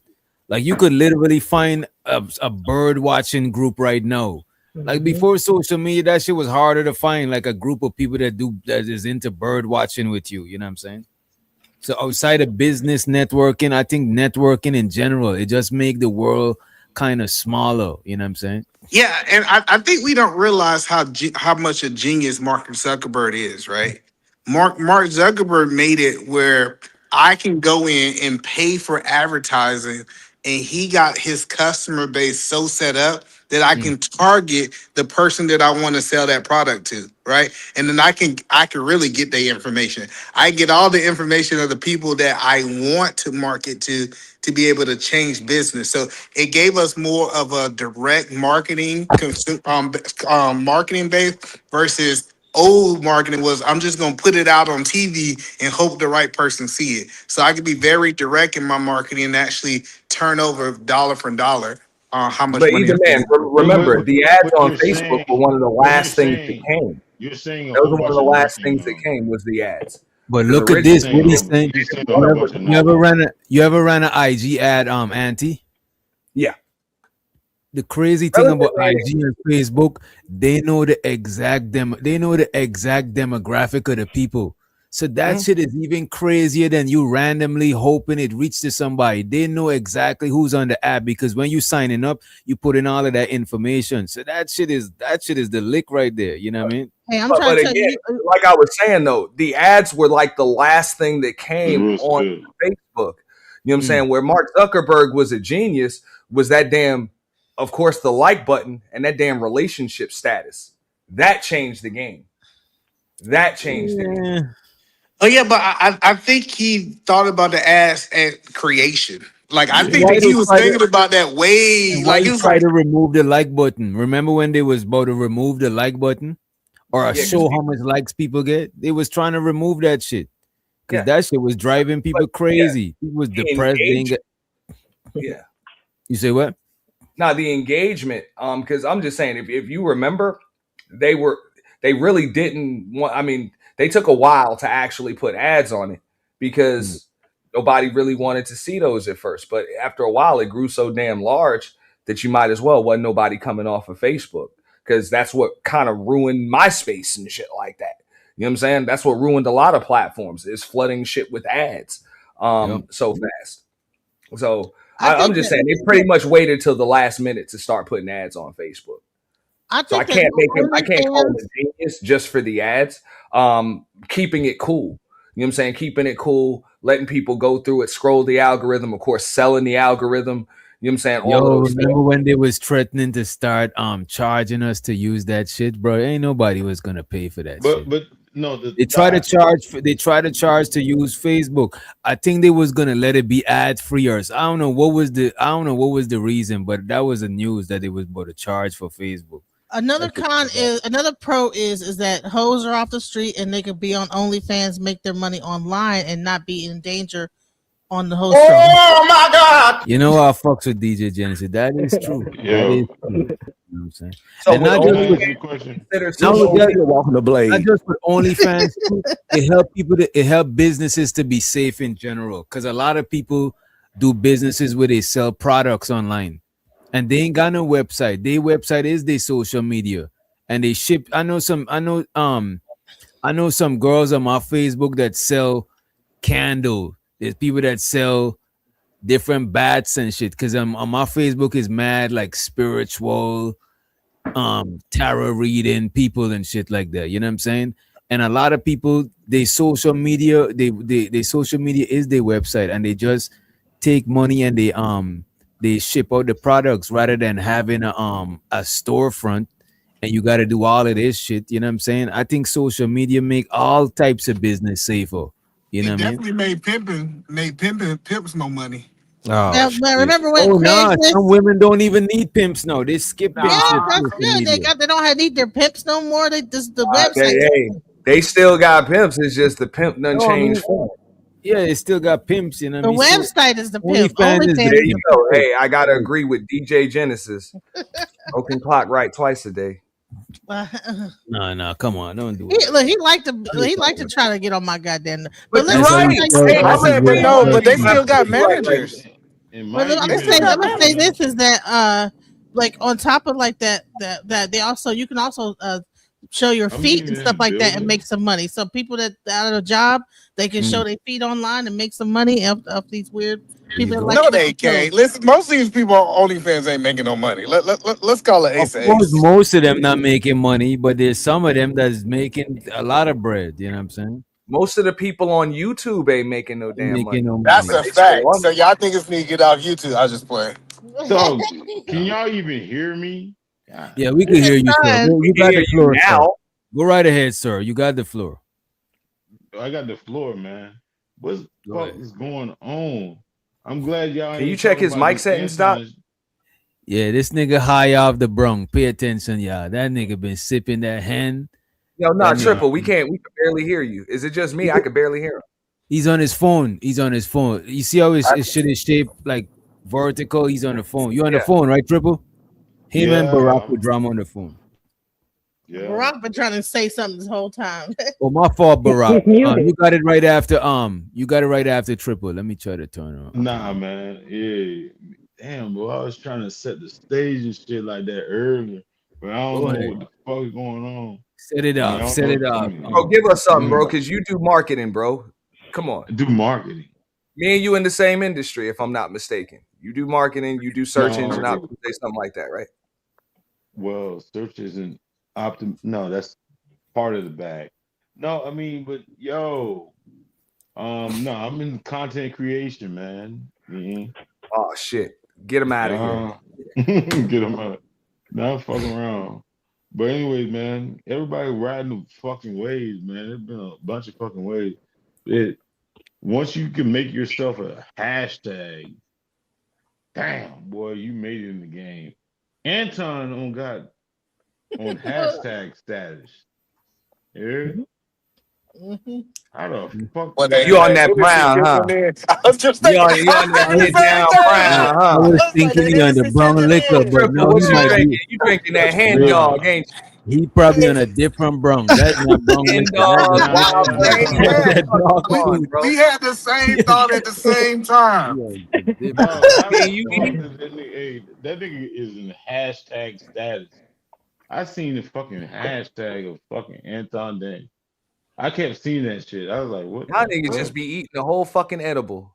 Just eat the whole fucking thing and chase that Yo, shit with some fucking Hennessy. chase it.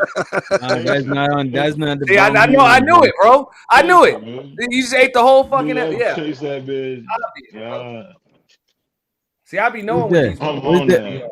What I'm is on that. that? The triple black. Put that shit up back. What is that?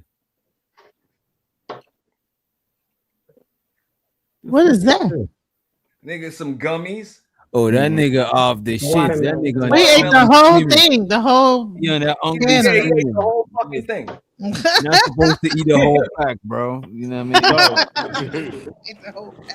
Let's hear from Hey, Obama. I'm Yeah, let's thinking hear something from wrong with his Obama. microphone, Doc. That motherfucker really sound like that. It's time Right. cookies, bitch. And he got the cookies and the gummies, and he was trying to go to another stratosphere, Dog. Hey, to the I multiverse. went God to a damn, spot. triple. Hey, I went to a spot. Them bitches said like you might have bitch by a gram. So I was like, all right. This nigga is litty. I don't know what kind of weed I want. He's in between universes. That's why his mic sound like that. He's in between different. It ain't his mic, Yo, Genesis. did He just I like want that. this type of weed? Did I want this type of weed? Did I want to smoke this good? No, I'm just saying. No, I like an indica. I like a really good indica. Hell no. That's the worst. That go to sleep weed. Indica. Hell no. That's why he acting like that. He fighting to sleep. Yo, Yeah, indica. That shit is too heavy, bro. That shit leave you stuck. but it's like going grocery shopping.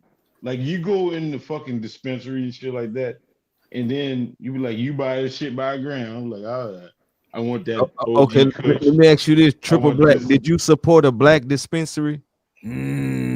I don't think there's black dispensaries here. Well, did you go to the where black you trap? at? You Did you in go the to the trap? No, I ain't go to the trap. Hell no. There's no trap here. I mean, what do you mean about the trap? No, I'm just saying, did you purchase your marijuana from a black person, from a black distributor? Hell no. That You shit bought might be all those things He sprayed. said, and hell marijuana? no. Why you gotta No, say hell hell no? no. You could have just said no. You said hell no, like That's the no black same person. shit you was talking about earlier, bro. Black people go out of their way. You know what I'm saying? You gotta say Yeah, hell he no. said hell no. Like I would never buy my THC from no That's Negro. fucked up. Is that what you saying, Triple? Yeah, you right. Yeah. Yeah, I ain't gonna lie, Niggas be bro. Them white putting boys got that dank, no. bro. Man, but how high are you trying to get? You got the gummies, the weed, the chocolate chip cookies, the potato chips. I mean, you got every variety. You Hey, Triple. trying to go Hey, to a Triple. whole other level. What was it? One legged? What? Was it one legged? One legged. It was one legged. The hell does that mean? I Huh? don't even know what the fuck that means. Figure it out. All I know, that nigga, he said he don't want that nigga weed. He said he wants that. He said a white man weed to get you higher. He ain't trying to go to Jupiter. He want to go to Let Jupiter. Barack. Yeah, let's Barack get it in. Go ahead, Barack. It's on you. They took your turn, Barack. You No, got I'm it. all You got it. ears. I'm all ears tonight. Not too much to say. All Is you learning. Barack? Barack, you high? from New York? You from up top? Yeah. Okay. Only thing I say, I used to shop at that Stefan Marbury store that DJ Genesis was talking about. What do you think of the shoes? Wasn't they some good shoes? You couldn't tell me they was about to go out of business. The best deal in town. It wasn't just shoes. They had pants. They had everything. Everything was $10. So you went in there with $100. You came out with 10 things. If you wanted 10 pair of sneakers, you could have came out with 10 pair of sneakers. That's how it was. Wait. The sneakers was $10.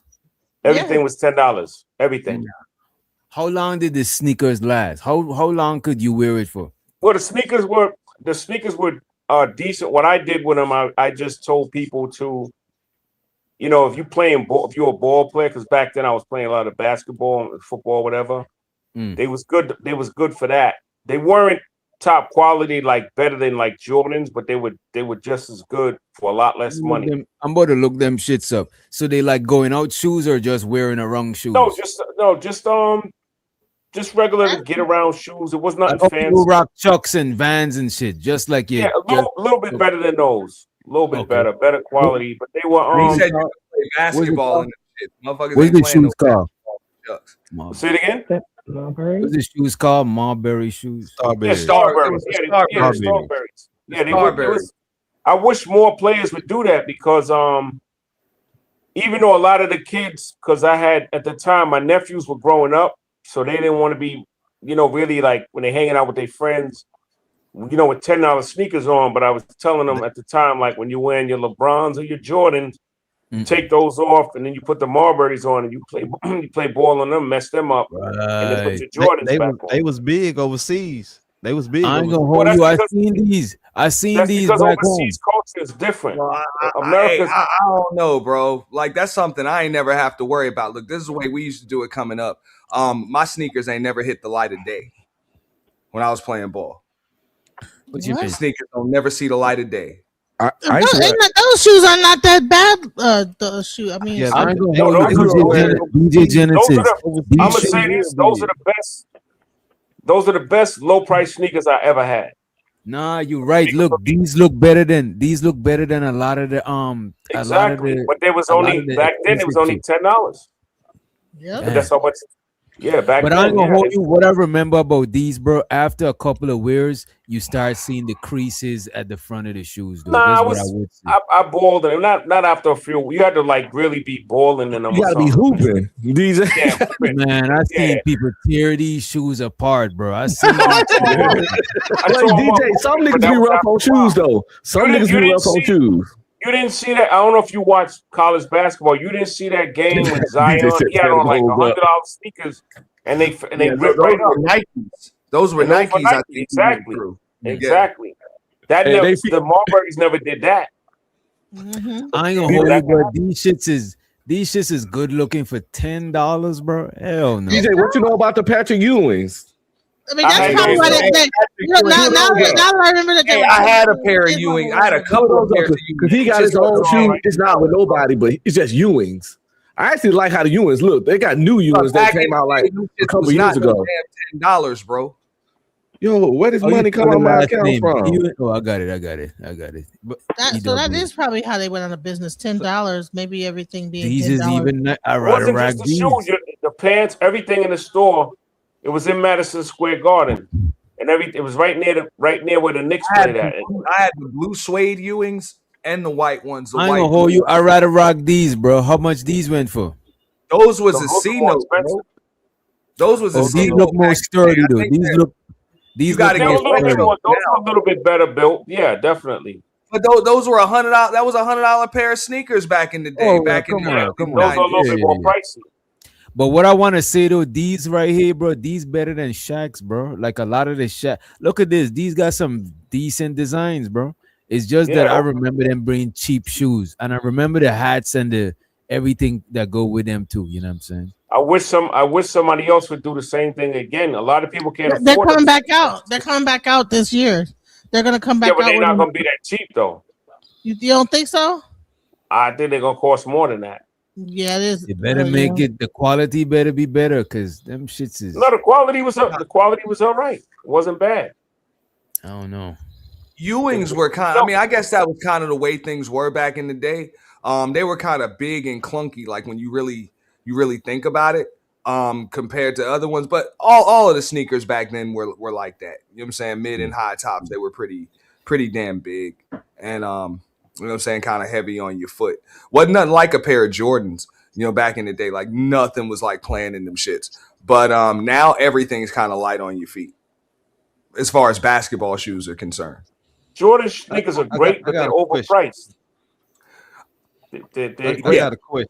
But when have Jordans not been overpriced though? When they first came out, they weren't. When they first came out in the 80s, there was a decent price back then.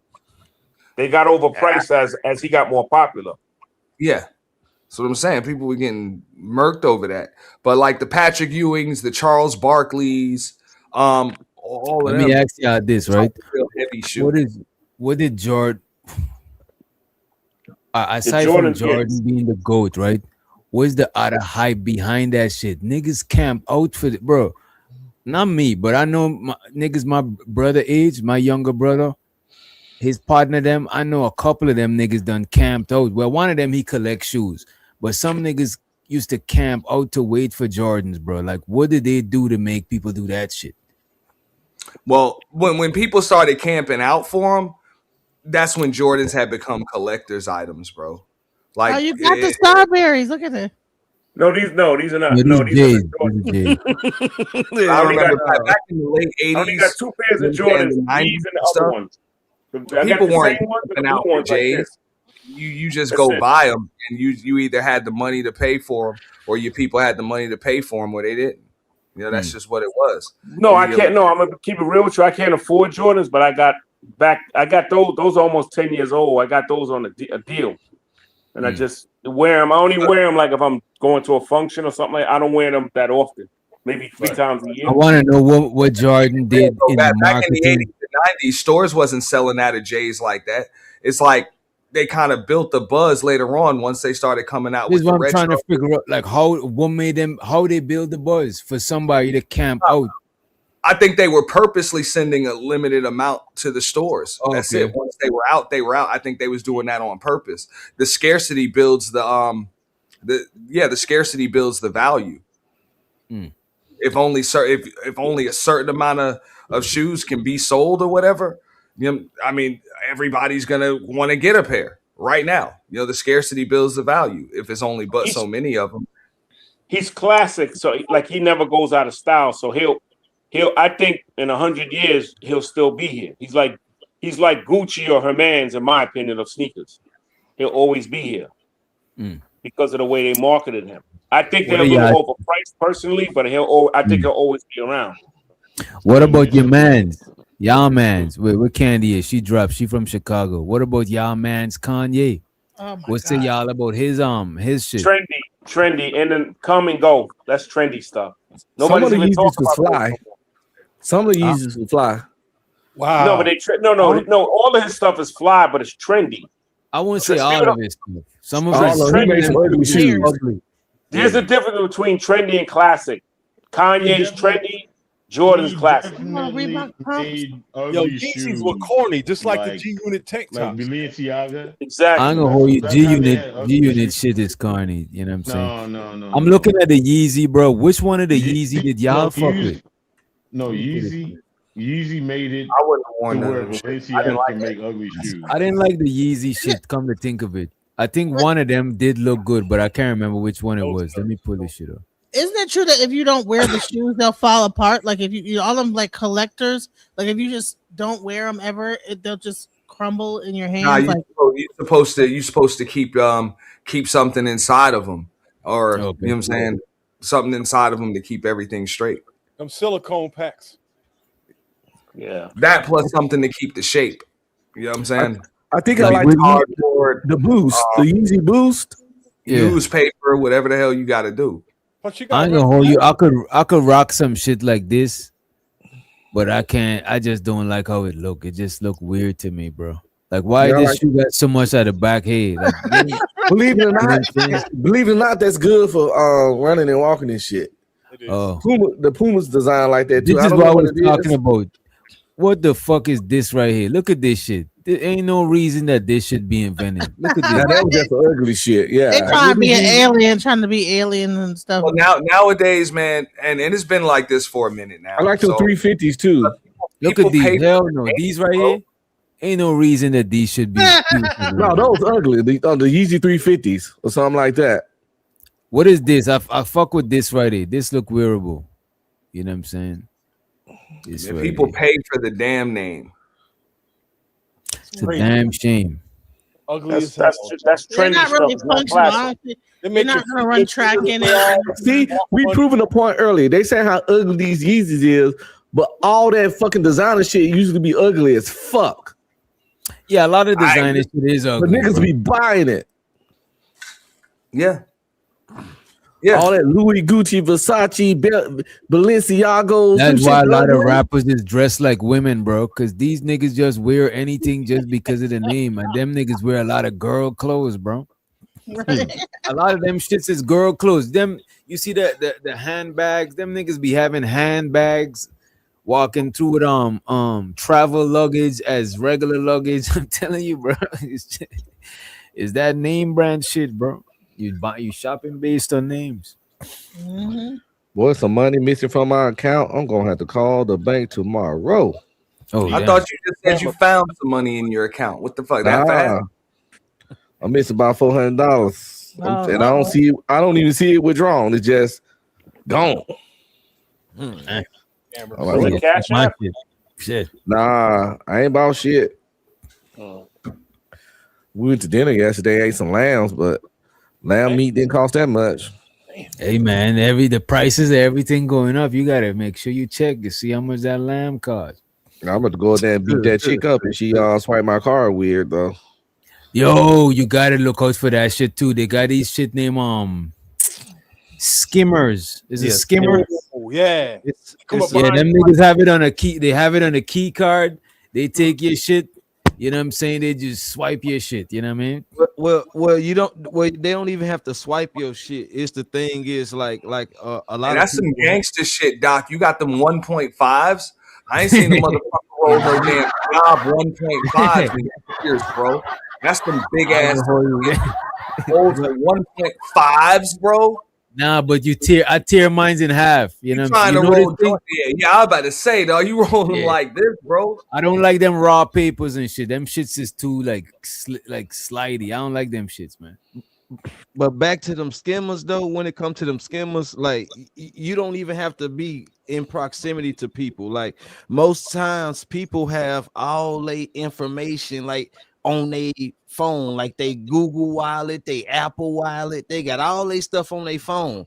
And what happens is people tend throughout the day, they listen to music and everything, so they keep their phone Bluetooth phone, Wi-Fi on. And here you go with these skimmers. People can connect to your phone unknowingly if Bluetooth. they know how to do it. Sheesh. Damn, bro. You see, the Or last time I know about that shit is here go pre. another thing. Here go another thing. The tap thing. Everywhere, people tapping. You tapping at the gas pump and everything. I And don't people like that can tap hack shit. into all those things and get all those credit card informations. Like you got to be aware I ain't of. gonna hold you. That Bluetooth shit some cold blooded. That Bluetooth shit is crazy. Cause my Yeah. Bluetooth is always on. I'm about to take my shit off right now. Shit. Plus, Here's the most common place where people do it at in concerts, in like arenas and stuff, where it's large amounts of big people. That's where it happens all the time, because people are just having a good time and their phone on Bluetooth and everything, and people hacking into their stuff. Yeah, that's crazy. That's wild. That is crazy. Bluetooth. Airports, like they saying, every where it's large amounts of people, and you like see you never supposed to keep your Bluetooth on when you're not connected to it, because it's open to connect to anything. Just saying. Is someone snoring? Especially if you got your credit cards on there, you got your personal information, addresses. You leave yourself open. Oh yeah, Airdrops too. Yeah, people can airdrop you files and shit. That shit is crazy. I was No, about to say, what a lot of people don't understand is that credit card information is probably the least valuable information in your goddamn phone.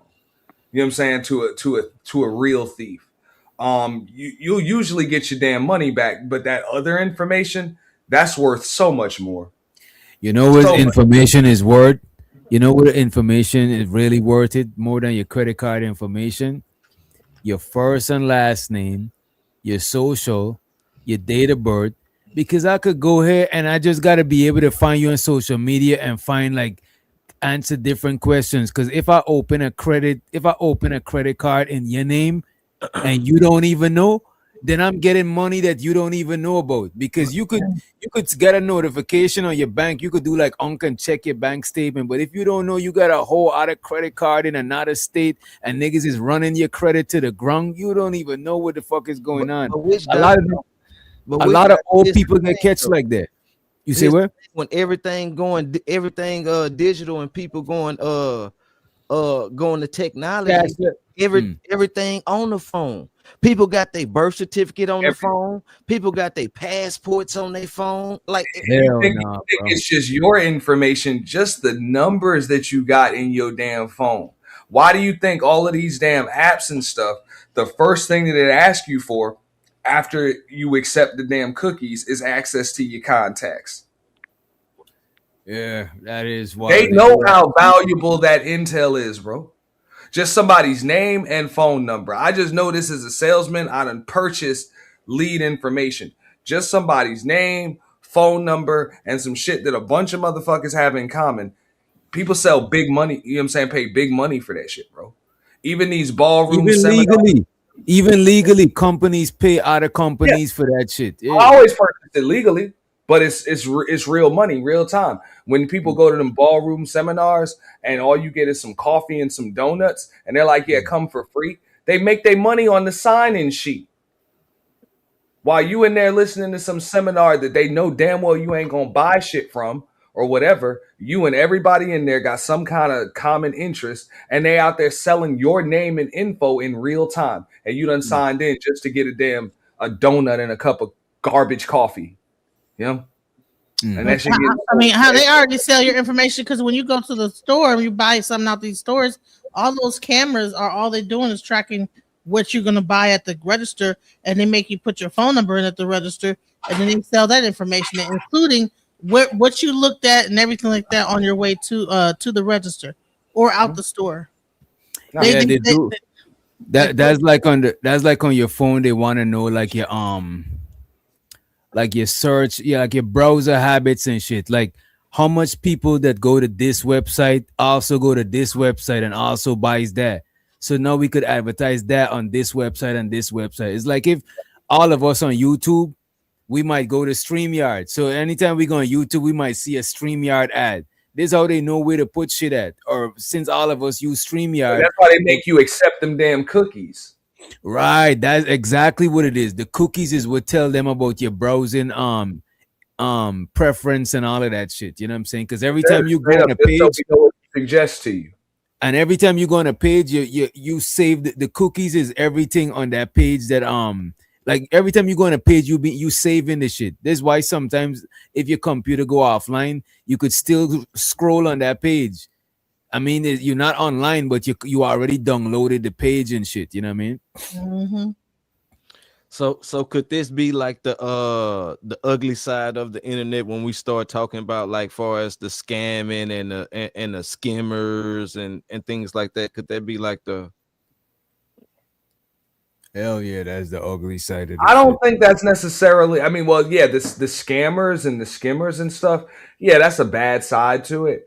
As far as the That's not the cookie, worst. It ain't the worst. If you download the Tor onion browser and you go on the dark web, that is then you will find the worst sides of the internet, bro. I'm telling you, bro. no, I'm saying far as like how people can get scammed and everything for us through social media. You know what I'm saying? Like is that like a bad thing, you know, or like hey, people get scammed before social media, but like No, I think it did amp it up. I think social media amp it up because, bro, why I think a lot of people, the majority of people that get scammed, bro, is old people. Cause they ass like clicking on these fucking links, bro. Honey, I be And clicking all the hyperlinks. I ain't gonna lie, I'm old. hey, I be more clicking. people been getting that's how scammed with y'all all be getting scammed, bro. I be clicking You know all what I'm kind of saying? AI. If it say AI on You it, know I'm what clicking. used to be an old thing that they used to do? Send you a fake Facebook page. Oh, see your password been changed. If this is not you, hit this link. You hit the link, it asks you to log in. You think you logging in, but you sending them You your just logging giving in them your information. password. Nah, you That shit. giving them your password. Not only that, bro, there was a tech support link that they were hitting them old people for. They were the target. They send the computer a virus. You know what I'm saying? They would send the computer a virus and it would say, call this number to get it off. You know what I'm saying? And you would call the same people that sent you a damn virus and they charge you some money to get that shit off. That's cutthroat And right old there. people was calling for that shit, bro. Yeah, I be feeling bad for them old people too. Them niggas love clicking a link, bro. That's right. That's what it's called, Giz. All right. Fishing. When you sending out random links. And let's Sir Ism in the motherfucking building. What up, man? What you think is the negative and positive effects of social media, Ism? Some more of it, man. Just like DJ Genesis was saying, that's the negative effect of soccer dockers clicking links, getting your computer a virus. All they got to do is come with AI. So now they done heard us say that. So now, you know what they're gonna do? They're gonna start coming with AI. You know, these motherfuckers are cutthroats because they come from other countries and overseas. They say we're gonna get reparations one way or the other. We're gonna steal your clothes. We're gonna put alcohol, we're gonna put chlorophyll in your alcohol when you go to Jamaica, and we're gonna get reparations one way or the other. Oh, you want to be funny style? You don't want to leave a tip?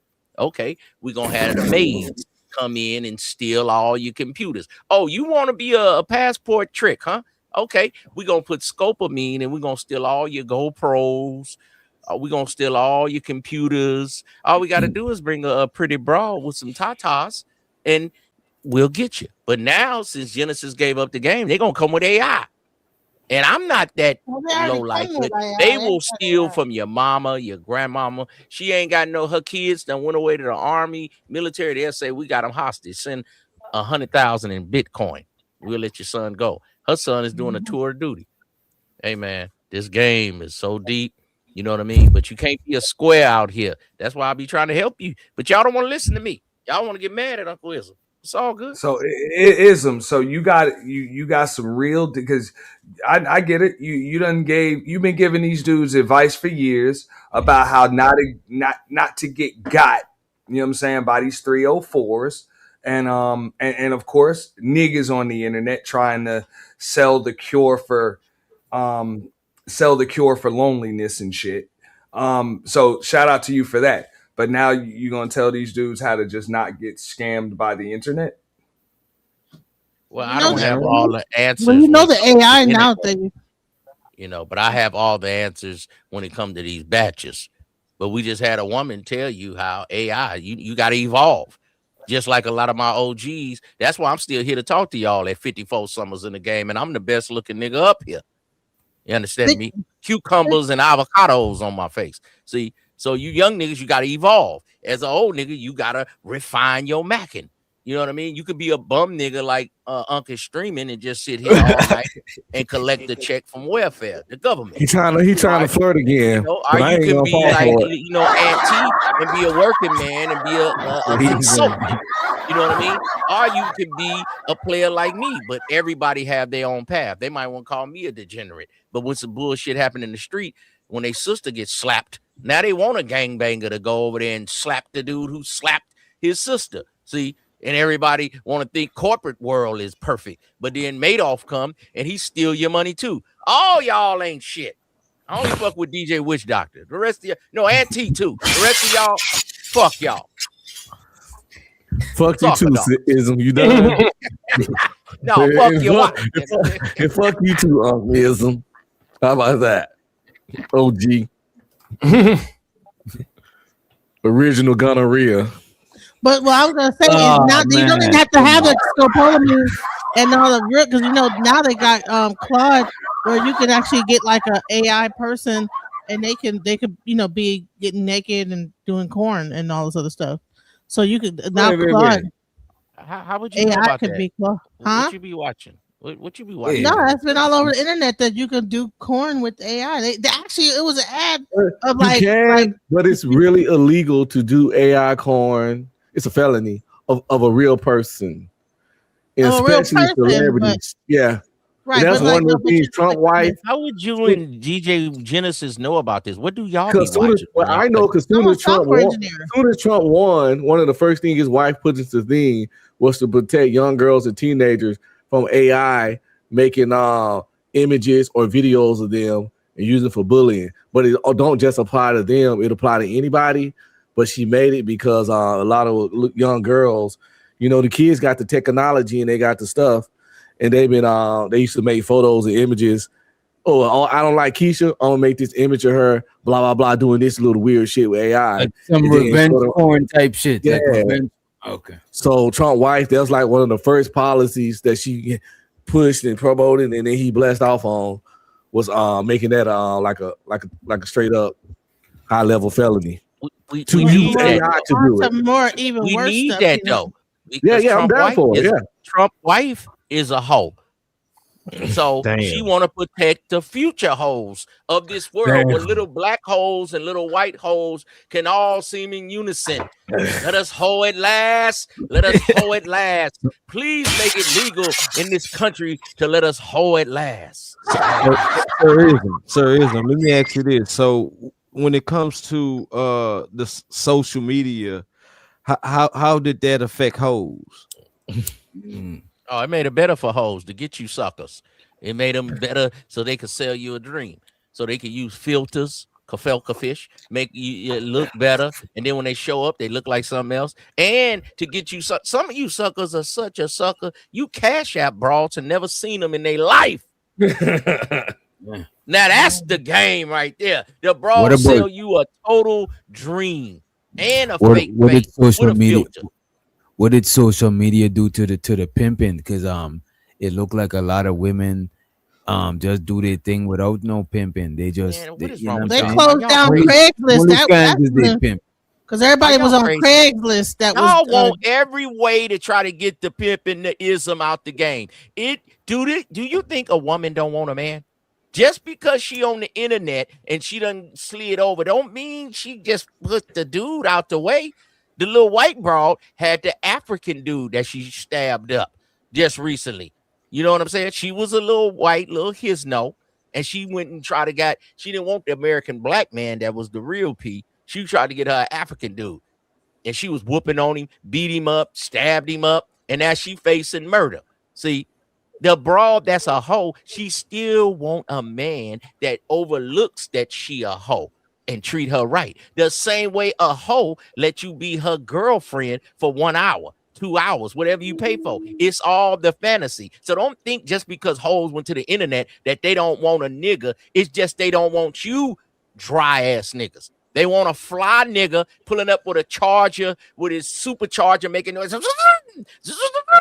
When he pull up making noise, who is that? All that music in front of the house. Bam, bam, bam. She want a wild young nigga making noise and gold chains, and he look like Blueface with tattoos on his face. And you like, she don't like him. That's what she like. The total opposite.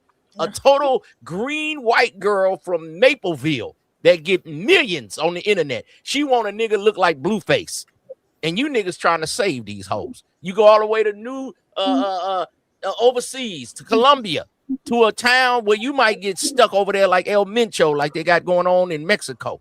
You niggas will waste all y'all money to go over there. And you might get stuck in a goddamn cartel battle for a batch. So these batches will fool you. All these military guys, green berets, a lot of them be wearing stockings and heels, and they call it sissy. And they want to be talked to crazy. Judges that talk to you and give you 1,000,000 years, they want somebody to pee on them. It's crazy out here, man. Y'all don't understand the real world. Hoes and lawyers know the real world, the underground.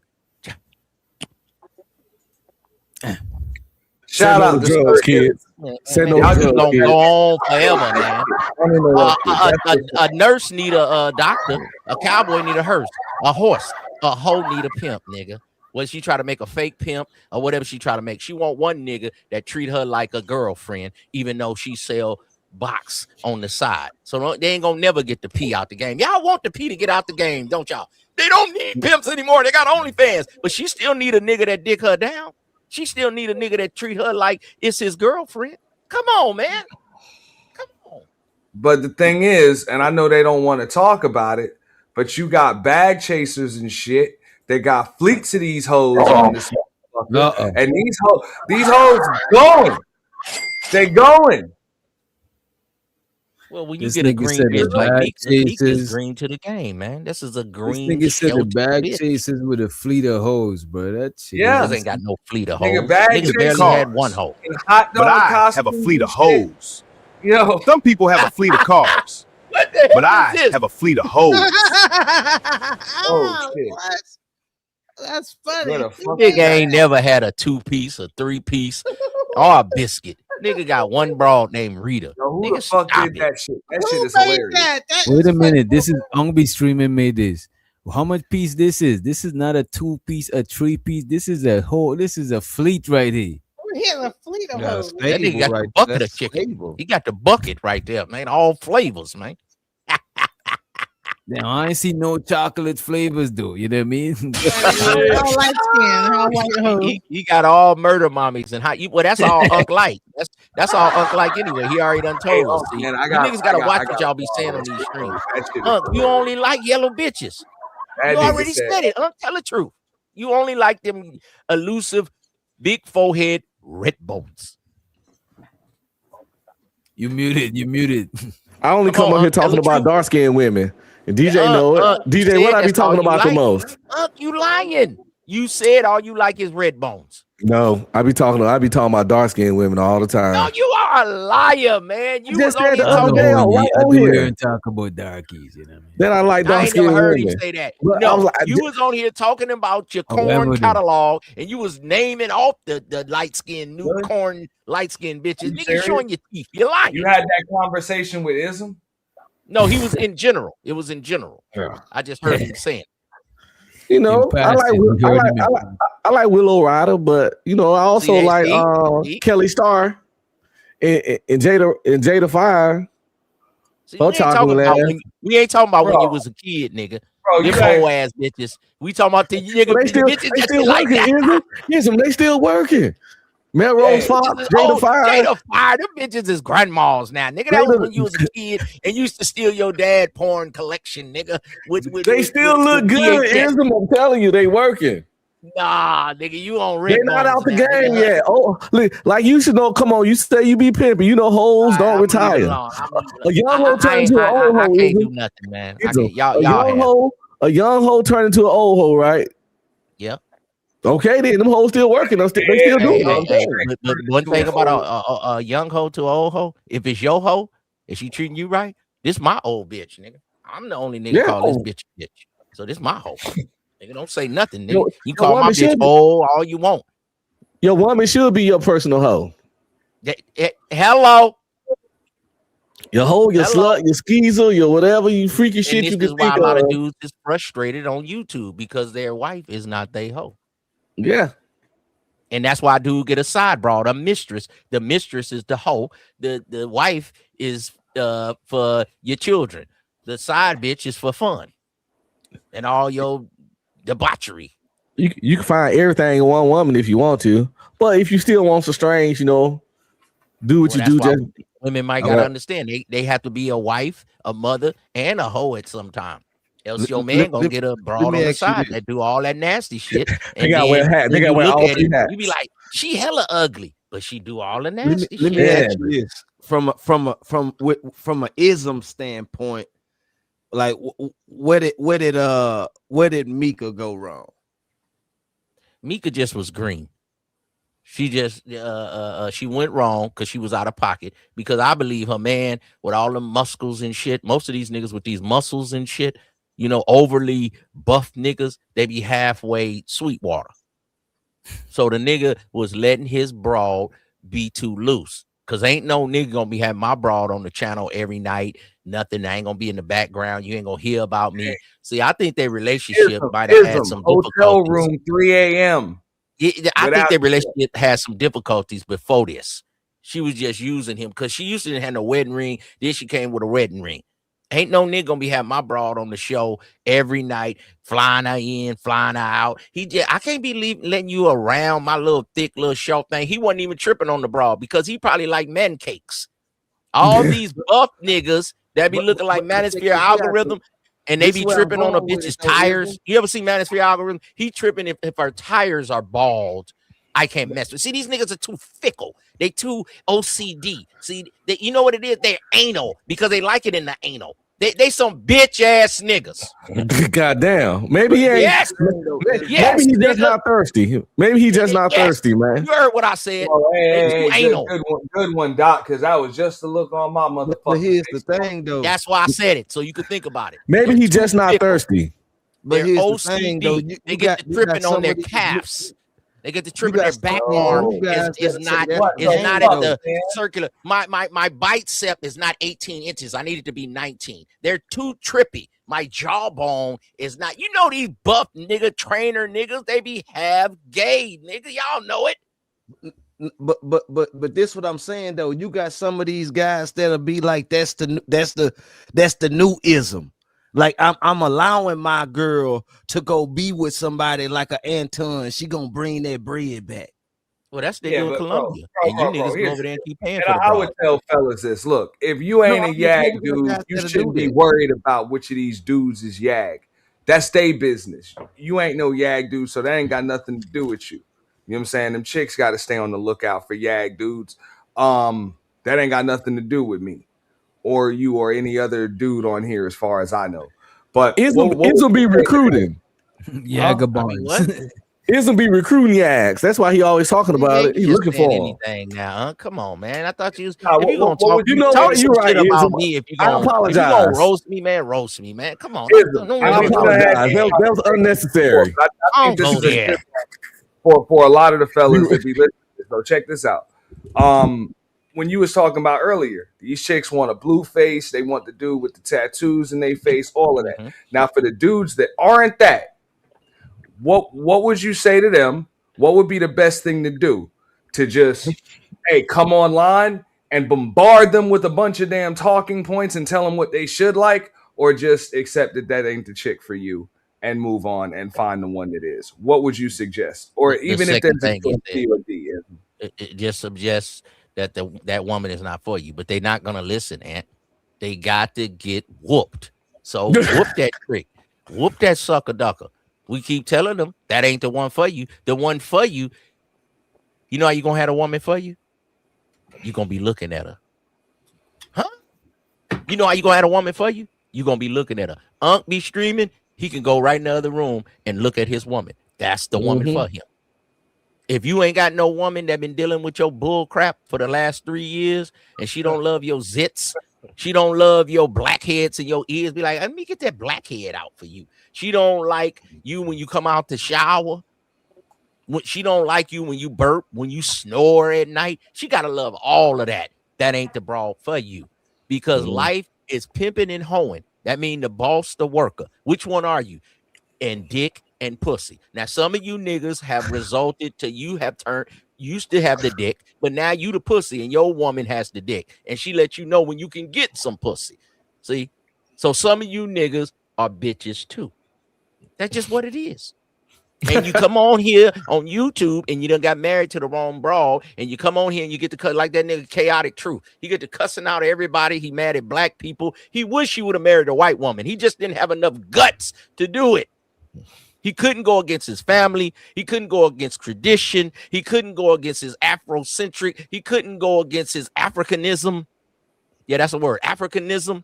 He know he want a white woman, but he couldn't do it. He didn't have enough guts. So you had to go against your family, against your religion. If your body is calling and you want a white woman, go get you a white woman, nephew. And she's going to live with regret. And you're going to make a whole YouTube channel. I don't care how rich you get. In your soul, you know at night, you be like, damn, I don't even like this bitch no more. I want a white woman. Who calling for a white woman? Hey, some niggas are. And this is why you niggas be taking ED pills. And it's not that you have some erectile dysfunction. It's because Joe Johnson has a mind of his own, and it don't like that same bitch no more. It's and like, you want you some white meat. Okay. You know what you want. Just do it. You don't like when I pull a whole card. Here's a, you don't know what you're talking about. Yeah, when you cut this shit off. If you check a nigga corn file, they got all white women. Nigga be lying like a motherfucker. Stop lying, nephew. Be real. You're going to wake up and be 60, and you're going to finally say, hey, man, I was living a lie. I wanted a pink toe. I wanted that pink toe the whole time. I never particularly found white women attractive. Well, get you what you like, nephew. Well, they got thin lips. Some are though. Black, just white, candy stripe. I'm real picky when it comes to outside my race. Like I got street guidelines when it's outside my race. I show sisters grace, but a white woman. Now what about this though? How you gonna get married? Now you want to bring a new woman in the household, but you wasn't a player for 20 years. Now all of a sudden you want to talk about let's be polygamous. You can't run that. No, you can't. You gotta be a player the whole time. She gotta know she married a player and just accepted that shit. Say some good shit up. Come on, she gotta know that. Being a player and just being a kinky ass nigga, man. All right.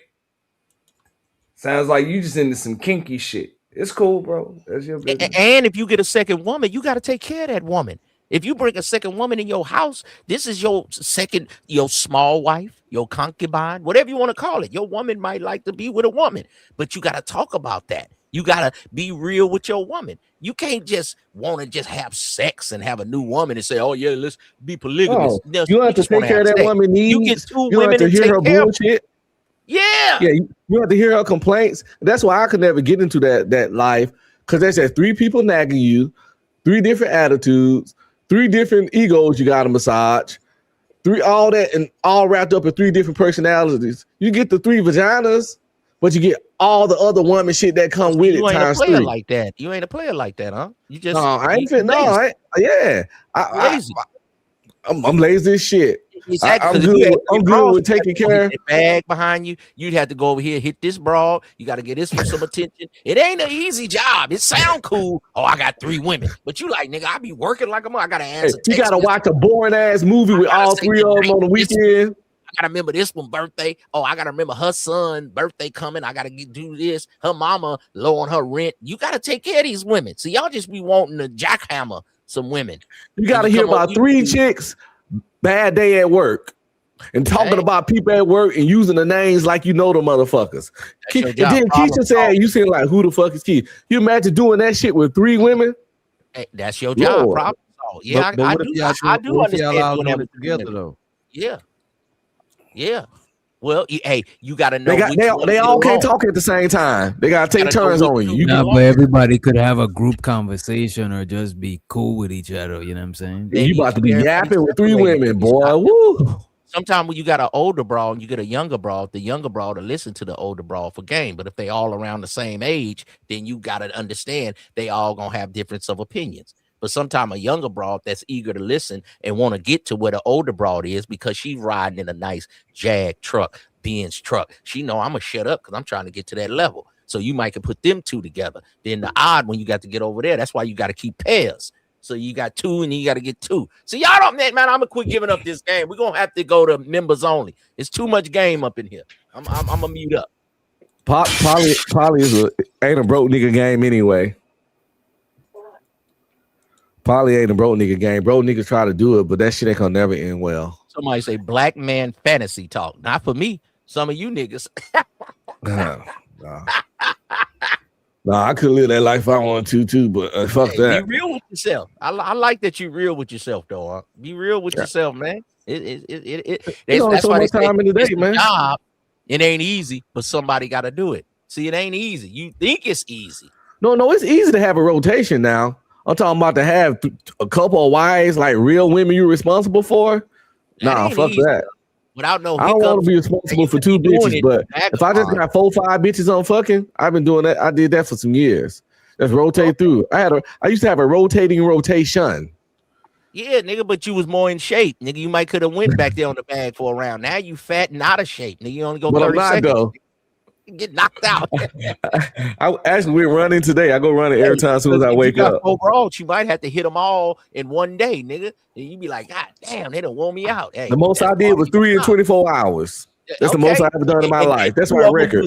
Was paid for, huh? 2 of them was hookers. Huh? No. All women that wanted me for me. Army, nigga. You know you was over there with the Viet Cong, nigga. I ain't never been there, but I heard it was fun over there though. I was in Korea. But no, I was fucking way before Korea. I went to Korea in 2007. No, man, I did a 3 in a 24-hour period. Was my record. But to go to DJ's topic, social media, it has made the hoeing. It has made a broad that really is a hoe have to show up and be a hoe. Cause see, I hate fake hoes. Trying to hoe on the weekend, trying to side hoe. If you're gonna be a hoe, go pro at being a hoe. Don't nobody come up to a Burlington coat factory and be trying to bother your job. So if you're gonna come out here and bother the hoes, go pro at being a hoe. Okay. Stop trying to play. What about the dudes that's trying to be a pimp though? What about the dudes that's trying to be a pimp? Well, y'all could you can say something about pro and then at being a hoe. Yo, why would somebody want to be a pimp when pimps are the pussiest niggas breathing? Well, you can say what you want. Oh my God! Shit just got real. Shit just got real. Yo, what just happened? There ain't no here with his muscles and shit. That's more. Yo, what just happened, bro? Okay, well, let me be a hood nigga and I'll kill other niggas. That's gangster. Let me be a hood nigga. Let me go to the penitentiary for 10 years. Fake, dog. All that's lyrics. But did you go to jail? Yeah, I went to jail because of a. Okay, so you miss pimp then, nigga. You nigga. So why you so smart if you went to prison, smart nigga? So if you a hood nigga, how did you go to prison, smart nigga? I just told you, bitch ass nigga. Well, I just told you always want to go to Sparta. You can't out talk the nigga. So now let's go to war. Bitch ass nigga. I got more muscles than you. Let's fight. A tough guy like you. When you run out of game, you want to go to war. Because y'all think the street shit is real. Nigga, you thought it was real. That's why you did 10 years in prison. Never. Did you do 10 years in prison? Breakfast to me, dog. Did you do 10 years in prison? Did you do 10 years in prison? Yo, you asking me questions you already know the answer to. Well, I'm answering you, sir. Can you answer the question, sir? Since you want to put me on trial, I'm putting you on trial. Did you go to jail for 10 years? Nothing, man. Okay, so you thought street shit I was want to real. know why. I want to know why you defended pimps just now. I ain't defending them. I'm just giving them the game. I said something about them then. Well, hey, you know what? A lot of niggas that don't have a mental capacity and they can't romance a woman, they can't talk to a woman. They want to go to straight Armageddon, Sparta, and they want to beat you up and want to beat anybody else up. And I hate that pimp shit. And they want to go to gangbang violence. Do you agree with me though about pimps? Hell no, I don't agree with nothing you talking about. So you think they're okay? I think if a bitch want to pay a nigga, that's her choice. Because she had plenty of time to leave. Yo. The bitch should have time to leave. Ain't There's nobody so holding many no reasons bitch why pimps are captivity, the- nigga. Listen, this is what pimps have, right? And they don't have anything else. All they have are the worst bitches alive. But nigga, And get the that's fuck it. out of here. They don't have You talk nothing about else. niggas, you know, nigga. Ain't nobody thinking about They get raggedy theirs ass from the very Philadelphia, bottom, nigga. dog. The women that are selling Please, boxes nigga. are from the bottom. Please, That's where they came nigga. from. You But you let me live at ask the you bottom. this. They're underneath everything else. They're underneath strippers. You live at the bottom where they got models, people over all there that. half dead on fentanyl. In Philadelphia, talking nigga, facts, I'm you talking ain't never the truth. seen a motherfucking bitch in the top floor suites. You ain't never seen a bitch at a golf tournament trying to knock off Tiger Woods. You didn't see the bitch that knocked off Shannon Sharp for 20 million. So Nigga, why'd you some say Russian any of that? mobster sent that bitch. Nigga, that was Why did you bring that up? Why'd you bring that up? because I wanted to. It has nothing to do with what I'm talking about. Nigga, that got a lot to do with it. No, it Because doesn't. Shannon tried to get a bitch 100,000 and she said no, and she got 20 million. So somebody was behind her. Somebody sent that bitch on Shannon. Somebody sent that bitch. Man. That was Buzzy. President. And the president had to pay. Nigga You did that never 'cause know. he Stormy can- Daniels might got a man. A pimp can only have the worst bitches. You next don't. to How him. you That know? means You he ain't is- never met one. You can't pimp your way out of paper He's bag. I did You got time all with that him. equipment over there, nigga. Come on, Please. man. You just want to beat up somebody in I brute don't want force. to beat up nobody. What the hell is you talking about? Well, you just said, all I know, fuck them niggas. I whoop them niggas. Them niggas ain't shit. I never said none of that. That stuff is in your mind, dog. Okay. You on the nigga shit, talking about violence and all that. Okay. Well, you was in a place where violence beget violence. If you was in the penitentiary for 10 years, you understand violence. So don't try to act like you so holier than thou, like you got a doctorate degree and 2 masters or something. Hush, nigga. I've never been violent towards anyone. All I've ever did was justice and self-defense. That's it. Well, that ain't So what. let me ask you this. Hey, Reese, quick question. Don't take it. You ever bumped into a Fleece Johnson type nigga in prison? That's a myth, man. That nigga ain't even real. I asked you, bro. Huh? I was just curious, bro. Ain't nobody doing that nowhere. I was in like 7 jails. I never seen nobody just going Brody somebody. He didn't do it. He was capping in the documentary. They had a bunch of outta big here, you man. bully niggas, man. Niggas I always believe want to bully anything, somebody. You could I'm tell a bigger than nigga you. anything. I'm gonna take your top ramen. Come on, man. Stop it. You know niggas bully niggas for their commissary. And they get stabbed up every time. Okay, well, not every time. Sometime a nigga have a little bit of muscle behind. Rarely. You know what I'm saying? Y'all just mad because a P get it off the mouthpiece. And you niggas want to use military tactics, and you He can't get a don't get bitch. nothing. Right. No, he only gets the bottom chicks, the worst ones in the world. Now who said that?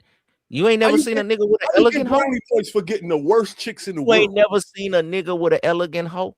All them bras that got Tiger Woods, you think they don't got no man? You think a So hoe let don't me want a man? let me ask you this, Reese. When you say the worst women in the world, how you measuring that shit?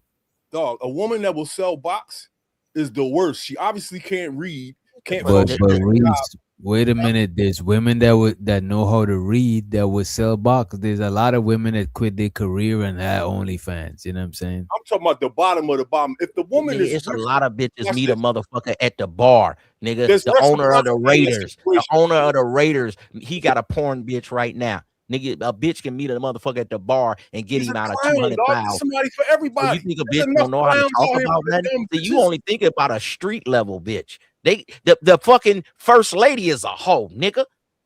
Oh my God. President Trump found that bitch out the whole house and said, "Oh my God, this bitch is beautiful. I want this hoe." That's wild. That's wild, nigga. Go fax it up. Melania was a hoe. I'm not Googling shit about the president. Okay, then. and his Well, wife. believe All what that I'm shit is telling you lies. then. Nigga, this game, some of these niggas' wives is hoes. If you didn't have no money, they wouldn't be your wife. You green, goofy, guacamole L7 ass nigga. I got laughed Leaving with your wallet. When the bitch leave with your wallet, you seen the Wolf of Wall Street. Soon as his money was gone, she said, "You know what it is, nigga." Yo, And so she when you blew talk on about- that nigga. In all seriousness, right? You talk about all the debaucherous, evil stuff that goes on in black communities, right? Pimps are right down there with the drug dealer and the home invader and all of that, carjacker and all that, right? Now they home invaders when a nigga ain't saying nothing but some words out his mouth. No, I'm saying they're in the same category. A motherfucker ain't invaded nobody's house with words. They're not doing nothing good though for the community. Well, words. That's why conversation rule the nation. That's words. A poem. That don't mean nothing, yo. Words. Ain't nobody made no broad do nothing, bro. That's all I'm saying. Just because y'all can't make a bitch move. Y'all be mad when y'all can't make a bitch move. And you be mad. That nigga can tell a bro something and she could go out there and sell that box and bring the money back to him. You need game. If you need what game, did this nigga do to get that bitch to do that? Hold up, though. And other niggas be mad because they all can't you doing do is chopping. All you doing is spitting some rehearsed lyrics. If you really, hey man, it all comes to my mind. You don't need lyrics. If you him, you don't need lyrics. Well, you're not a woman. You don't. I'm not trying to knock manipulation skills. All I gotta do is show up somewhere. Well, okay. Well, go down and talk to every hoe in the do all world. that extra stuff. Don't do that. Insecure. I don't do that. I'm insecure about what? And pimps are worse. I'm insecure about what? You hiding on the camera, nigga, back in the screen, adjusting your mic, nigga. I'm not no avatar, nigga. I've never cammed down in history. You hiding, Ever. nigga. Yeah, well, come to the mic then, nigga. Say it with your chest. I care about my niggas. Look at that. I'm gonna show See what I told you? You got to evoke an emotion in a bitch, you nigga. Don't care. She got to be able to cry, laugh, and you be able to evoke an emotion in a nigga too. See how I got him in his emotions? See how I got him in his feelings? Words. See, conversation rule the nation. These words, my words is weapons, nigga. That's why the pen is mightier than the sword. Doc got the whole panel cammed up except for you. So let me ask you this. Let me ask you this, Reese.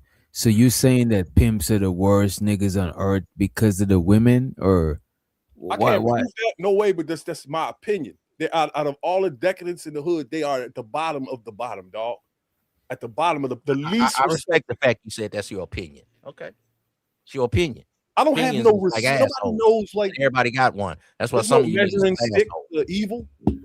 Evil is evil. And the next chick you met, she might have sold some box. So that make her a hoe? Because if you knocking broads 30 and 40, they might have sold some box along the way. You ain't knocking 20-year-old virgins. A lot of y'all broads sold some box. I ain't never had a virgin, dog. I ain't never was in a service for a minute. She just don't want to tell you about that. Like some women say, Philly, nigga, you gotta be 13 to catch a virgin. I don't even want to go there with you. We ain't gonna start the Corey Holcomb I don't like stuff. that conversation, right? But no, he was saying girls fuck fast where he's from. That's all. Been around the block, my guy. Believe that. Get killed at the corner store. As soon as a girl reaches 12, she turn a whore. And niggas serve. Let's not do that. Every time we see the real you. Stop it, Corey. Stop it. Let's chill. Stop it, Corey. You know what? Have that kind of conversation over it's here. Real here, y'all. This is hell. You don't know what this is. Is that right? You just know your hood. You don't know real hell. No, I don't want to be in hell, nigga. I want to be in some elegance, man. I want to be in heaven, man. You understand? See, you use a Sparta, nigga. You want to always go to war. You always want to fight. That's why you niggas be in prison, if you want to fight.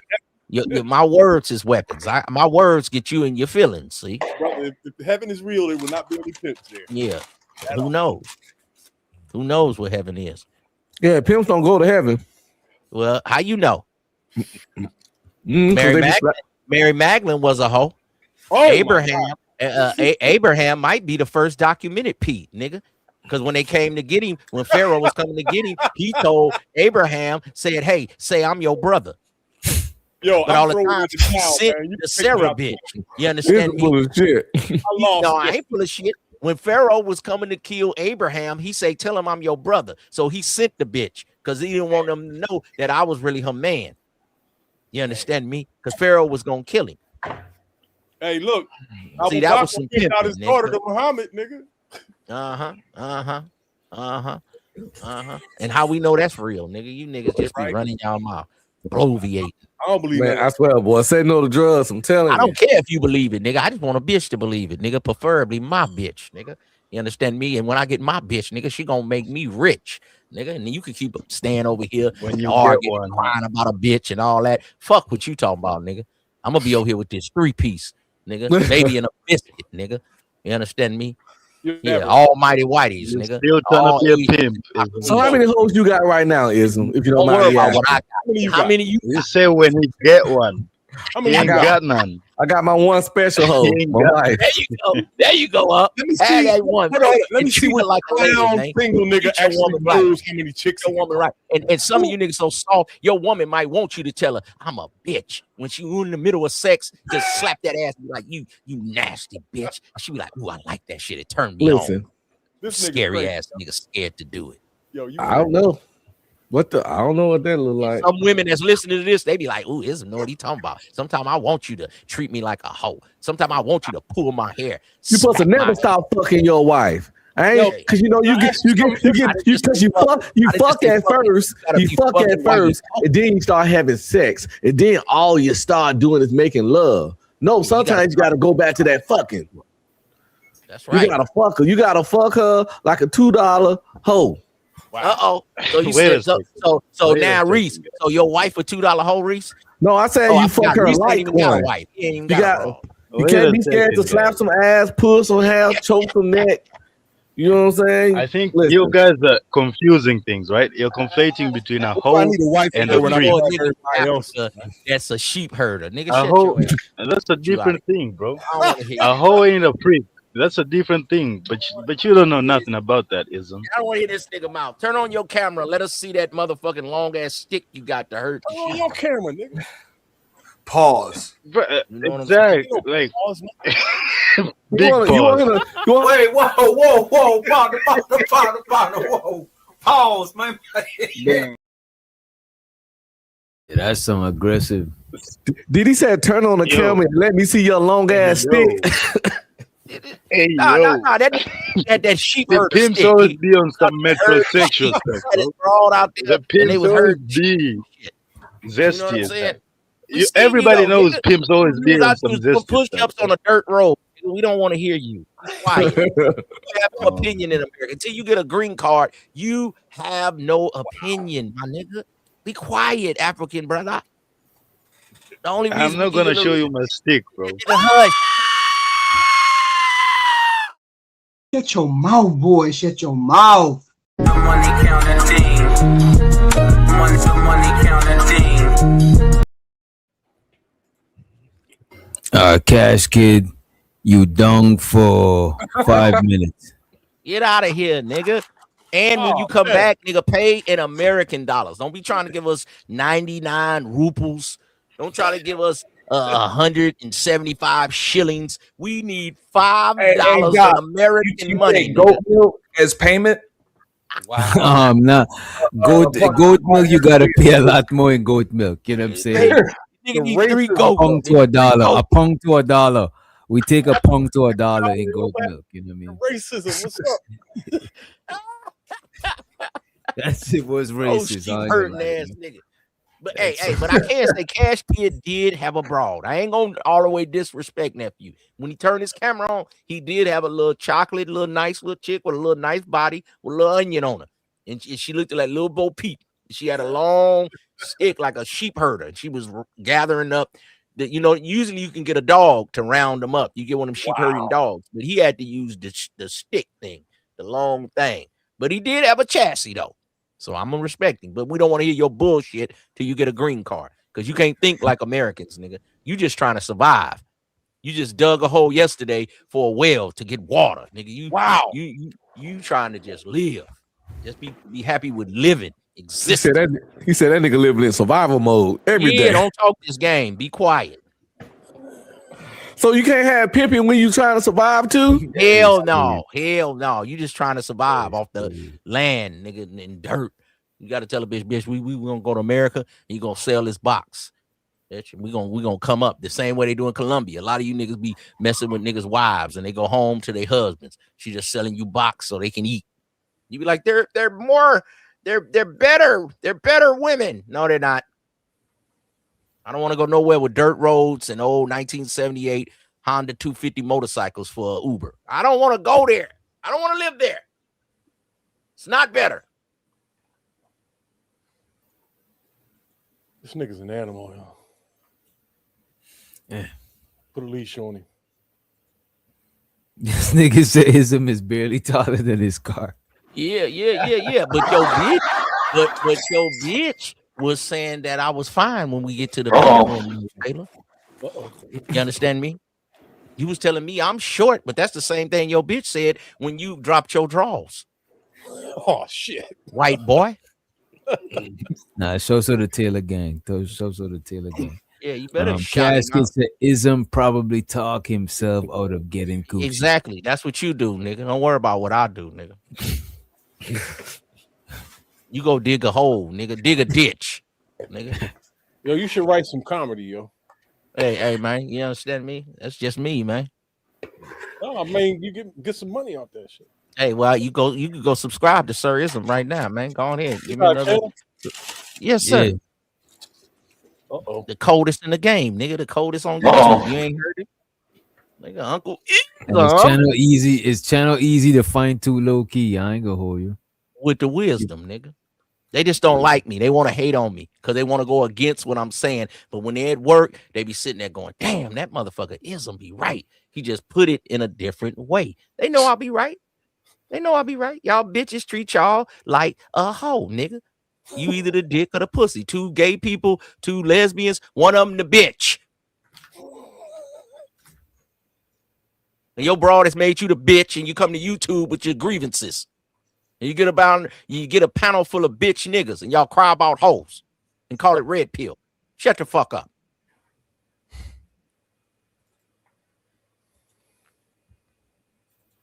So your channel is going against red pill niggas. Oh, you can put it in the microwave. Thank you. I'm going against anything that ain't this game. You ever been to Ism's channel, Reese? Nah, I've been finding out about a lot of people's channels just recently. I didn't even know this many people had channels. I'm gonna be real, man. And I ain't gonna let Ism say it, man. Ism had a litty ass channel, man. When I first came in this motherfucker, man, Ism shit was like a party every other night or every night, whatever, bro. Like for real, he was playing all that music. Ism had all the hoes over there. I ain't even bullshitting you, man. He could tell you what happened with it. You know what I'm saying? He had to take a little change in direction or whatever. But that shit was litty over there, man. What happened to your the game though? What happened to the motion Ism? Well, you know, we was around that Corvette time. Around Corvette, we was going up every night. And you know, people getting to their different romances and people was dating each other and all that. And I don't want to be a part of all that. Then I kind of took a break from it. And I had some different things happen in my life. So I couldn't do YouTube every day like I want to. You know what I'm saying? But around COVID time, with you though, was kicking it every night. That Rona time, I heard that time was like a sweet spot for content creation that we're not gonna get back.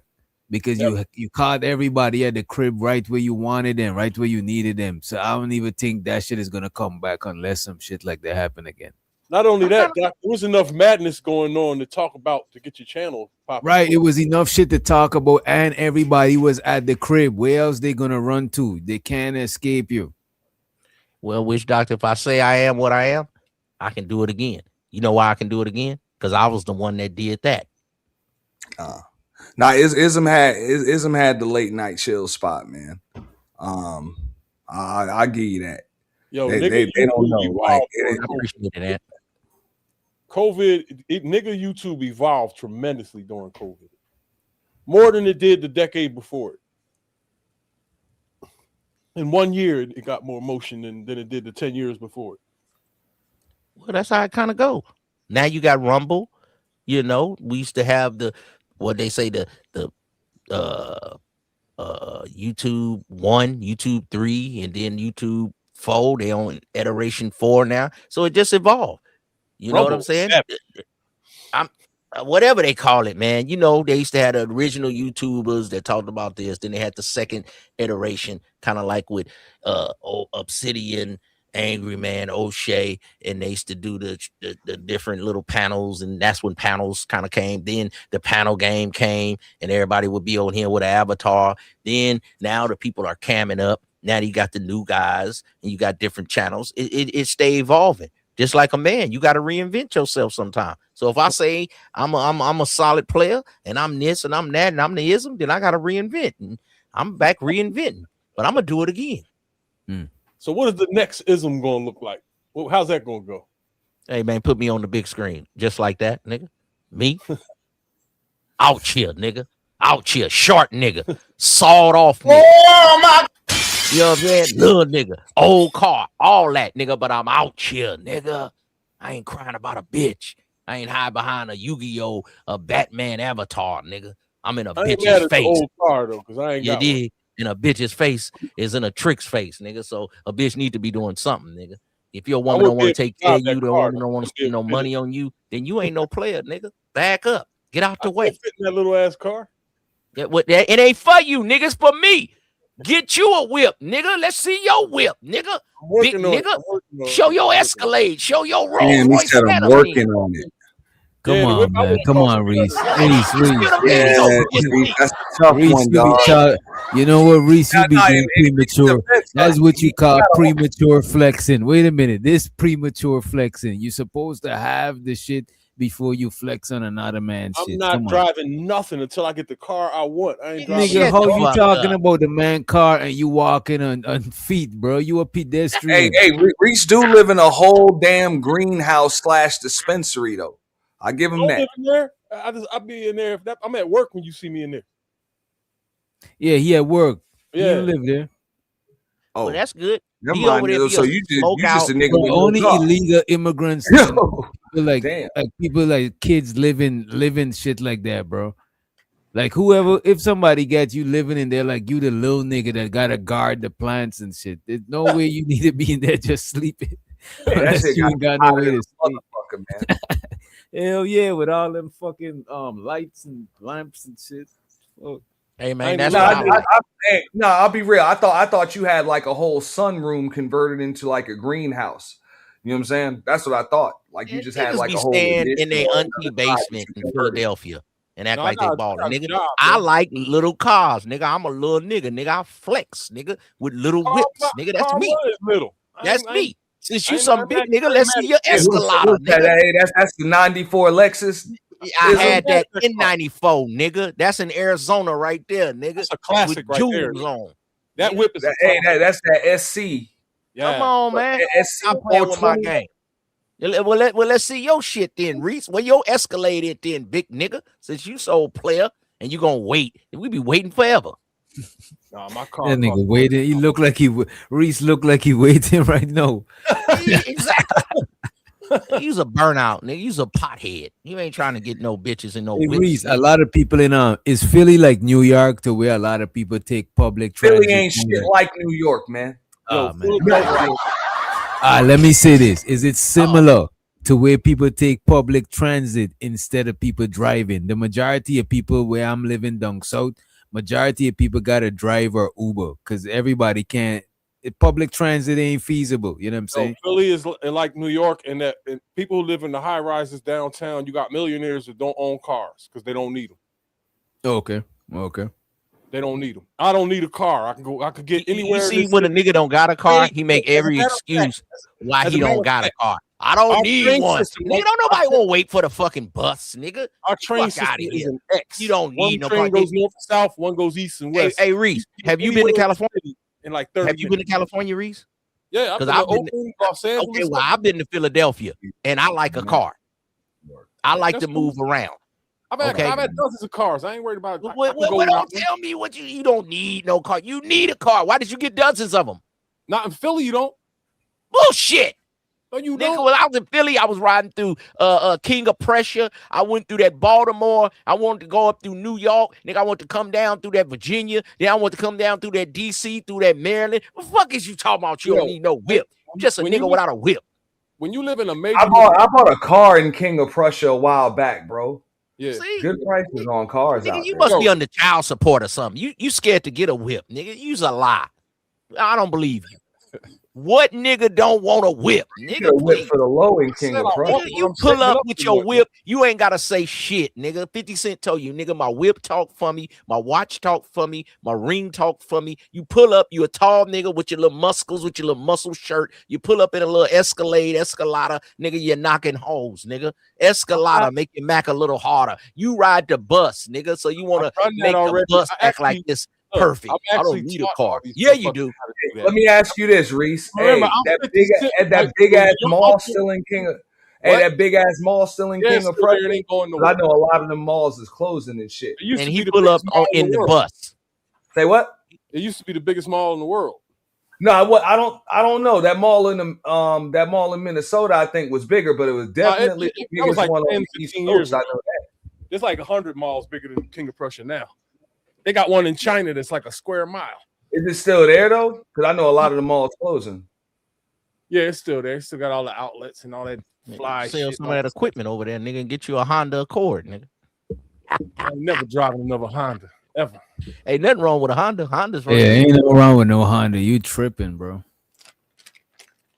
Like that's like one of the only shit I would buy used. You know what I'm saying? Like Honda or Toyota, nigga. I'm one of them niggas that drove rare cars that other people didn't have. Like back in the 90s when everybody had Volvos and Benzes. Bro, that's stupid, bro. Come on, bro. That's not even. That don't make sense, bro. That's bro. You Nigga, driving a weird car, garage. it better be some sort of foreign, some expensive That's what I shit. thought he was about to say. That's what I'm saying, right? Yeah, he just, bro, weird shit. You can't even find parts to maintain that shit, bro. I didn't even finish my sentence. Y'all don't even know what I meant. Go ahead. You said a Volvo, bro. Nah, I said when niggas was riding around in rimmed up Volvos and Benzes and BMWs, I had a Sterling. And my joint was faster than all of this. I remember the Sterling. The Sterling actually was an Acura. After the Sterling came out, it had about 3 years, and then they turned it into the Acura. I remember the Sterling, niggas. The baller niggas had the Sterlings. I remember them.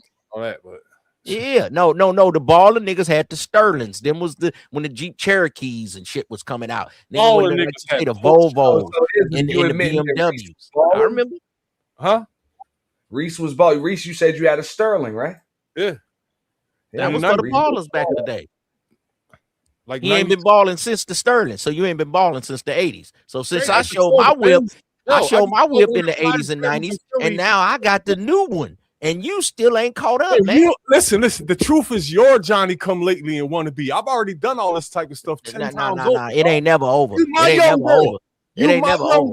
I'm You OG. don't never see the uncle pull You up. want to be like me. Don't ever forget that. Why would I want to be like you? From that group. You see how this nigga is flipping it? Why would I want to be like you? You came along later and then Wait, which one of y'all is older? Who's older? Y'all still imitating us right now. Who's older?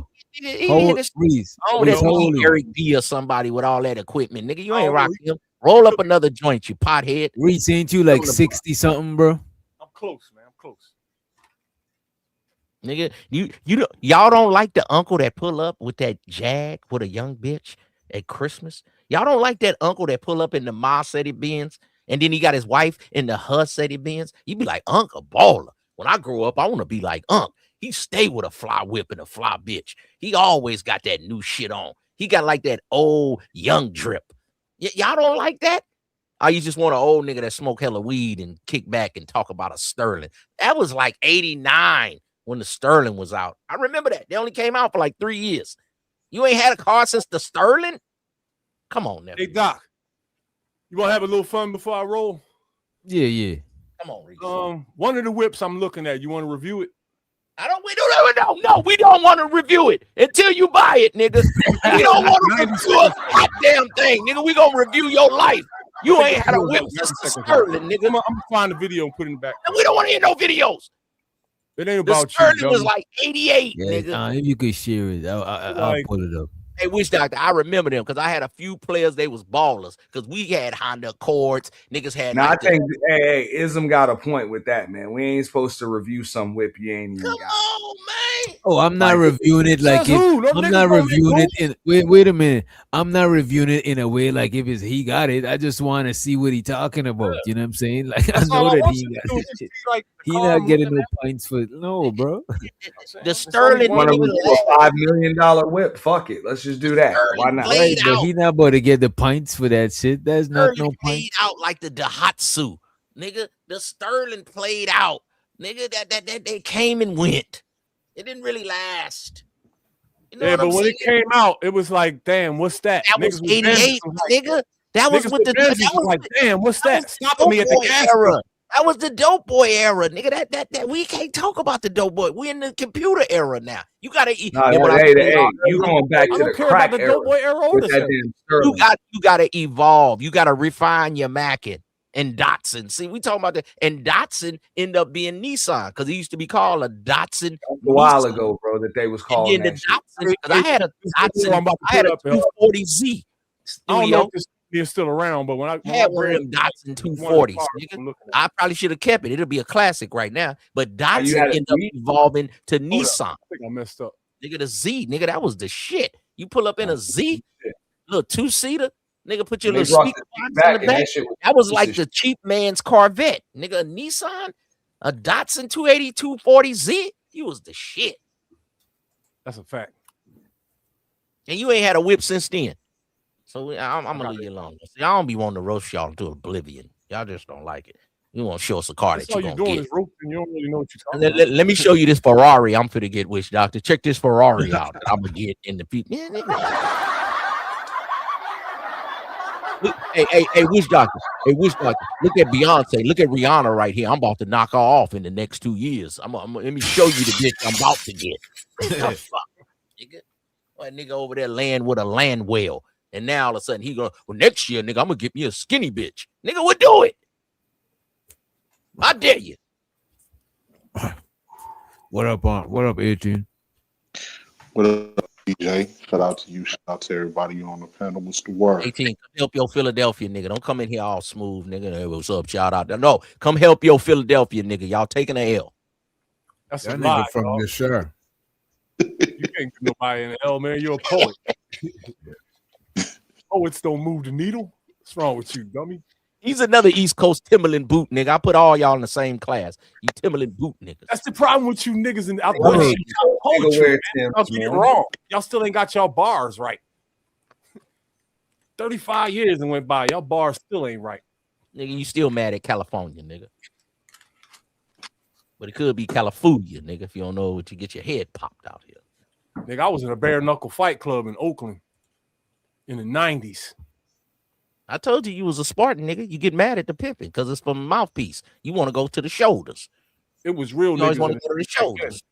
Bare knuckle backyard wrestling. All that. Bare mouth knuckle, nigga. We talk. Soft niggas is pushing keys now. Soft. You gotta always fight. Yeah, with See, joysticks. This is why this nigga been to prison. He always want to fight somebody. That's the problem. The pen is mightier than the sword. You always want to go to war. You always want to battle. You could cut 50 pens in half with a sword. I bet you love DMX. I want to fight. That nigga say you could cut a pen with a sword. See, a nigga don't want to be like Sugar Free or E40, Too Short, and just talk a bitch out of draws. Nigga want to bitch, give me the draws. Too Short had the bag. He's like Who 5'1". is this nigga you with? I beat that nigga up. Look, see, you talking about niggas height, size, and all that. See that? See that? Niggas always want to fight because God blessed them with a little bit of height and some muscles. So It now ain't you us, want man. to It's the short niggas that go every around single trash, nigga. starting all You the just trash. talk down on Too Short. You supposed Yo, to the talk short, bitch the out the short draw. dudes start all the trouble in the hood. Man. Y'all put so many people in jail. It's ridiculous. You Well, want we supposed to listen to you, huh? We supposed to listen to you. You can do what I say, and so I'm gonna whoop your ass, nigga. I'm bigger than you. Fuck you, niggas. Knocked you for the bitch, nigga. And I probably won't even give you a service call, nigga. Nigga, I had you over there worried for a week, nigga. But see, a real P, he gonna tell you, hey, man, check this out. I got that bitch, man. So don't be looking for her, man. Break the dinner plate. She ain't coming home for dinner. Try this food channel real quick. Yeah, you better. I'm gonna get you some game, nigga. Pull up. But social media has a lot of people, though. Witch Doctor, that's your topic. I got hey, y'all mind if I change the subject briefly, man? I got a question for Reese. Uh-oh. Sure. Reese, no. What happened to your chick, man? The on the block with Jen chick. Like I was cool with her, but I didn't. Yeah, I know. That's why I was gonna ask you, because that bitch used to talk hella shit to all types of motherfuckers, and then when they would check her ass, here you would come. So I was curious what happened to her, bro. Who's that? So her channel was like more pink pilled and red pilled. So I'll be on. Yeah, you was jumping in front of live ammo for that mean ass bitch, bro. Huh? Yeah. What happened? You used to jump in front of all types of live ammo for it, man. What happened? Same thing I do on Sharon channel or whoever else is simping. So you a hoe saver? Cause I remember when Aunt T was going at that broad, that little light skin. She was just mean, bro, for no reason. That on your channel one time, Aunt. You was going at her a little bit. Yeah, a lot of niggas went at her. And so this nigga, bro, because she was trying motherfuckers, bro. Yeah, I didn't you know her. saving hoes because they pretty, huh, Reese? She was a pretty big forehead, light skinned bitch. See what I told y'all about them big forehead, light skinned women? These niggas will save them. I was on everybody's channel, dog. I'm subscribed to like 500 people. I was just curious if he knew what happened because Reese was over there, you know what I'm saying, going hard for it, and you don't even know where the bitch at now. And she didn't even give him no pussy, huh? That's all I'm about to say, bro. Reese used to be like, I'm gonna get me a chick like her. He say that shit. She just left you hanging, bro. No, you know who I was really digging on that channel though? That chick Annalicia. Philadelphia. Bro, that bitch was worse than the first bitch. That's why I liked her, yo. That's why I liked her. The worst. You trying to fix a bro? Center flamed her the fuck up, bro. Out here in the real world, fam, that chick, I would have destroyed her with half of my dick. Hey, man, I don't want to hear about those. Hey, bro, you say one more word about your Johnson, I'm gonna drop. All of that. You don't want to hear about that, bro. That's what I do. That's my lane. Them chicks that talk like I was just curious because I ain't seen her up in the algorithm. All of that can be killed, all of it, in one day. And if you don't know that, that's your fucking problem. That goes for the whole. Nah, because with all of this shit coming with your boy, the bag chasing dude, I'm surprised she ain't come out the woodwork and start popping shit too. That's why I was curious. I ain't mad at dude, man. I ain't mad at like everybody else is. This nigga Reese be willing to put it all on the line. I know. No, bro, no matter. Hey, bro, this bitch used to be dead ass fucking wrong, bro. She used to be dead ass wrong, mean as fuck, talking out her ass, and then you go check the bitch, and here come Reese, bro, jumping in front of The live sacrificial lamb, Reese. Oh, hey, man. For some pussy, he ain't never gonna get. I don't remember that. Reese. Now you don't remember. Oh my God! Hold on, watch this. The way you saying it and that little shit you trying to do, I don't know where that's coming from or what it's for, dog. But I don't remember like the way you saying it and all that. Fam, what's up with me and you though? Bro, you know I got. Hey, I got the file. I got the file, bro. No, you coming up there and you're like, I'm gonna show my abs, and I'm gonna get me a chick like this Jen bitch, like Jen. Go ahead, I'm gonna let you go first, bro. We're not talking about files no more. What's up with me and you? What you got? What the fuck, bro? That sound weird as fuck, bro. Why that shit just sounds weird saying that shit. It sounds like you say my name just now. I know your ass been to prison, but don't talk to me like that, nigga. Don't talk to me like that, nigga. Don't talk to me on some what's up with me and you. Did you choose me? That's some weird ass shit. Don't fucking talk to me like that, nigga. No, why is you talking over me? Why am I talking over you? The fuck you just said to me, dog? That shit sound like some yag ass shit, bro. You better curb that shit. Rephrase that motherfucking shit. Why did you choose me? What's up? What do you want to do? I ain't choosing on you. That man ain't choose on you, bro. Hold on. You want to choosing with me? You choosing it with me, dog. Bro, I said I had a question for you. You answered. You don't even know where the bitch at. You used to jump in front of live ammo for the bitch. Bitch done dipped. She done left you hanging, and now you're somewhere else looking for him. It's all good. I ain't mad at you, Reed. Man. I fucked with you, bro. Dumb nigga. Oh, you hate us niggas, but you love the hoes, though, man. You said you was hoe sympathizing, man. He said you was a rest haven for hoes, man. He said you was jumping in front of live ammo. Hey, ism. The term is crash dummy. He was a crash dummy for hoes. He was a crash dummy for that hoe. Oh my God! You was sharper than that, my nigga. You use the internet to poke at people like the rest of these people. In a million years, you would never ever challenge me. Nothing. What's going on? Backgammon or thumb wrestling, nigga. Nah, bruh. Nothing. Pac-Man. Nah, man, pack you up. I play some backgammon, nigga. You know what I'm saying? Reese. You know what I'm saying? Backgammon, little Jim Rummy, all that shit. He told me like I had a belt or something, man. Bet something. Yo. No, I'm just fucking with bro. That was years ago, so it's all good, bro. Yo, I got a serious I go question. on simp channels and simp. I used to go on Daryl Long channel and simp. All right, I got a question for you feel though. some type of shame for me on me? I'll do some simping right now. No, for real. I've been meaning to ask you that though. I just been meaning because I was curious. That was a simp channel. Huh? That was a simp channel. Bro, then it turned into some other shit, bro. Like some, I don't know what the fuck. Now, hold up. Now, since you was watching that channel, now I might know what you're talking about, and I ain't even gonna go and get it too far, but it did switch up. And if you that's why you know what I'm talking about, bro. That's when I left. Yeah. You feel me? And you didn't see me no more after that, fam. That It shit switched to sweet water. It switched to sweet Bro, water. yeah, bro. That shit turned into some deep, like some DEI shit, bro. I ain't got nothing against them kind of folk, yo. I'll talk to anybody, but I can't last that long, fam. I was like, bro, she left Reese from Philly hanging on some DEI shit.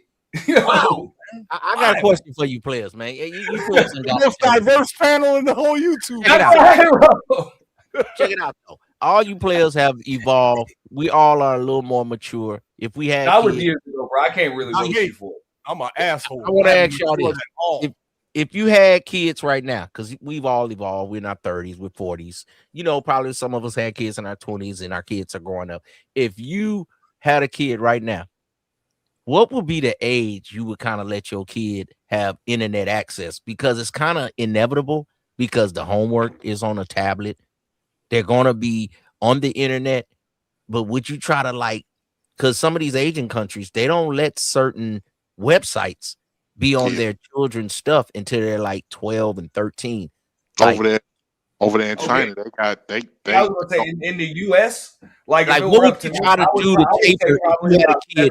Years old, but I would make sure there are some serious restrictions on that's what I'm asking. on what can be found. What would be the age right now? I want to answer it. So the age would be the age right now you would kind of let your kid have access to everything. You might let them be on some little kid channels and stuff, but what age would you be Instagram and the different things? That's teenage shit. I would that would be the day that they moved out. Damn, you going far. I would say 12, 13. Yeah, I was telling people that over a decade ago when I was cutting hair and I could touch everybody and I was bartending.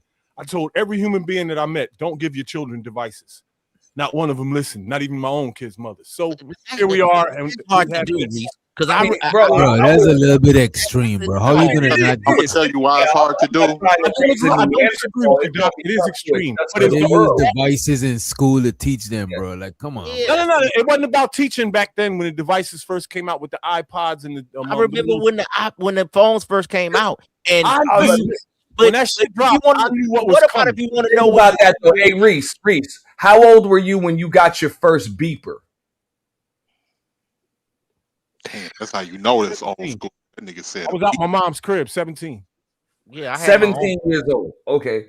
I know. I think I got my first beeper probably about 16, 17. But you gotta understand, in the 70s and 80s, a 17-year-old is equal to today's. I got a cell phone right afterwards, and that's when cell phone bills and shit was still high. So yeah, about 17. But I got my first phone line when I was about 13. Whatever. This. So that's what it was. Like that was the equivalent when we was coming up, having your own phone line in the crib. Dog, y'all had the Motorola beepers, huh? My first cell phone was $1,000, and it was $1 a minute. I had the brick phone back in the day. Mine was $300 a month, and I had unlimited, but after 7. Remember, motherfucker, you want to talk after 7? Yeah. Nights and weekends. You had a brick phone? I had a brick phone. What was the brick phone? They never had free weekends. Certain types of niggas that had them brick phones. What would you do? It was like a brick phone on one of my streams. I still got the damn What phone. brick phone y'all talking about? A Nokia shit? It was more like a brick. No, the Motorola. It wasn't Nokia. It was a Motorola brick phone. It was a Motorola. Had the and then they came out with a half a brick. First, it was the big brick phone, and then it was one smaller. But it was still a brick, but it was smaller and it had a little antenna on it. Okay. Believe it or not, I had one of those. Those motherfuckers, bro. That was the nights and weekend shit. But that big brick that you hold to the fucking side. That shit need never have nights and weekends, nigga. That was about a $700 a month bill, bro. No, more than that. More. Way more than that. My dad actually had the phone with the briefcase. Remember they had the briefcase like phone? Yeah. Fuck is going Hey, on, but that bro? shit work in the Yeah, car, niggas all that old. shit. Yeah. My dad had Y'all that like some old ass niggas. That's the early 90s. Nah, his the pop briefcase had had a battery in it that weighed about 20 pounds. late 80s, early 90s. Because I In the remember 80s, my dad the only had that. thing I remember. Ain't never that serious to have a phone that you gotta walk around with a whole briefcase. Nah, you know how it was, No. DJ. You know how it was. Niggas was stunned. Man. That's flexible. Niggas was stunned. The only thing I remember coming up back then, I remember the brick phones. I remember when niggas had the pages. I was a shorty, but I remember the car phones too. I remember when it was people that had car phones. Yeah, They were that is cars car. first. Yeah. Benz Some of came the with old, the car. some of the old BMWs, the Mercedes. Yeah, they had, Beamers they had came But phones. the Benz, niggas that was Beamer hustling, niggas that was hustling, they always used to hang around by the gas station, right? Because when they hustling, somebody hit them on the page, they'll go and use the payphone at the gas Right. station. Well, in Philly, there was fake payphones on like every other corner. Anywhere there was a store, there was a payphone. Yeah. Well, Yeah. well, I can go to when you used to have to give your kids It a was phone. a payphone And about my every auntie- damn 25, 30 feet on the damn sidewalk. What you talking about? Yeah, I they was remember everywhere. In the 80s, they were booths, They but was phone everywhere. booths were dangerous as hell. Oh my god! Yeah, Oh, yeah. I never saw a phone booth. I only caught saw up at a phone booth. You be able to try I to make a saw call a and phone niggas booth. could pull up on you. But I remember when I had to get my daughter a from New York, phone yeah. at like 13 or 14, and my auntie was trying to tell me no. And I was like, well, auntie, it's a gift and a curse because I want to know where my kid at. You remember y'all used to have to wait on us to get home and then check in with your mama. Or you used to have to remember 3 phone numbers, your mama, your grandmama, and your grandfather. You used to have to remember 3 numbers in your head. People now can't even remember 1 number. And when we get home, you call your parents and let them know, hey, I'm home or whatever. So when the phone came out, I was like, damn, it helped you find your kid immediately though. Hey, where you at? Oh, I'm almost home. Hey, do this when you get home. Hey, where you at? It was that not knowing where your kid was at between home and school. So the phone kind of gave you immediate, check in with your kid, but it was immediate out of pocket. I remember players back in the days didn't even want to get a broads on the streets phones. They say, man, that's an out of pocket tool. I was like, hey, man, the life is evolved, man. I ain't giving no bitch no phone. The bitch gonna be out of pocket with another nigga. But now we got social media. They be out of pocket just on social media, acting like they like a nigga, acting liking his photo. That's out of pocket. But y'all look at it like regular. If your broad like another nigga's photo or anything, that bitch is out of pocket, nigga. Man, it ain't no pimps no more, ism. Man, you stalking your mind. chick on social media ism. Lost your mind, nigga. Donald Trump is the biggest pimp there is, and he got a hoe named Melania. You done lost your just because you can't pimp your way out of paper bag, nigga. Please, not where you at. Please, nigga. Wait. Hold up. I know plenty of them. Nigga, it's less is more. There's plenty of us. It's hoes that's they own pimp now, nigga. No, they not. It ain't niggas. You think they don't want a man? Hey, ism, tell him. He talking about, bro, we had this conversation years ago. Is it possible for a hoe to be her own pimp? Go. She's still gonna want a man.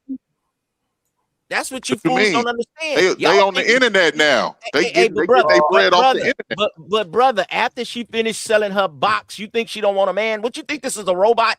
This is still a woman. She still want a nigga to dick her down that she gonna pay for and take care of, you fool. You think these bros just sell box and sit on there and play with theyself and they ain't got one dude that don't look at them like a hoe that make them feel like they're a regular woman. You ain't they gonna never die, you fool. Ain't as relevant as they was back then. Maybe not, because you gotta go to the underground. You don't walk up and down the blade and sweat bitches. You sweat bitches on the social media, like we talking about today. The new crack is Instagram. You talking about unkept hoes, man. An unkept hoe is her own pimp. Nigga, fuck out of here. Be on Instagram. Unkept hoes than kept hoes these days. Man, unkept hoes than kept hoes. Right now, come pull up and choose a nigga with 20 bands, nigga. What are you talking about? But if she gonna come up and give you 20 bands, then you gotta have your campaign in order. Then you got your Mercedes outside, nigga. You looking good, you jeweled up, nigga. You got Louis Vuitton on, you looking good. So a bitch want to give you some money. The nigga with money, they want to give money. What are you talking about? You think just because a hoe making millions of dollars, she don't want a man? You crazy? You think It ain't that even bro niggas out there doing that shit like that because you know why? Because a lot of those sex trafficking laws and all types of shit. They not out there pimping like they used to be pimping no more, Maybe man. not. That shit coming down with federal indictments. Okay, but it's still on the Niggas internet. scared of federal indictments. Well, They niggas still gonna want to get some money out of Broad, man, and Broads is still choosing. She's a woman. She want a man. She want to date all these suckers and tell them hurry up and get off, hurry up and get off. And she want to give her money to a nigga that treat her like a woman and go to Ruth Chris and go eat good and dick her down.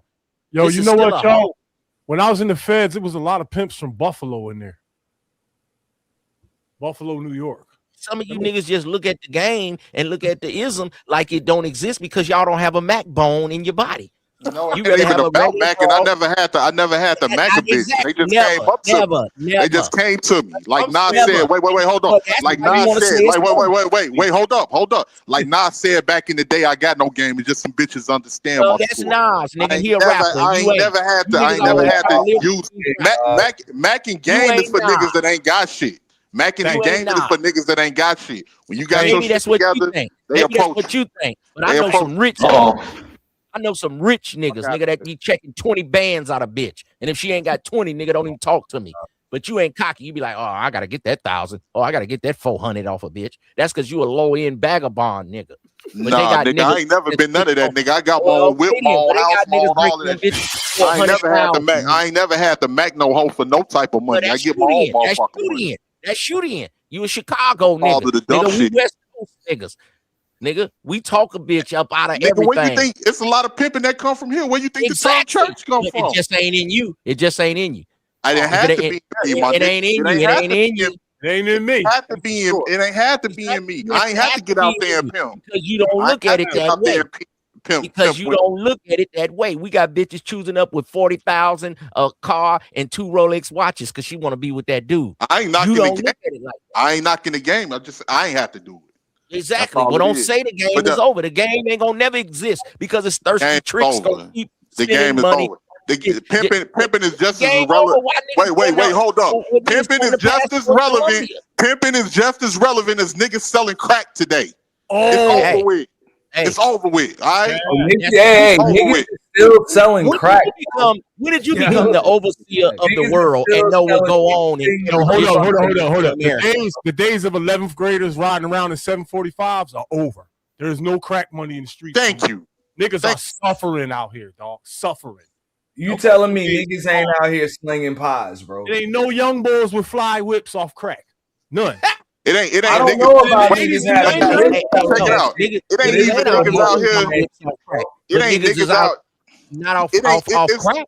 It's not niggas out here with Gucci links no more. It's not niggas out here with 24 karat gold like that no more. This younger generation is not. They don't make that money like that no more. It's still fiends out there busting down that bread. A lot of them millionaires and shit. And they just got bad habits. And it's still hoes out there giving that money over, turn that shit right over to niggas. So, but it ain't billions in it. Like America was getting high in the 80s and 90s. Because your glory days was in the 80s. Y'all niggas got to keep, y'all niggas ain't evolved. Hey, nephew, to you niggas listening, these is the niggas that didn't evolve. These niggas is stuck in the 80s and 90s and they ain't seen the new young nigga. The new young niggas is scamming.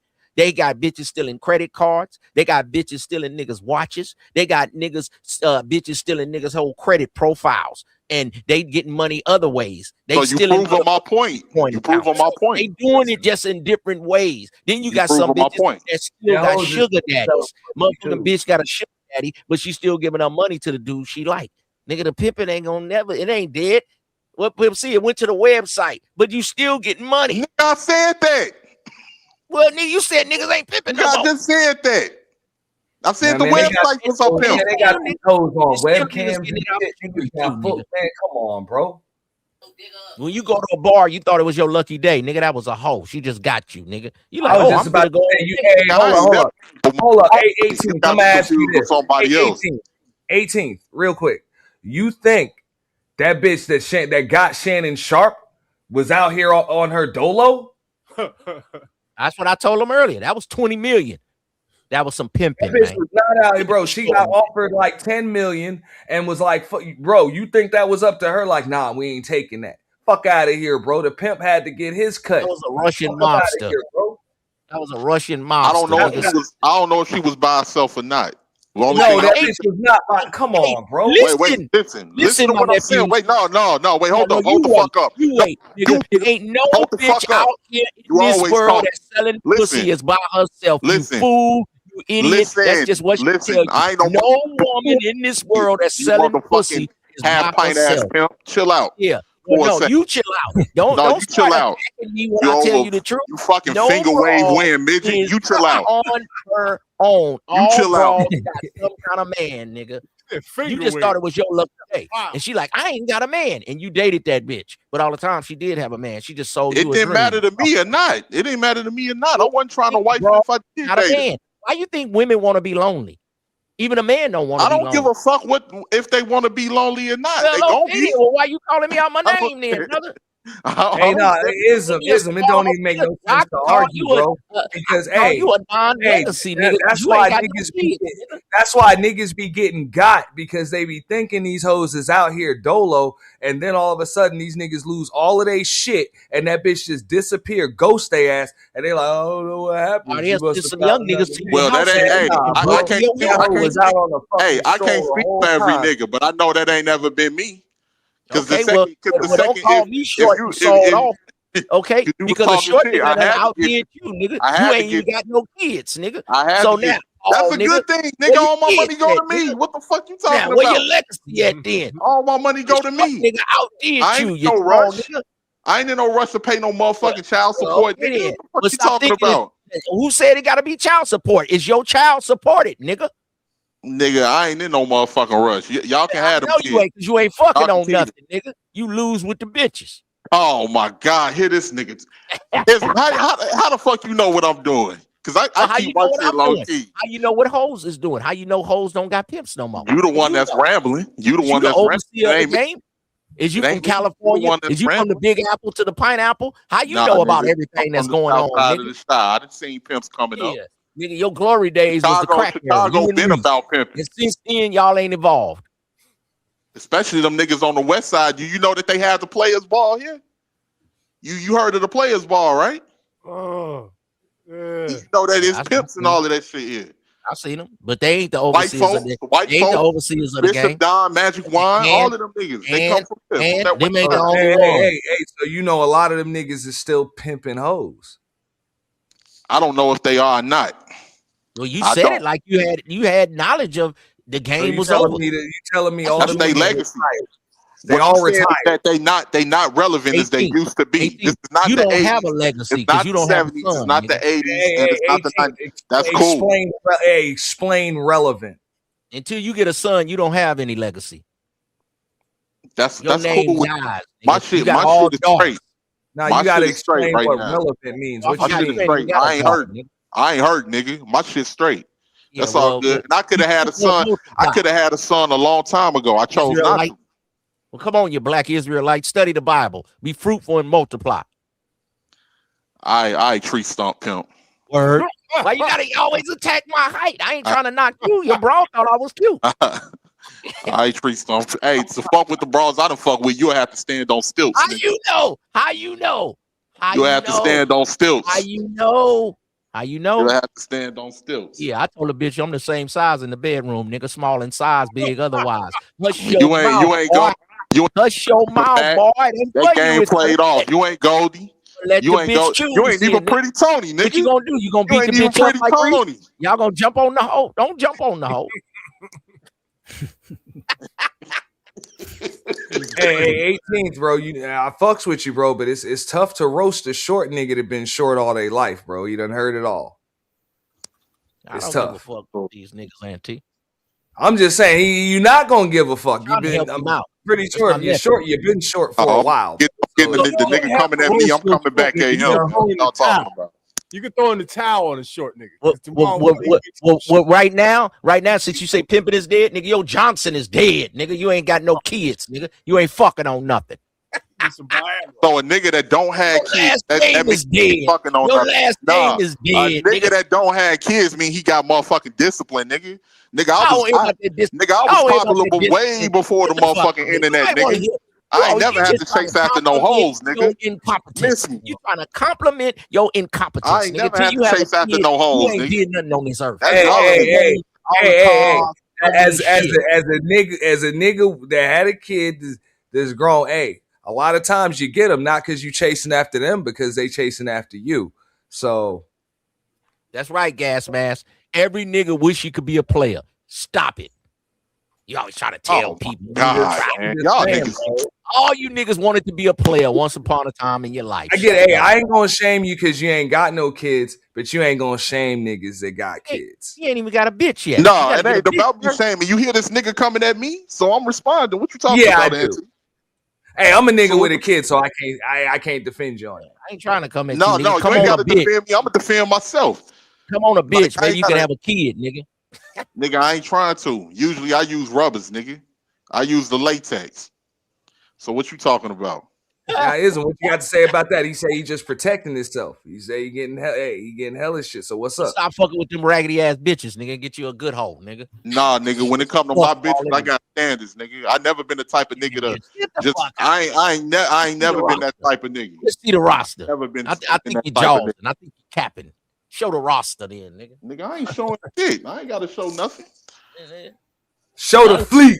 I ain't one of these niggas that that got allowed on the internet.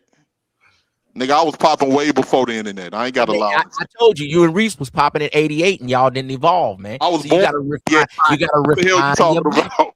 You gotta refine your now, nigga. You gotta refine your maggot. In the '80s, the '90s, you gotta reinvent yourself, nephew. Damn, bro. your Get back out here. You ain't in the '80s no more. That's hilarious. Exactly, nigga. We in the 2020 somethings now. 26, whatever year it is, nigga. Ism, you just allowed sawed-off shotgun shooting mouth. That's what I do. That's what I do. I ain't never been that nigga. See, I'm more smooth.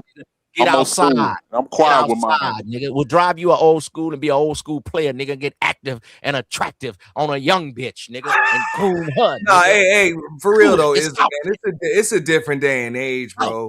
Like niggas had kids when they was in the Reese, you got a child or two, right? My son 37. Man. There you go. You got a grown up. What you was in your 20s or your late teens or something when you made them? I was young as shit. Yeah, you know what I'm saying. I was 22. You know when my son was born, I was 22 or 23, something like that. It's like the motherfuckers is waiting until they in their late 30s and 40s and shit to have babies now. I was 17. That's wild. 17, nigga. You're gonna be going to your kid's school old as shit. I'm about to say they're gonna be going to the graduation at 70 fucking years old. Oh, that's my dad. It's not that bad. God damn. Nigga, I was 17. I don't advise it, but I thought I was ready. It seemed to work out. My kids living their life. They ain't got no felonies. They ain't no street niggas. I got a lot of street people in my family. My son will be 20 years old, bro, next month. And that's good that he not in the streets. He didn't, because I got street people in my family. I got military people. I got good working people. But then I got some people that chose the street life. So if you choose the street life, I'm going to tell my son, hey, son, this will come along with it. Everybody don't, get to move through the game and get out, nigga. And I'm able to share this with you, niggas. Nigga, one of the best that ever did it and got away with it. And I'm here to talk to you. And you want to argue with me? Hush, nigga. One of the best to do it and get away with it. You was putting your charges on broad. Ever did it. Ever. Nigga, say it all the way. Nigga, don't cut my shit off. Nigga, one of the best that ever did it and got away with it, nigga. And I'm here to talk to you. Nigga, about to be a double nickel in the game, nigga. What's wrong with you? Nigga, saucy, nigga. Ain't too many niggas can talk to you right now. 55 kids, all doing good, nigga. I'm blessed by the best. Yeah, and I ain't gonna never stop shouting this game, nigga, because you never know, nigga. You got to take a chance to advance, nigga. You be at a bar and might meet a broad that's a widow. Might meet a broad that just came into some money. You don't know what you gonna meet, but you nigga just sit on the internet every night and don't go outside and talk about you're waiting for the right time and the right opportunity. It might never be the right time and opportunity. I've never been that nigga. What you talking about? Well, let's go then, nigga. Nigga, make you a children. Make you a children. Be fruitful and multiply, you black Israelite. I ain't no motherfucker. You know what? You that motherfucking pimp off. I'm gonna get you, sucker. Your game is out. The nigga that came out with the platform with the fish. Yeah, his that was gold me. fish Me. on Shoes in the shoes. and the Yep, I had motherfucking gold red fishing bottoms. That you. right? Yeah, but nigga, you was Fake shooting blank. ass Huggy Bear. Yeah, but you a fake ass man because you ain't got no kids, nigga. You ain't a father, nigga. Oh man, that you got all that don't knowledge. make of you a woman. man. You got all It's that niggas that got kids that making a man handle your responsibility. I'm not gonna argue with you on that one. I'm gonna just keep it real. That would have been rough for me to like wait an extra 20 fucking years and shit. Cause it's like, what if I don't get it right the first time? Like, what if you don't have your first one till you like 44 and then it come out a girl or some shit? Now you got to try again. Exactly. Like, damn, bro. Y'all name about to die, nigga. You niggas is getting old, nigga. Nigga, your legacy. And don't get me wrong, ain't nothing wrong with having girls. You know what I'm saying? Because hey, if it happened, it happened. But nah, you gotta have a son, nigga. I gotta try again till I get a niggas boy. that Like, have all girls are Yeah, angry these niggas. niggas talking bullshit. 18. Don't listen to these niggas. Auntie, No, these I niggas ain't that listening. got all envious and they of you, come out a Auntie. girl. Like, what the fuck, bro? When you get all girls, niggas be mad when you talk bad about women because they upset that they never had a son. This nigga was 17 when he had his first son. Nigga, Ain't you nothing was wrong still with having a girl, but it's like you gotta try again till you get it right. oh nigga. I don't like that. Air mattress with a baby. Girl dad. Trying to talk I'm shit. a girl dad. Well, you need to get a new bra to bore you a son. Nigga, they used to the king used to kill a bra if she wasn't able to bore him a son, nigga. Your last name dies, nigga. They gonna get married and get all the other names. That's kind of fucked up. That's one thing that kind of does annoy me in this space, dog. Like niggas be like, I don't know if y'all scared to make babies or any of that shit, bro. So that's one thing. I mean, Jay Prince do have a fucked up mentality, but at least he did that shit, man. Ain't nothing wrong because it's a great feeling to see your kids grow up, bro. And see him hit the milestones and shit like that. Bro, y'all niggas talking like if niggas is like about to expire. Like what the fuck are y'all niggas talking? No, it ain't. Hey, Doc, it ain't about that. Like you got plenty of time to make them. It's just like about seeing them grow up and then but that's the thing, bro. And all of that other shit, bro. If you wait that's until the you thing. Like a lot of us will have more time with our kids because ain't nobody trying to be working at 40 or none of that shit. You know what I'm saying? All that bullshit, witch doctor. Get the freak out of here. What about your grandbabies? Y'all niggas ain't even raise y'all kids. Nigga, I'm about to live till 100. He ain't about to have no kids.